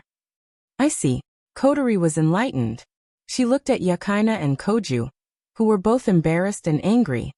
Then I can roughly guess why the two of them are like this. Koju lowered his shoulders and pulled a long face. Why am I so unlucky? Wasn't it just because he accidentally saw Jimo's measurements on her dress? I can't help it. Senpai. Yakaina clenched her fist and smacked him on the head. Forget what you saw. Yes. Is it really okay? Nagisa, who had been silent all this time, finally spoke. The other party is a noble vampire from the warlord realm, right? Why did Kojo-kun, Yukina-chan and Kotori-chan have to go? Won't it be dangerous? Well. Wu Yen smiled bitterly and said to Nagisa. Kotori is going as my dance partner, and the other party is a noble. It's going to be a big event, so it's necessary to bring a subordinate. I don't know many people in Itagami Island, so I can only ask Koju for help. Jijua is Koju's dance partner. Yes. Nagisa, you see, if Wu Yen sensei goes alone, won't he be at a disadvantage? Koju wasn't happy about being treated as a subordinate, but he didn't want to expose his identity. He had no choice but to swallow his pride. If I don't help sensei, he'll be too pitiful. But Nagisa didn't feel at ease. Her face was full of worry. If there's any danger. Nagisa. Koju didn't know what to say. He knew that Nagisa had developed a phobia towards demons after almost dying from their ambush. Demons were a synonym for danger and disaster in her heart. It was normal for her to be worried about them. From this perspective, Nagisa's acceptance of Wu Yan's existence is inconceivable. The atmosphere became heavy. Wu Yan looked at everyone and shook his head with a bitter smile. He reached out and patted Nagisa's head. Don't worry. Wu Yan smiled warmly at Nagisa, who was stunned by his action. Sensei promises you that nothing will happen to anyone. Trust me. Nagisa blinked and looked at Wu Yan's gentle smile. She blushed and lowered her head. However, the worry on her face dissipated. You can't lie to me. Wu Yan chuckled when he heard Nagisa's soft mumbling. Koju and the others relaxed as well. It seems like they didn't want to worry Nagisa too much. Speaking of which, Nagisa, did you notice? Wu Yan smiled happily as he patted Nagisa's head. You don't resist my touch anymore. Hearing this, everyone at the scene came to their senses. Oh really? Nagisa stared blankly at Wu Yan's hand on her head. Her face lit up, and she placed a hand on her chest. Her face was filled with joy. My heart is beating fast, but I'm not afraid at all. Does this mean that Nagisa's fear of demons has been cured? Koju's eyes lit up when he heard Yukina's words. I don't know. Nagisa was confused. Kotori suggested. Why don't we let Nagisa try to interact with other demons? As soon as Kotori said this, Nagisa's face paled as if she had seen something terrifying. She shook her head furiously. No, absolutely not. Why? Koju clutched his chest as if he was hurt. Nagisa didn't know why and said something that hurt him even more. I don't know why, but I don't want to. Such a strong reaction. Kotori frowned and sighed. It seems Nagisa can only accept one demon. Kotori narrowed her eyes and glanced at Wu Yan. You're still the same. Only in front of girls can you show off your incredible power. Ahaha. Wu Yan chuckled dryly. He didn't know what to say. He messed up Nagisa's hair to vent his frustrations. Nagisa started grumbling in response. It's about time to go, right? Koju forced a smile when he saw how intimate the two were.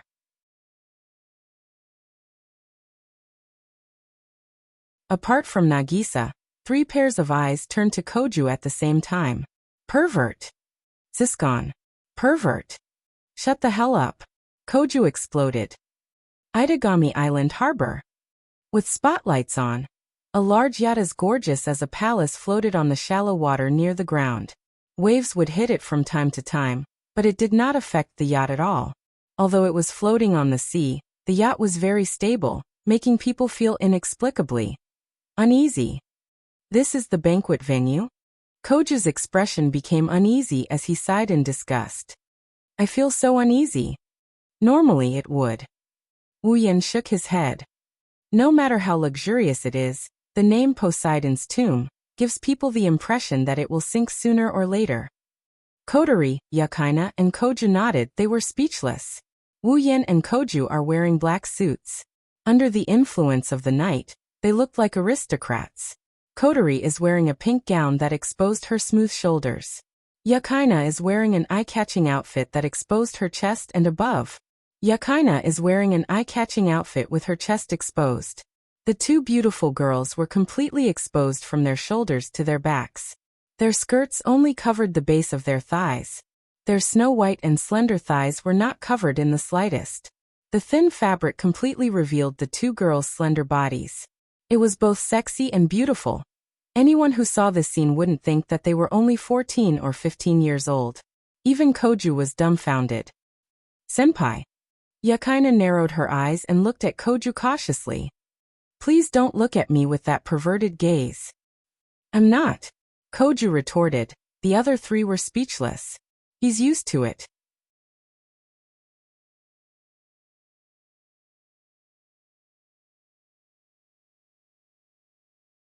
Chapter 9:16. The deck was bathed in the darkness of the night. The dazzling lights dispelled the darkness. This place was very spacious. Not only was there enough space for about 100 guests to move freely without hindrance, there was even a swimming pool in the middle. Tables were scattered around, and delicious dishes and colorful wines were placed on the tables. Amidst the laughter and chatter, the food entered the mouths of everyone present. Wu Yan, Kotori, Yakaina, and Koju were standing at the entrance. Wu Yan looked at the deck and scanned the deck. "Then where are the vampire nobles in the battle monarch's domain?" Koju said impatiently.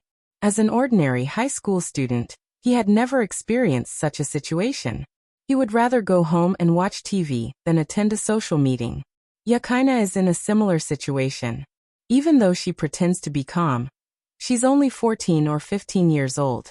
Before coming to Itagami Island, she lived in the Lion King organization and was still a little girl. Because of this, Yakaina looks much younger than Kotori. After all, Kotori is the commander of Ratatosker and has seen her fair share of big events. "You're invited, but you still have to look for the master?" It was rare for Kotori to not have a single pearl in her mouth. It was unknown whether she was annoyed or impatient. "Damn it. There's nothing worse than this." Wu Yan mocked Kotori. "That snake charmer. These guests are probably invited by him to fill up the atmosphere." Kotori turned around and said to Wu Yan, "Didn't you just meet him yesterday?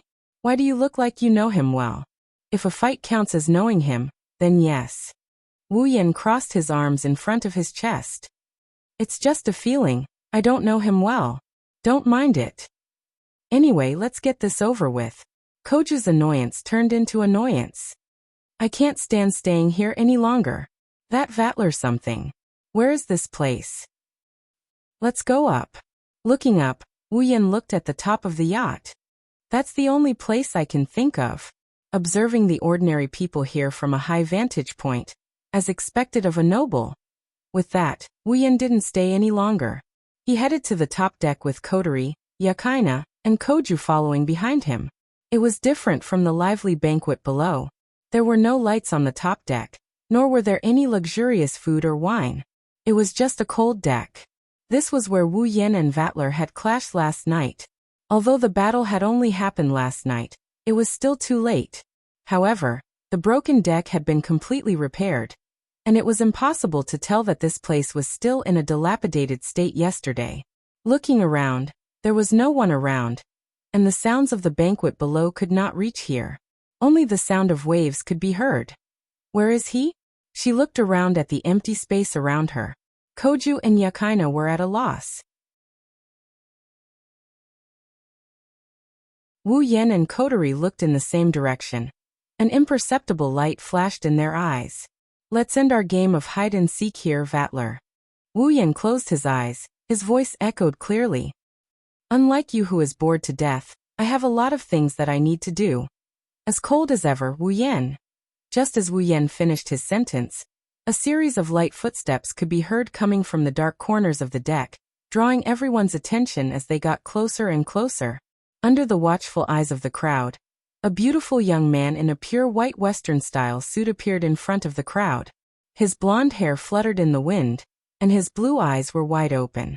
Vatler looked at Wu Yan with a mischievous grin. Then he turned to Koju with a bright glint in his eyes. He placed his hand in front of his chest, and he bowed like a noble. "Nice to meet you, Koju no, Yebo of Yingguang, my favorite fourth primogenitor." Koju's expression froze.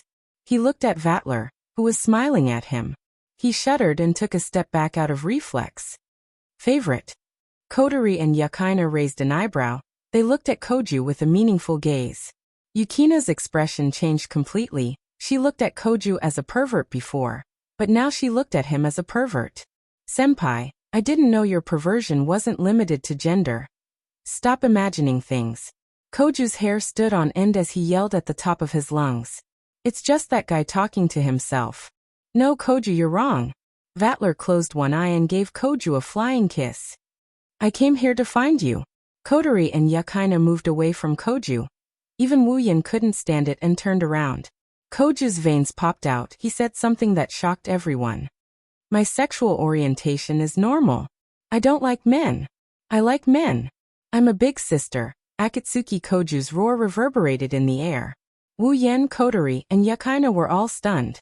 They couldn't react in time. Vatler was the only one who guffawed. So you like that type of woman, Koju? No problem, I don't mind. Mind my ass. Who needs your attention? Koju seemed to be completely broken. He pointed at Vatler and continued to shout. Don't cause me unnecessary trouble, bastard. Unfortunately, Koju's argument only made Vatler laugh. It seems like he's right. Wu Yan, Kotori, and Yukina moved further away from him. You. As expected. Koju. Yukina is the most dangerous thing to do. Suddenly a sharp, steady, and sweet voice rang out beside Vatler. The voice contained traces of hatred. Then, a figure flashed out and stood in front of Vatler. It was a young girl. She had long, dark chestnut hair tied into a ponytail. She had a beautiful face, snow-white skin, and a slender figure that matched the cheongsam she was wearing. However, her height was not ordinary. She was at least 1.7 meters, and she looked to be only 16 or 17 years old. At this age, having such a height was considered quite tall. It's you.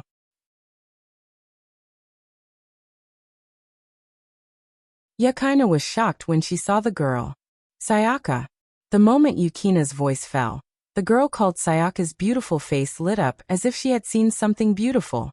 Her face bloomed with a bright smile, and the hatred in her eyes when she looked at Koju turned into love. Yukina.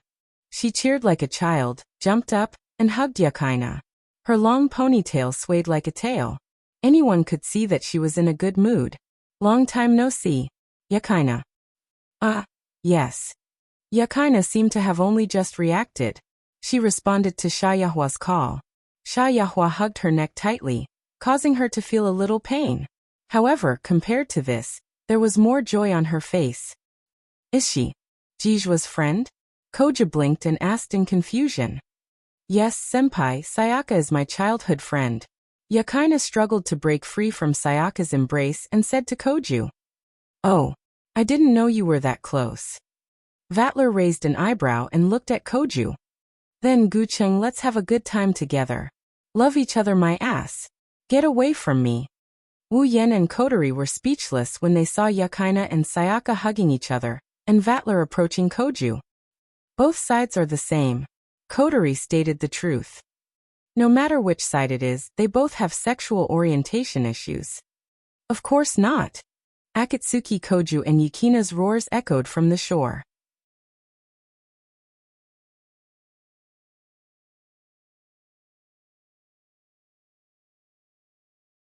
Chapter 9:17. Vatler. Wu Yan sighed when he saw the situation getting worse. He finally opened his mouth to speak. Let's make it clear here. Why did you invite us here? Wu Yan's words made Gucheng and the others stop what they were doing. The rowdy atmosphere started to turn serious. Vatler chuckled and closed his eyes. He stuffed his hands into his pockets, and the flirtatious aura around him changed, becoming sharp and incisive. This was how the real Vatler should be. Koju and Yukina sensed the change in Vatler's aura. They came to Wu Yan's side, and the four of them stood in a line facing Vatler. They looked like they were ready to attack at any moment. Don't make such a scary face. Vatler shrugged when he saw Koju and Yukina's tense faces. He tried to lighten the atmosphere. As the ambassador of the warlord's domain, I should pay a visit to the fourth primogenitor's territory, no? I told you don't act on your own. Koju clenched his fists. I've never said that I'm going to occupy this island. But according to legend, the world's strongest vampire is on this island. Vatler's tone changed when he mentioned the strongest vampire in the world. It's like he's excited. At least the fourth primogenitor is here. In other people's eyes, this island is the fourth primogenitor's territory, including the people on this island. Koju paused. Wu Yan guessed correctly. Unlike the other three primogenitors who ruled over an entire empire and a large number of vampires, the fourth primogenitor had never let a vampire compatriot or ruled over a territory. Instead, he had 12 disaster-like familiars. He brings fear and darkness to people. However, a true ancestor was a true ancestor after all. They were at the peak of the vampires and had the highest level of fighting power in the world. They were regarded by the world as having the same fighting power as a country, and they had such strength in this world. Ruling over a territory is a piece of cake for them. They have the right to create an empire. The other three primogenitors created their own empires. Koju, as the fourth primogenitor, is considered to be a primogenitor who wants to rule over a territory. Koju lives in Itagami City. It's understandable that people would think of Itagami City as Koju's territory. Vatler looked at Koju's frozen expression and raised his head in delight. Then he looked at Wu Yan with an even more joyful expression. An uncontrollable smile appeared on his face. To the world, this is the territory of the fourth primogenitor because the fourth primogenitor lives here. But Vatler clutched his head as he stared at the expressionless Wu Yan. He started laughing. If people know of your existence, won't this knowledge be preserved? Other than Wu Yan and Kotori, Koju, Yakaina, and Sayaka frowned. What does that mean? Guqing couldn't help but ask. Oh. Vatler looked at Guqing in surprise. Guqing, don't tell me you don't know what kind of existence this person beside you is. Wu Yan. Sensei. Koju subconsciously looked at Wu Yan. Yakaina and Sayaka did the same. Koju and Yakaina have been wondering about Wu Yan's identity for a long time now. Despite being only 26 years old, he possessed unimaginable power. Not only could he casually challenge the vampire nobleman to a fight, but he could also defeat the Lion's Gold, the fourth primogenitor's familiar, without even summoning his familiar. Even if the Lion's Gold's power isn't complete, how can a 26-year-old vampire defeat it in one hit, without summoning his familiar? The answer was obvious even if one used their knees to think. However, Wu Yan didn't explain and Koju and Yakaina didn't ask. Plus, Wu Yan gave them a good impression. He doesn't look like a bad guy or an enemy, so they didn't probe further. Koju and Yakaina didn't have the opportunity to know Wu Yan's identity, so they reacted when Vatler brought it up. Vatler saw their reactions and knew the answer he wanted to know. Unfortunately, he didn't give them an answer. If that's the case, Koju, you'd better be careful. Vatler said with a wicked smile. He didn't want to give up until he was shocked to death. The person beside you might be even more terrifying than the strongest vampire in this world. Koju and Yukina's expressions froze. Their eyes widened as they looked at Wu Yan with disbelief. Glancing at the two of them, Wu Yan shook his head and sighed. Is that all you want to say? Vatler. Oh, are you angry? Vatler pretended to take a step back, but his face was full of smiles. No matter what, I'm just a diplomat. A noble coming to a man-made island to be a diplomat? Kotori suddenly interrupted Vatler. Compared to Itagami City, the first primogenitor's empire of darkness should have some territories that are more valuable than Itagami City, right? Even if it's a diplomatic mission, there's no need to send a direct descendant unless there's no one left in Warlord's territory.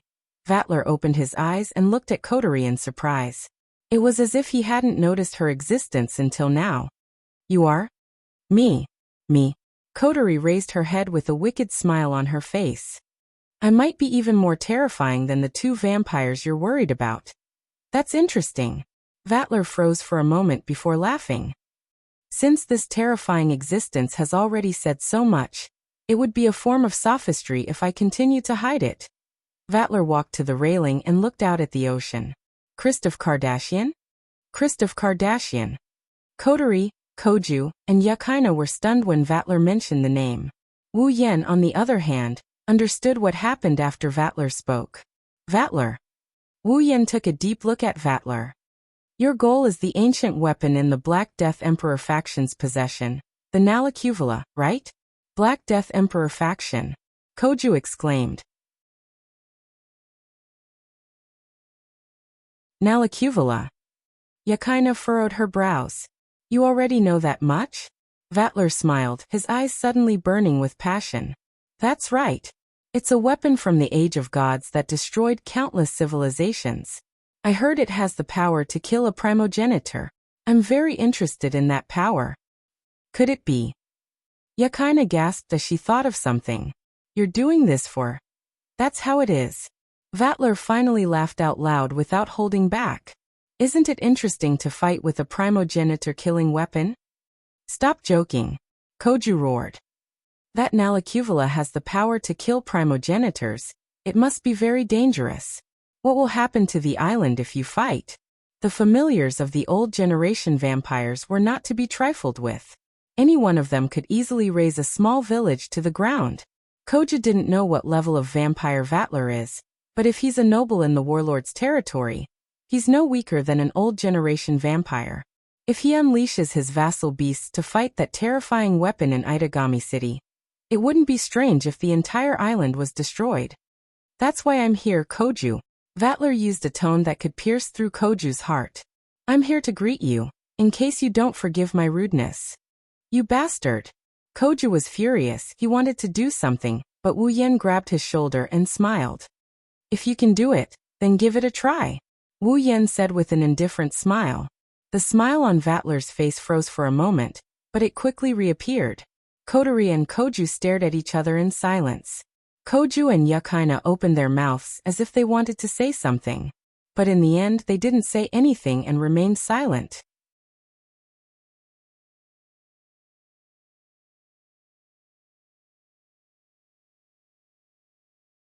Chapter 918.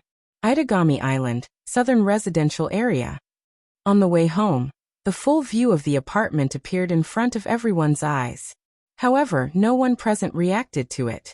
As they walked into the apartment, they remained silent, as if they were thinking about something. This scene had been going on ever since Vatler got off the yacht. Aside from Kotori, Wu Yan, Yakaina, and Koju had heavy expressions on their faces. To be more precise, Yakaina and Koju had heavy expressions on their faces. Wu Yan muttered to himself. His wine-red eyes flashed with a hint of contemplation. It's clear that he's lost in his thoughts. The four of them entered the elevator in silence. Their bodies rose along with the elevator. When they were about to reach their destination, Yakaina couldn't help but ask Wu Yan in a worried tone. Sensei, is it really okay? The silence was broken. Kotori and Koju looked at Wu Yan. Wu Yan snapped out of his daze, but he didn't hear what Yakaina said. What did you say? Sensei. Yakaina looked at Wu Yan with an accusatory gaze and sighed. I say, is it really okay to just leave it be like this? Duke Rudiaro's goal is to protect Itagami Island. It's dangerous. Yeah. Koju, who had been holding back, finally lost his temper.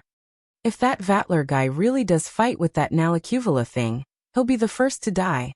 Then what should this island and the people on this island do? You guys. Wu Yan shook his head and patted Yukina's head.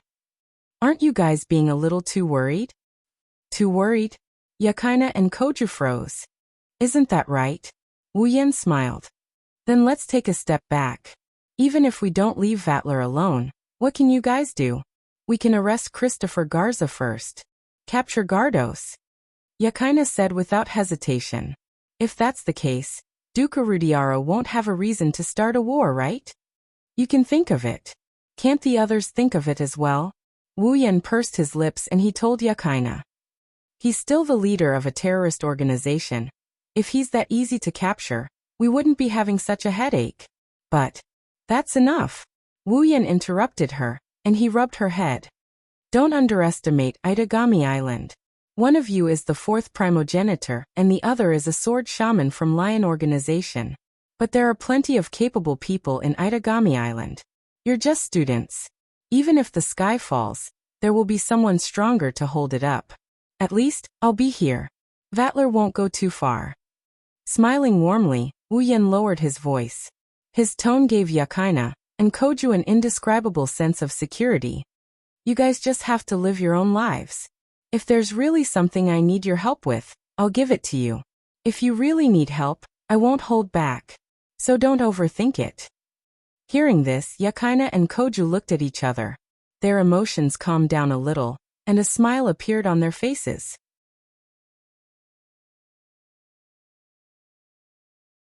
Both of them are people with a strong sense of justice, but like Wu Yan said, they're still students. They haven't even reached adulthood yet. It's not right for them to shoulder the responsibility of saving the demon race. Even if their identities were extraordinary, abilities were just abilities, right? Wu Yan's words gave them a sense of security. I understand, Sensei. Yakaina nodded solemnly. If you need our help, please don't hesitate. Ah. Wu Yan smiled. Even if it's free labor, I won't let it go. How direct. Koju didn't know whether to laugh or cry. He looked at Wu Yan, and he hesitated for a bit before asking. By the way, Wu Yan sensei, Vatler said you're more terrifying than the fourth primogenitor. What did he mean by that? Yeah, sensei. Yakaina hesitated, but she still asked anyway. Who are you? You believe Vatler's words? Wu Yan scratched his face and glanced at Koju. If he's talking about the fully awakened fourth primogenitor, you wouldn't believe me if I said I'm on par with him. Is it strange if I say the fourth primogenitor is more terrifying than him? Koju was speechless. Yakaina sensed that something is wrong, but she didn't know how to ask. She looked like she's in a dilemma. Wu Yan found it funny when he saw her like this. He rubbed Yukina's head and started rubbing her head. Don't think too much about it. Go home and rest. I know. Don't mess up my hair. Yakaina covered her head in embarrassment. Wu Yan rubbed her head even harder. Kotori looked helpless. Wu Yan and Yakaina didn't notice that while they were having fun, the camera in the elevator was recording their every move. It wasn't just recorded in the control room. It was also recorded in the mind of a girl with a ponytail sitting on the top floor of a building not far away from them. Gritting her teeth, the girl looked at the image in her mind, and a trace of hatred came out of her mouth. How dare he rub my Yukina's head like that? None of the vampires around Yakaina are good people. The next day, the sun shone brightly. That vampire noble really didn't do anything to you? Didn't he suck your blood? I heard vampires have an urge to suck blood because of that. That Vatler guy, did he do anything strange to you? Wu Yan and Yakaina were sweating profusely as Nagisa interrogated them. They looked at her serious and curious eyes. They couldn't bear to push her away. They shook their heads helplessly and smiled bitterly. He really didn't do anything. Wu Yan pushed Nagisa's body away. He looked like he was catching his breath. Plus, that urge is only for the opposite sex, right? You should ask Yakaina about that. Sensei. Yakaina panicked when she saw that Wu Yan was trying to get her into trouble. Duke Rudiaro wouldn't be interested in me. Even if he was, it would be for senpai. Koju-kun. Nagisa panicked. Koju-kun is interested in men. Teach that. Yakaina awkwardly giggled, and she looked at Wu Yan with a pleading look. Wu Yan rolled his eyes and he snickered. We don't know, but Vatler is very interested in the ancient city. As for the ancient city, Wu Yan purposely dragged out his words as if there's something he can't say. Nagisa's mind was in a mess when she heard this. I didn't expect Koju-kun to have that kind of interest. Nagisa clenched her fists and shouted. No. Nagisa has to ask him when we get back home. Wu Yan and Yakaina reflexively took a step back. They gulped and crossed themselves as they prayed for Koju's safety. Hopefully, he would be able to hold on under Nagisa's relentless interrogation. At the same time, a large vehicle that could fit many people was parked at the gate of Kaihai Academy. In the car, a man in military uniform with a dignified appearance who looked a little old, but his thin eyes were full of light, rolled down the window and looked at the buildings in Kaihai Academy. He turned around and looked at the two hairy orcs behind him. The Witch of the Void, Natsuki Minamiya, should be at our base by now. The only one who can threaten us in this academy is that vampire called Wuyan. You two, hold him back while I bring the one who can decipher the tablet. This. The two beastmen looked at each other. Is this okay? Won't we be discovered? If I don't transform, I'll look like an old visitor. I won't be discovered. Go ahead and buy me as much time as you can. Yes, sir.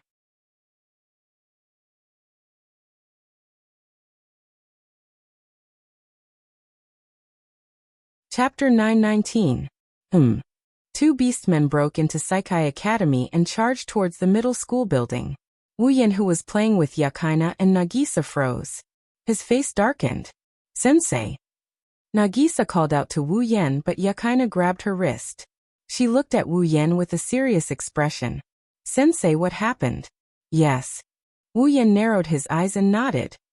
The sensing tactic I've engraved in the school has reacted.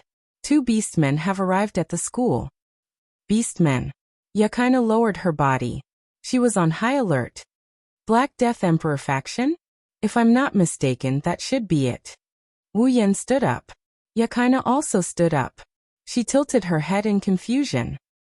But why would Black Death Emperor faction send people to school? Wuyan lowered his head. He mused for a bit before abruptly raising his head again. I once asked Natsuki if no one could decipher Nalacuvula. At that time, Natsuki was very certain, but I don't know what she thought of, but she hesitated. She even told me to stay in school if I had nothing to do. Yakaina froze for a moment before her expression changed. You mean? That's right. Wuyan nodded and sneered. The Black Death Emperor faction came to Itagami Island for a reason, other than to cause panic and prove to the world that they are still alive. Their main goal is the ancient weapon Nalacuvura. Considering their goal and Natsuki's words, I'm guessing there must be someone in Saikai Academy who can decipher the Nalacuvura's control method. Wah! Yakaina sucked in a cold breath. In other words, the Black Death Emperor faction might be using the Nalacuvura. That should be it. Wuyan sighed. Are these two beastmen here to capture someone who can decipher the Nalacuvura? Yakaina grabbed her guitar bag. She walked towards Wuyan. Sensei, let's stop them. Wait. Wuyan stopped her with a frown. Those two beastmen are coming our way. Our way. Yakaina was shocked. Why us? I don't know. Wuyan gritted his teeth and looked at Yakaina. Anyway, Yakaina. First, take all the students here to take refuge. Sensei. Yakaina knew this was not the time to be confused. Sensei. If the two beastmen's destination was here and they started fighting here, it would affect the students, and it would be terrible. Yakaina. She ran over to the students and tried to persuade them to leave. The students were confused, but Yakaina was with Wuyan, so they thought it was their teacher's idea. They didn't object, and they followed Yakaina out of the scene with their heads full of questions. Wuyan nodded. He closed his eyes and expanded his senses to observe the movements of the two beastmen. Wuyan, who was paying attention to the beastmen, didn't notice the man in military uniform walking slowly into the school, as if he was here for a tour. Not long after, the two beastmen arrived near the classroom. Wuyan wanted to make a move, but a hand grabbed the corner of his shirt from behind. No. No way. A familiar voice filled with fear rang in Wuyan's ears. Wuyan was stunned. He turned around and looked behind him. Nagisa was trembling violently. Her face was as white as a sheet. It was as if all the warmth in her body had left her. She was the one who grabbed Wuyan's shirt. Nagisa. Wuyan was shocked. Why didn't you leave with Yakaina? Sensei. Sensei. Nagisa shook her head as if she didn't hear Wuyan. Sensei. I'm scared. I'm scared. Looking at Nagisa's pale and fearful face, Wuyan's heart throbbed with pain as he cursed inside. This situation was exactly the same as when he first arrived at Itagami Island and got into a fight with two vampires. Nagisa was afraid of demons, so she didn't react in time and tried to escape. Yakaina, who thought Nagisa was following her, left her behind. Wuyan panicked when he sensed the two beastmen approaching the classroom. Bang! With a dull thud, two orcs covered in black fur and wearing beast heads violently kicked down the door of the classroom, and barged into the scene with pistols in their hands. The appearance of the two beastmen finally ignited the fear in Nagisa's heart. Shut up. The two beastmen raised their pistols and aimed at Nagisa. They were worried that her screams would attract the attention of others, but Nagisa couldn't hear them. She clutched her head and screamed in terror. No. No. Shut up. The orc's finger was already on the trigger. Nagisa. Wu Yan hugged Nagisa tightly, exposing his back to the two beastmen. He ignored them and shook Nagisa's shoulders. Calm down. Calm down, Nagisa. Just like the first time they met, Nagisa couldn't calm down. She kept shrieking in terror.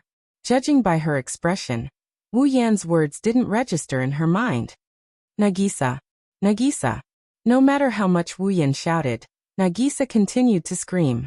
Wu Yan pursed his lips and pulled Nagisa closer to him. He lowered his head and kissed Nagisa's lips. Ugh. The screams came to an abrupt halt. Nagisa's eyes widened to their widest extent.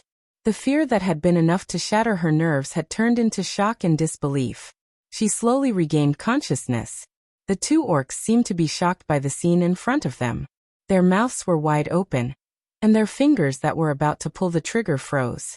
For a moment, they were stunned on the spot. Her bright eyes reflected Wu Yan's face. Nagisa stared at him blankly. Her mind went blank. She couldn't believe her eyes when she felt the warmth on her lips. Her first kiss was actually taken away by her own teacher. Not long after, Wu Yan let go of Nagisa's lips. He bitterly smiled when he saw her dazed expression. He tightened his grip on her petite frame. Don't be afraid, I'm here. Nagisa regained her senses when she heard Wu Yan's words. Her pale face flushed red as she turned her head around in a daze.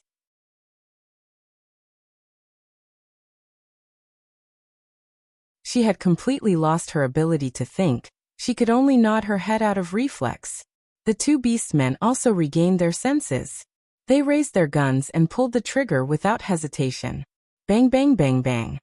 A series of gunshots rang out, accompanied by sparks and smoke.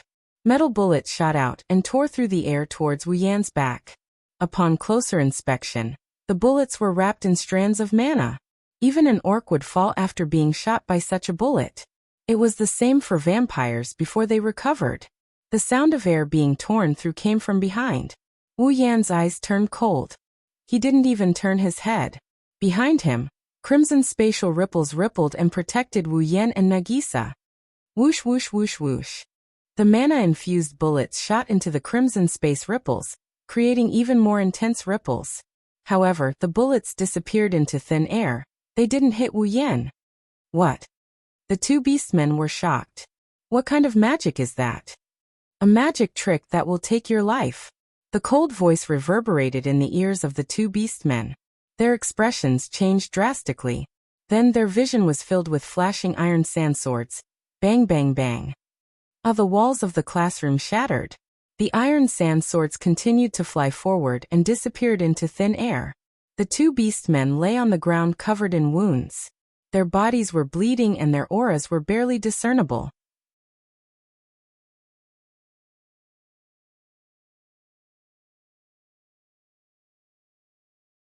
Chapter 920. Bam! Under the attack of the iron sand swords, the two orcs crashed through the walls of the classroom and were buried in a pile of rocks. They groaned for a while and couldn't get up again.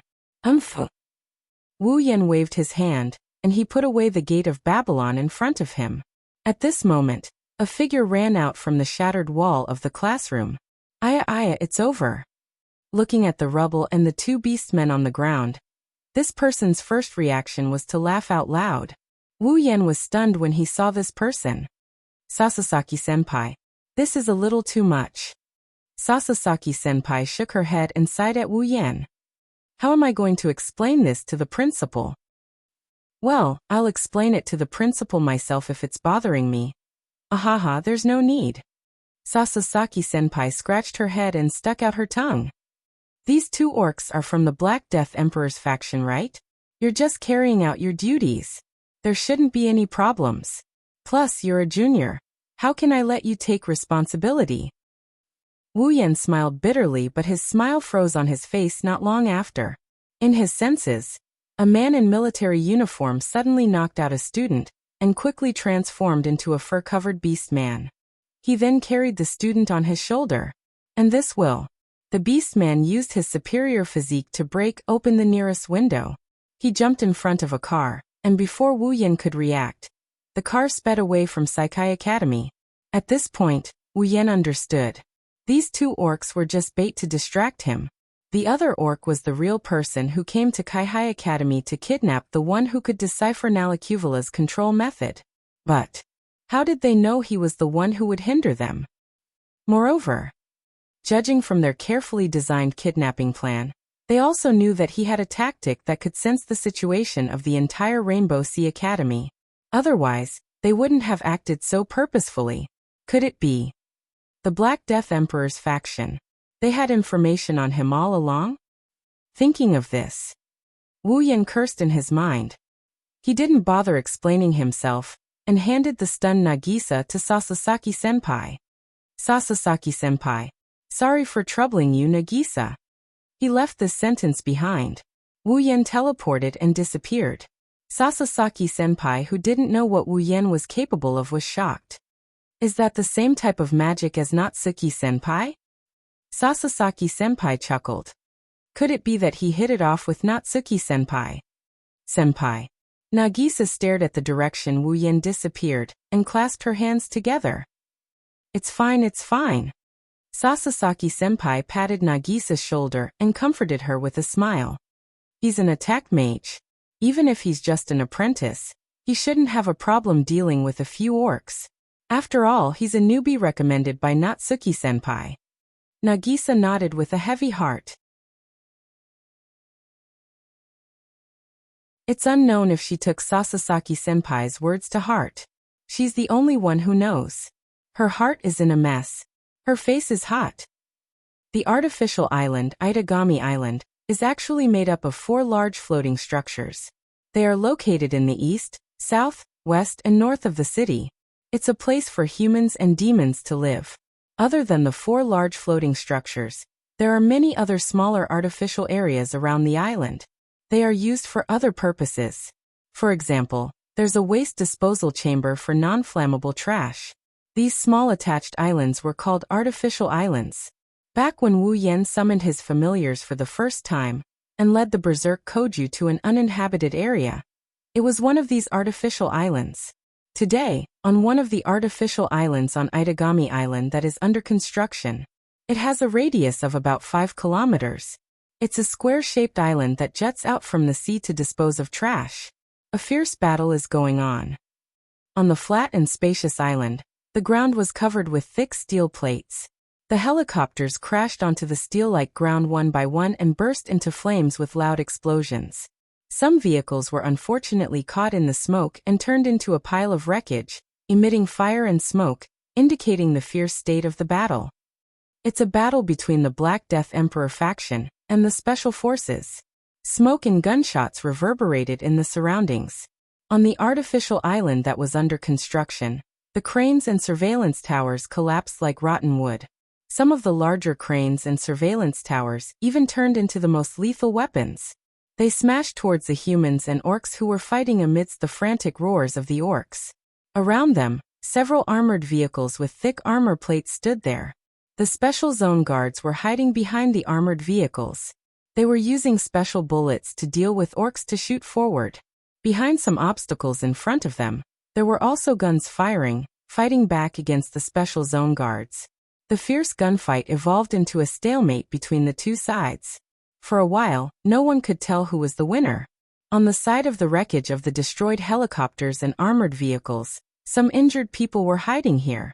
While enduring the pain of their wounds, they were trying to find ways to move their bodies so that they could participate in the battle and give their team a boost of strength. However, in this battle of attrition, the number of injured soldiers will only increase until there are casualties.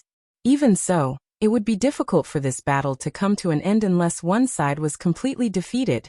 Holding a parasol in her hand, Natsuki's black gothic dress fluttered in the wind. She stood very close to the battlefield and witnessed everything with her own eyes. She didn't make a move to capture the beastmen.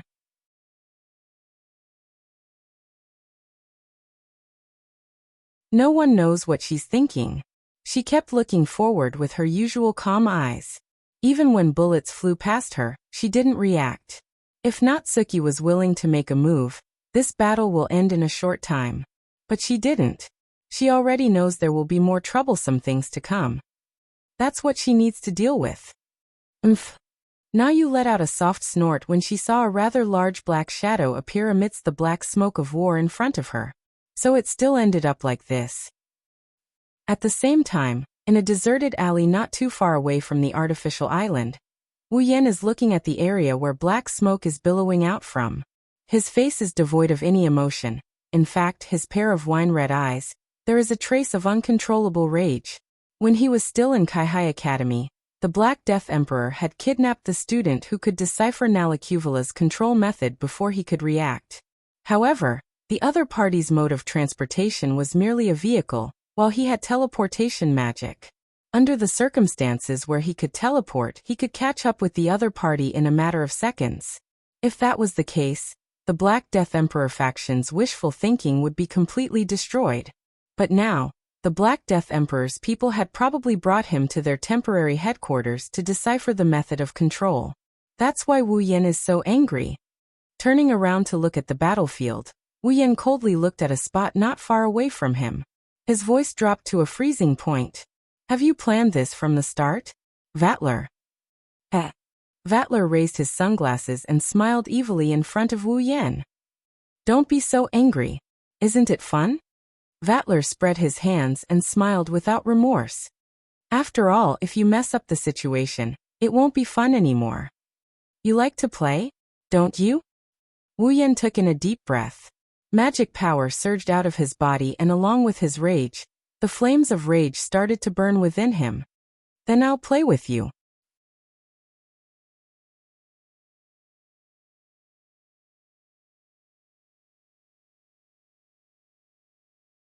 Chapter 921. I've been wondering. Wu Yan's mana surged like a tidal wave. His body looked like it was coated with a layer of light. It shined brightly. Why was the Black Death Emperor faction able to infiltrate Itagami Island so stealthily? Why was it so hard to find a hiding place when they obtained the ancient weapon Nalacuvula? And why was the Black Death Emperor faction able to act so purposefully in Saikai Academy? They even knew that I was the real obstacle, and sent people to restrain me. Zhang Che thought to himself. As if he wanted to vent something, Wu Yan spat it out word by word. Vatler, you're the one behind all of this, aren't you? Vatler is a noble from Warlord Domain. He came to Itagami Island as a diplomatic envoy. As a diplomatic envoy, the yacht Vatler was staying on was strictly protected. Even the special forces couldn't search the yacht without solid evidence. The Black Death Emperor faction was a terrorist from the warlord's territory. Their goal was to overthrow the first true ancestor. So Vatler and the Black Death Emperor faction were enemies. But because of this, if Vatler provided shelter for the Black Death Emperor faction, and let them hide in his ship, then they would be the safest. As long as Vatler provided a hiding place for the Black Death Emperor faction, everything would make sense. I'm afraid so. You were the one who leaked my information to the Black Death Emperor faction, right? He stared at Vatler intently. Wu Yan said coldly. Vatler chuckled, and put on an annoying smile. He then shook his head and said in a regretful tone, You misunderstood me. The Black Death Emperor sect is an enemy organization of the Battle King's land. I am a noble of the Battle King's land, and I am a noble of the Battle King's land. How could he possibly help his enemy? This explanation was indeed very convincing. Who would provide help to their enemies? However, Vatler's next sentence completely destroyed this excuse. I just didn't think that there would be a terrorist hiding on my ship. Vatler smiled, his words infuriating. When I noticed it, the Black Death Emperor faction had already attacked me. I couldn't beat them, so I had to abandon the yacht and escape. That's how lucky I am. He didn't expect there to be a terrorist on his yacht. Couldn't beat them? Abandoned the yacht and escaped? Escaped with his life? A 9th-grade noble vampire managed to survive in the hands of a group of terrorists who hadn't even reached 8th grade? Why did they come here to stop him? Very good. His heart calmed down. Wu Yan looked at the smiling Vatler. Suddenly, a crimson spatial ripple appeared under Wu Yan's right hand. I hope so. You can continue to be lucky. Ha. Ha ha. Ha ha ha ha. Vatler covered his face as his body trembled. A burst of uncontrollable laughter escaped from the gaps of his fingers. Along with the ferocious swirling of mana, the laughter reverberated around Vatler's body. 3 python-like fluorescent serpents formed from Vatler's magic power. They coiled their bodies and flew up. They collided in midair and merged like water. Then a light dragon with spikes on its back, missing its horns and limbs, and covered in black scales appeared and circled around Vatler. Finally, I can fight with you again. The mysterious 5th primogenitor. Like a fanatical believer, Vatler suppressed the wild excitement in his heart as his voice reverberated through the air. Compared to an ancient weapon that can kill a primogenitor, I would much rather fight a primogenitor. Don't you think so? Don't you think so? His blue eyes turned crimson red. Vatler ripped off his sunglasses and crushed them. He stared at Wu Yan with a look of ecstasy on his face. Come. Let's continue where we left off last time. Not over? Wu Yan snickered. He held the gate of Babylon in the palm of his hand. A red spear came out of the gate of Babylon and landed in his hand. You're wrong, Vatler. The last battle ended with my victory. This time you'll lose even faster. Vatler paused. He looked at the red spear in Wu Yan's hand. What is that? You will find out soon enough. Wu Yan's magic power abruptly shrunk after he said that. Vatler's expression stiffened. He manipulated his familiar and threw a mana vortex behind him. Hiss! The glowing light dragon swung its body like a whip. Under the guidance of its host, the heavily armored body of the light dragon transformed into the most direct form of a savage beast. Withstanding the ferocious force that caused the space to tremble, the light dragon charged forward and crashed into Vatler's back. Wu Yan appeared out of thin air with a red spear in his hand. His expression didn't change at all when he saw the vassal beast charging at him. Pung! Stomping on the air, Wu Yan charged forward with his tiny body that is incomparable to Guanglong's. Leaping into the air, the spear in his hand thrusted forward with a ferocious momentum.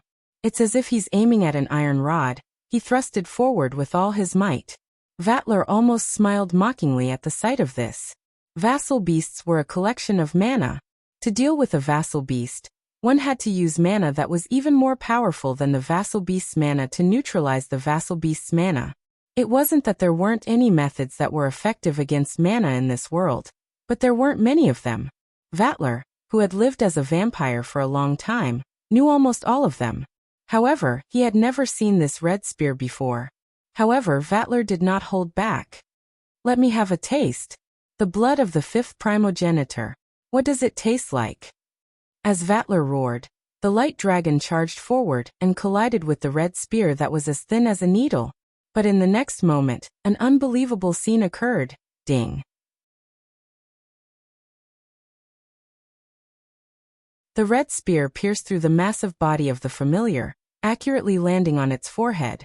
At the point of impact, a ripple of energy rippled outwards, followed by a crisp sound that reverberated through the small alleyway. Then, bang! Guanglong's familiar was powerful enough to turn the entire Itagami Island into rubble. Guang! It disintegrated into nothingness. Wu Yan blocked the vassal beast of the vampire, who is said to be the closest to a primogenitor, with a single strike. What? Vatler's smile froze on his face. The impact created a tornado that blew away everything in its path. Wu Yan charged forward with the red spear in hand. His expression didn't change. He arrived in front of Vatler. Raising his head, Guanglong stared at the stunned Vatler. He gripped the spear with both hands and thrust it at Vatler. Bang! Vatler looked like he had been hit by an invisible meteorite. He howled in pain as he was sent flying backwards. Bam! His perfectly proportioned body was like an arrow that had left the bow. With a burst of air-piercing sounds, he flew out at an extremely fast speed and crashed into the wall at the end of the alley. He broke through layer after layer of hard rocks and smashed onto the ground, creating a 2-meter deep pit and dense smoke and dust. The broken rocks did not even have the chance to land on Vatler, as they were blown away by the violent impact. Not long after, only Vatler's grotesquely twisted body was left lying in the crater. His spine had been completely broken. Less than 10 seconds have passed since the start of the battle. In 10 seconds, Vatler, the closest vampires to a primogenitor, has been defeated. Ugh. Vatler opened his mouth and spat out a mouthful of scarlet blood. His pupils were dilated and his lips were slightly opened. In the air, 3 words filled with disbelief were spat out by him with difficulty. Impossible. That you're tuning in to the Lime's Wuxia Whispers YouTube channel. We're so grateful for your support, and don't forget to subscribe to join us on this incredible journey through captivating stories. Your generosity through donations truly makes a world of difference, as it's the primary source of revenue that allows me to expand and enhance this channel for you. Thank you from the bottom of my heart for being a part of this adventure.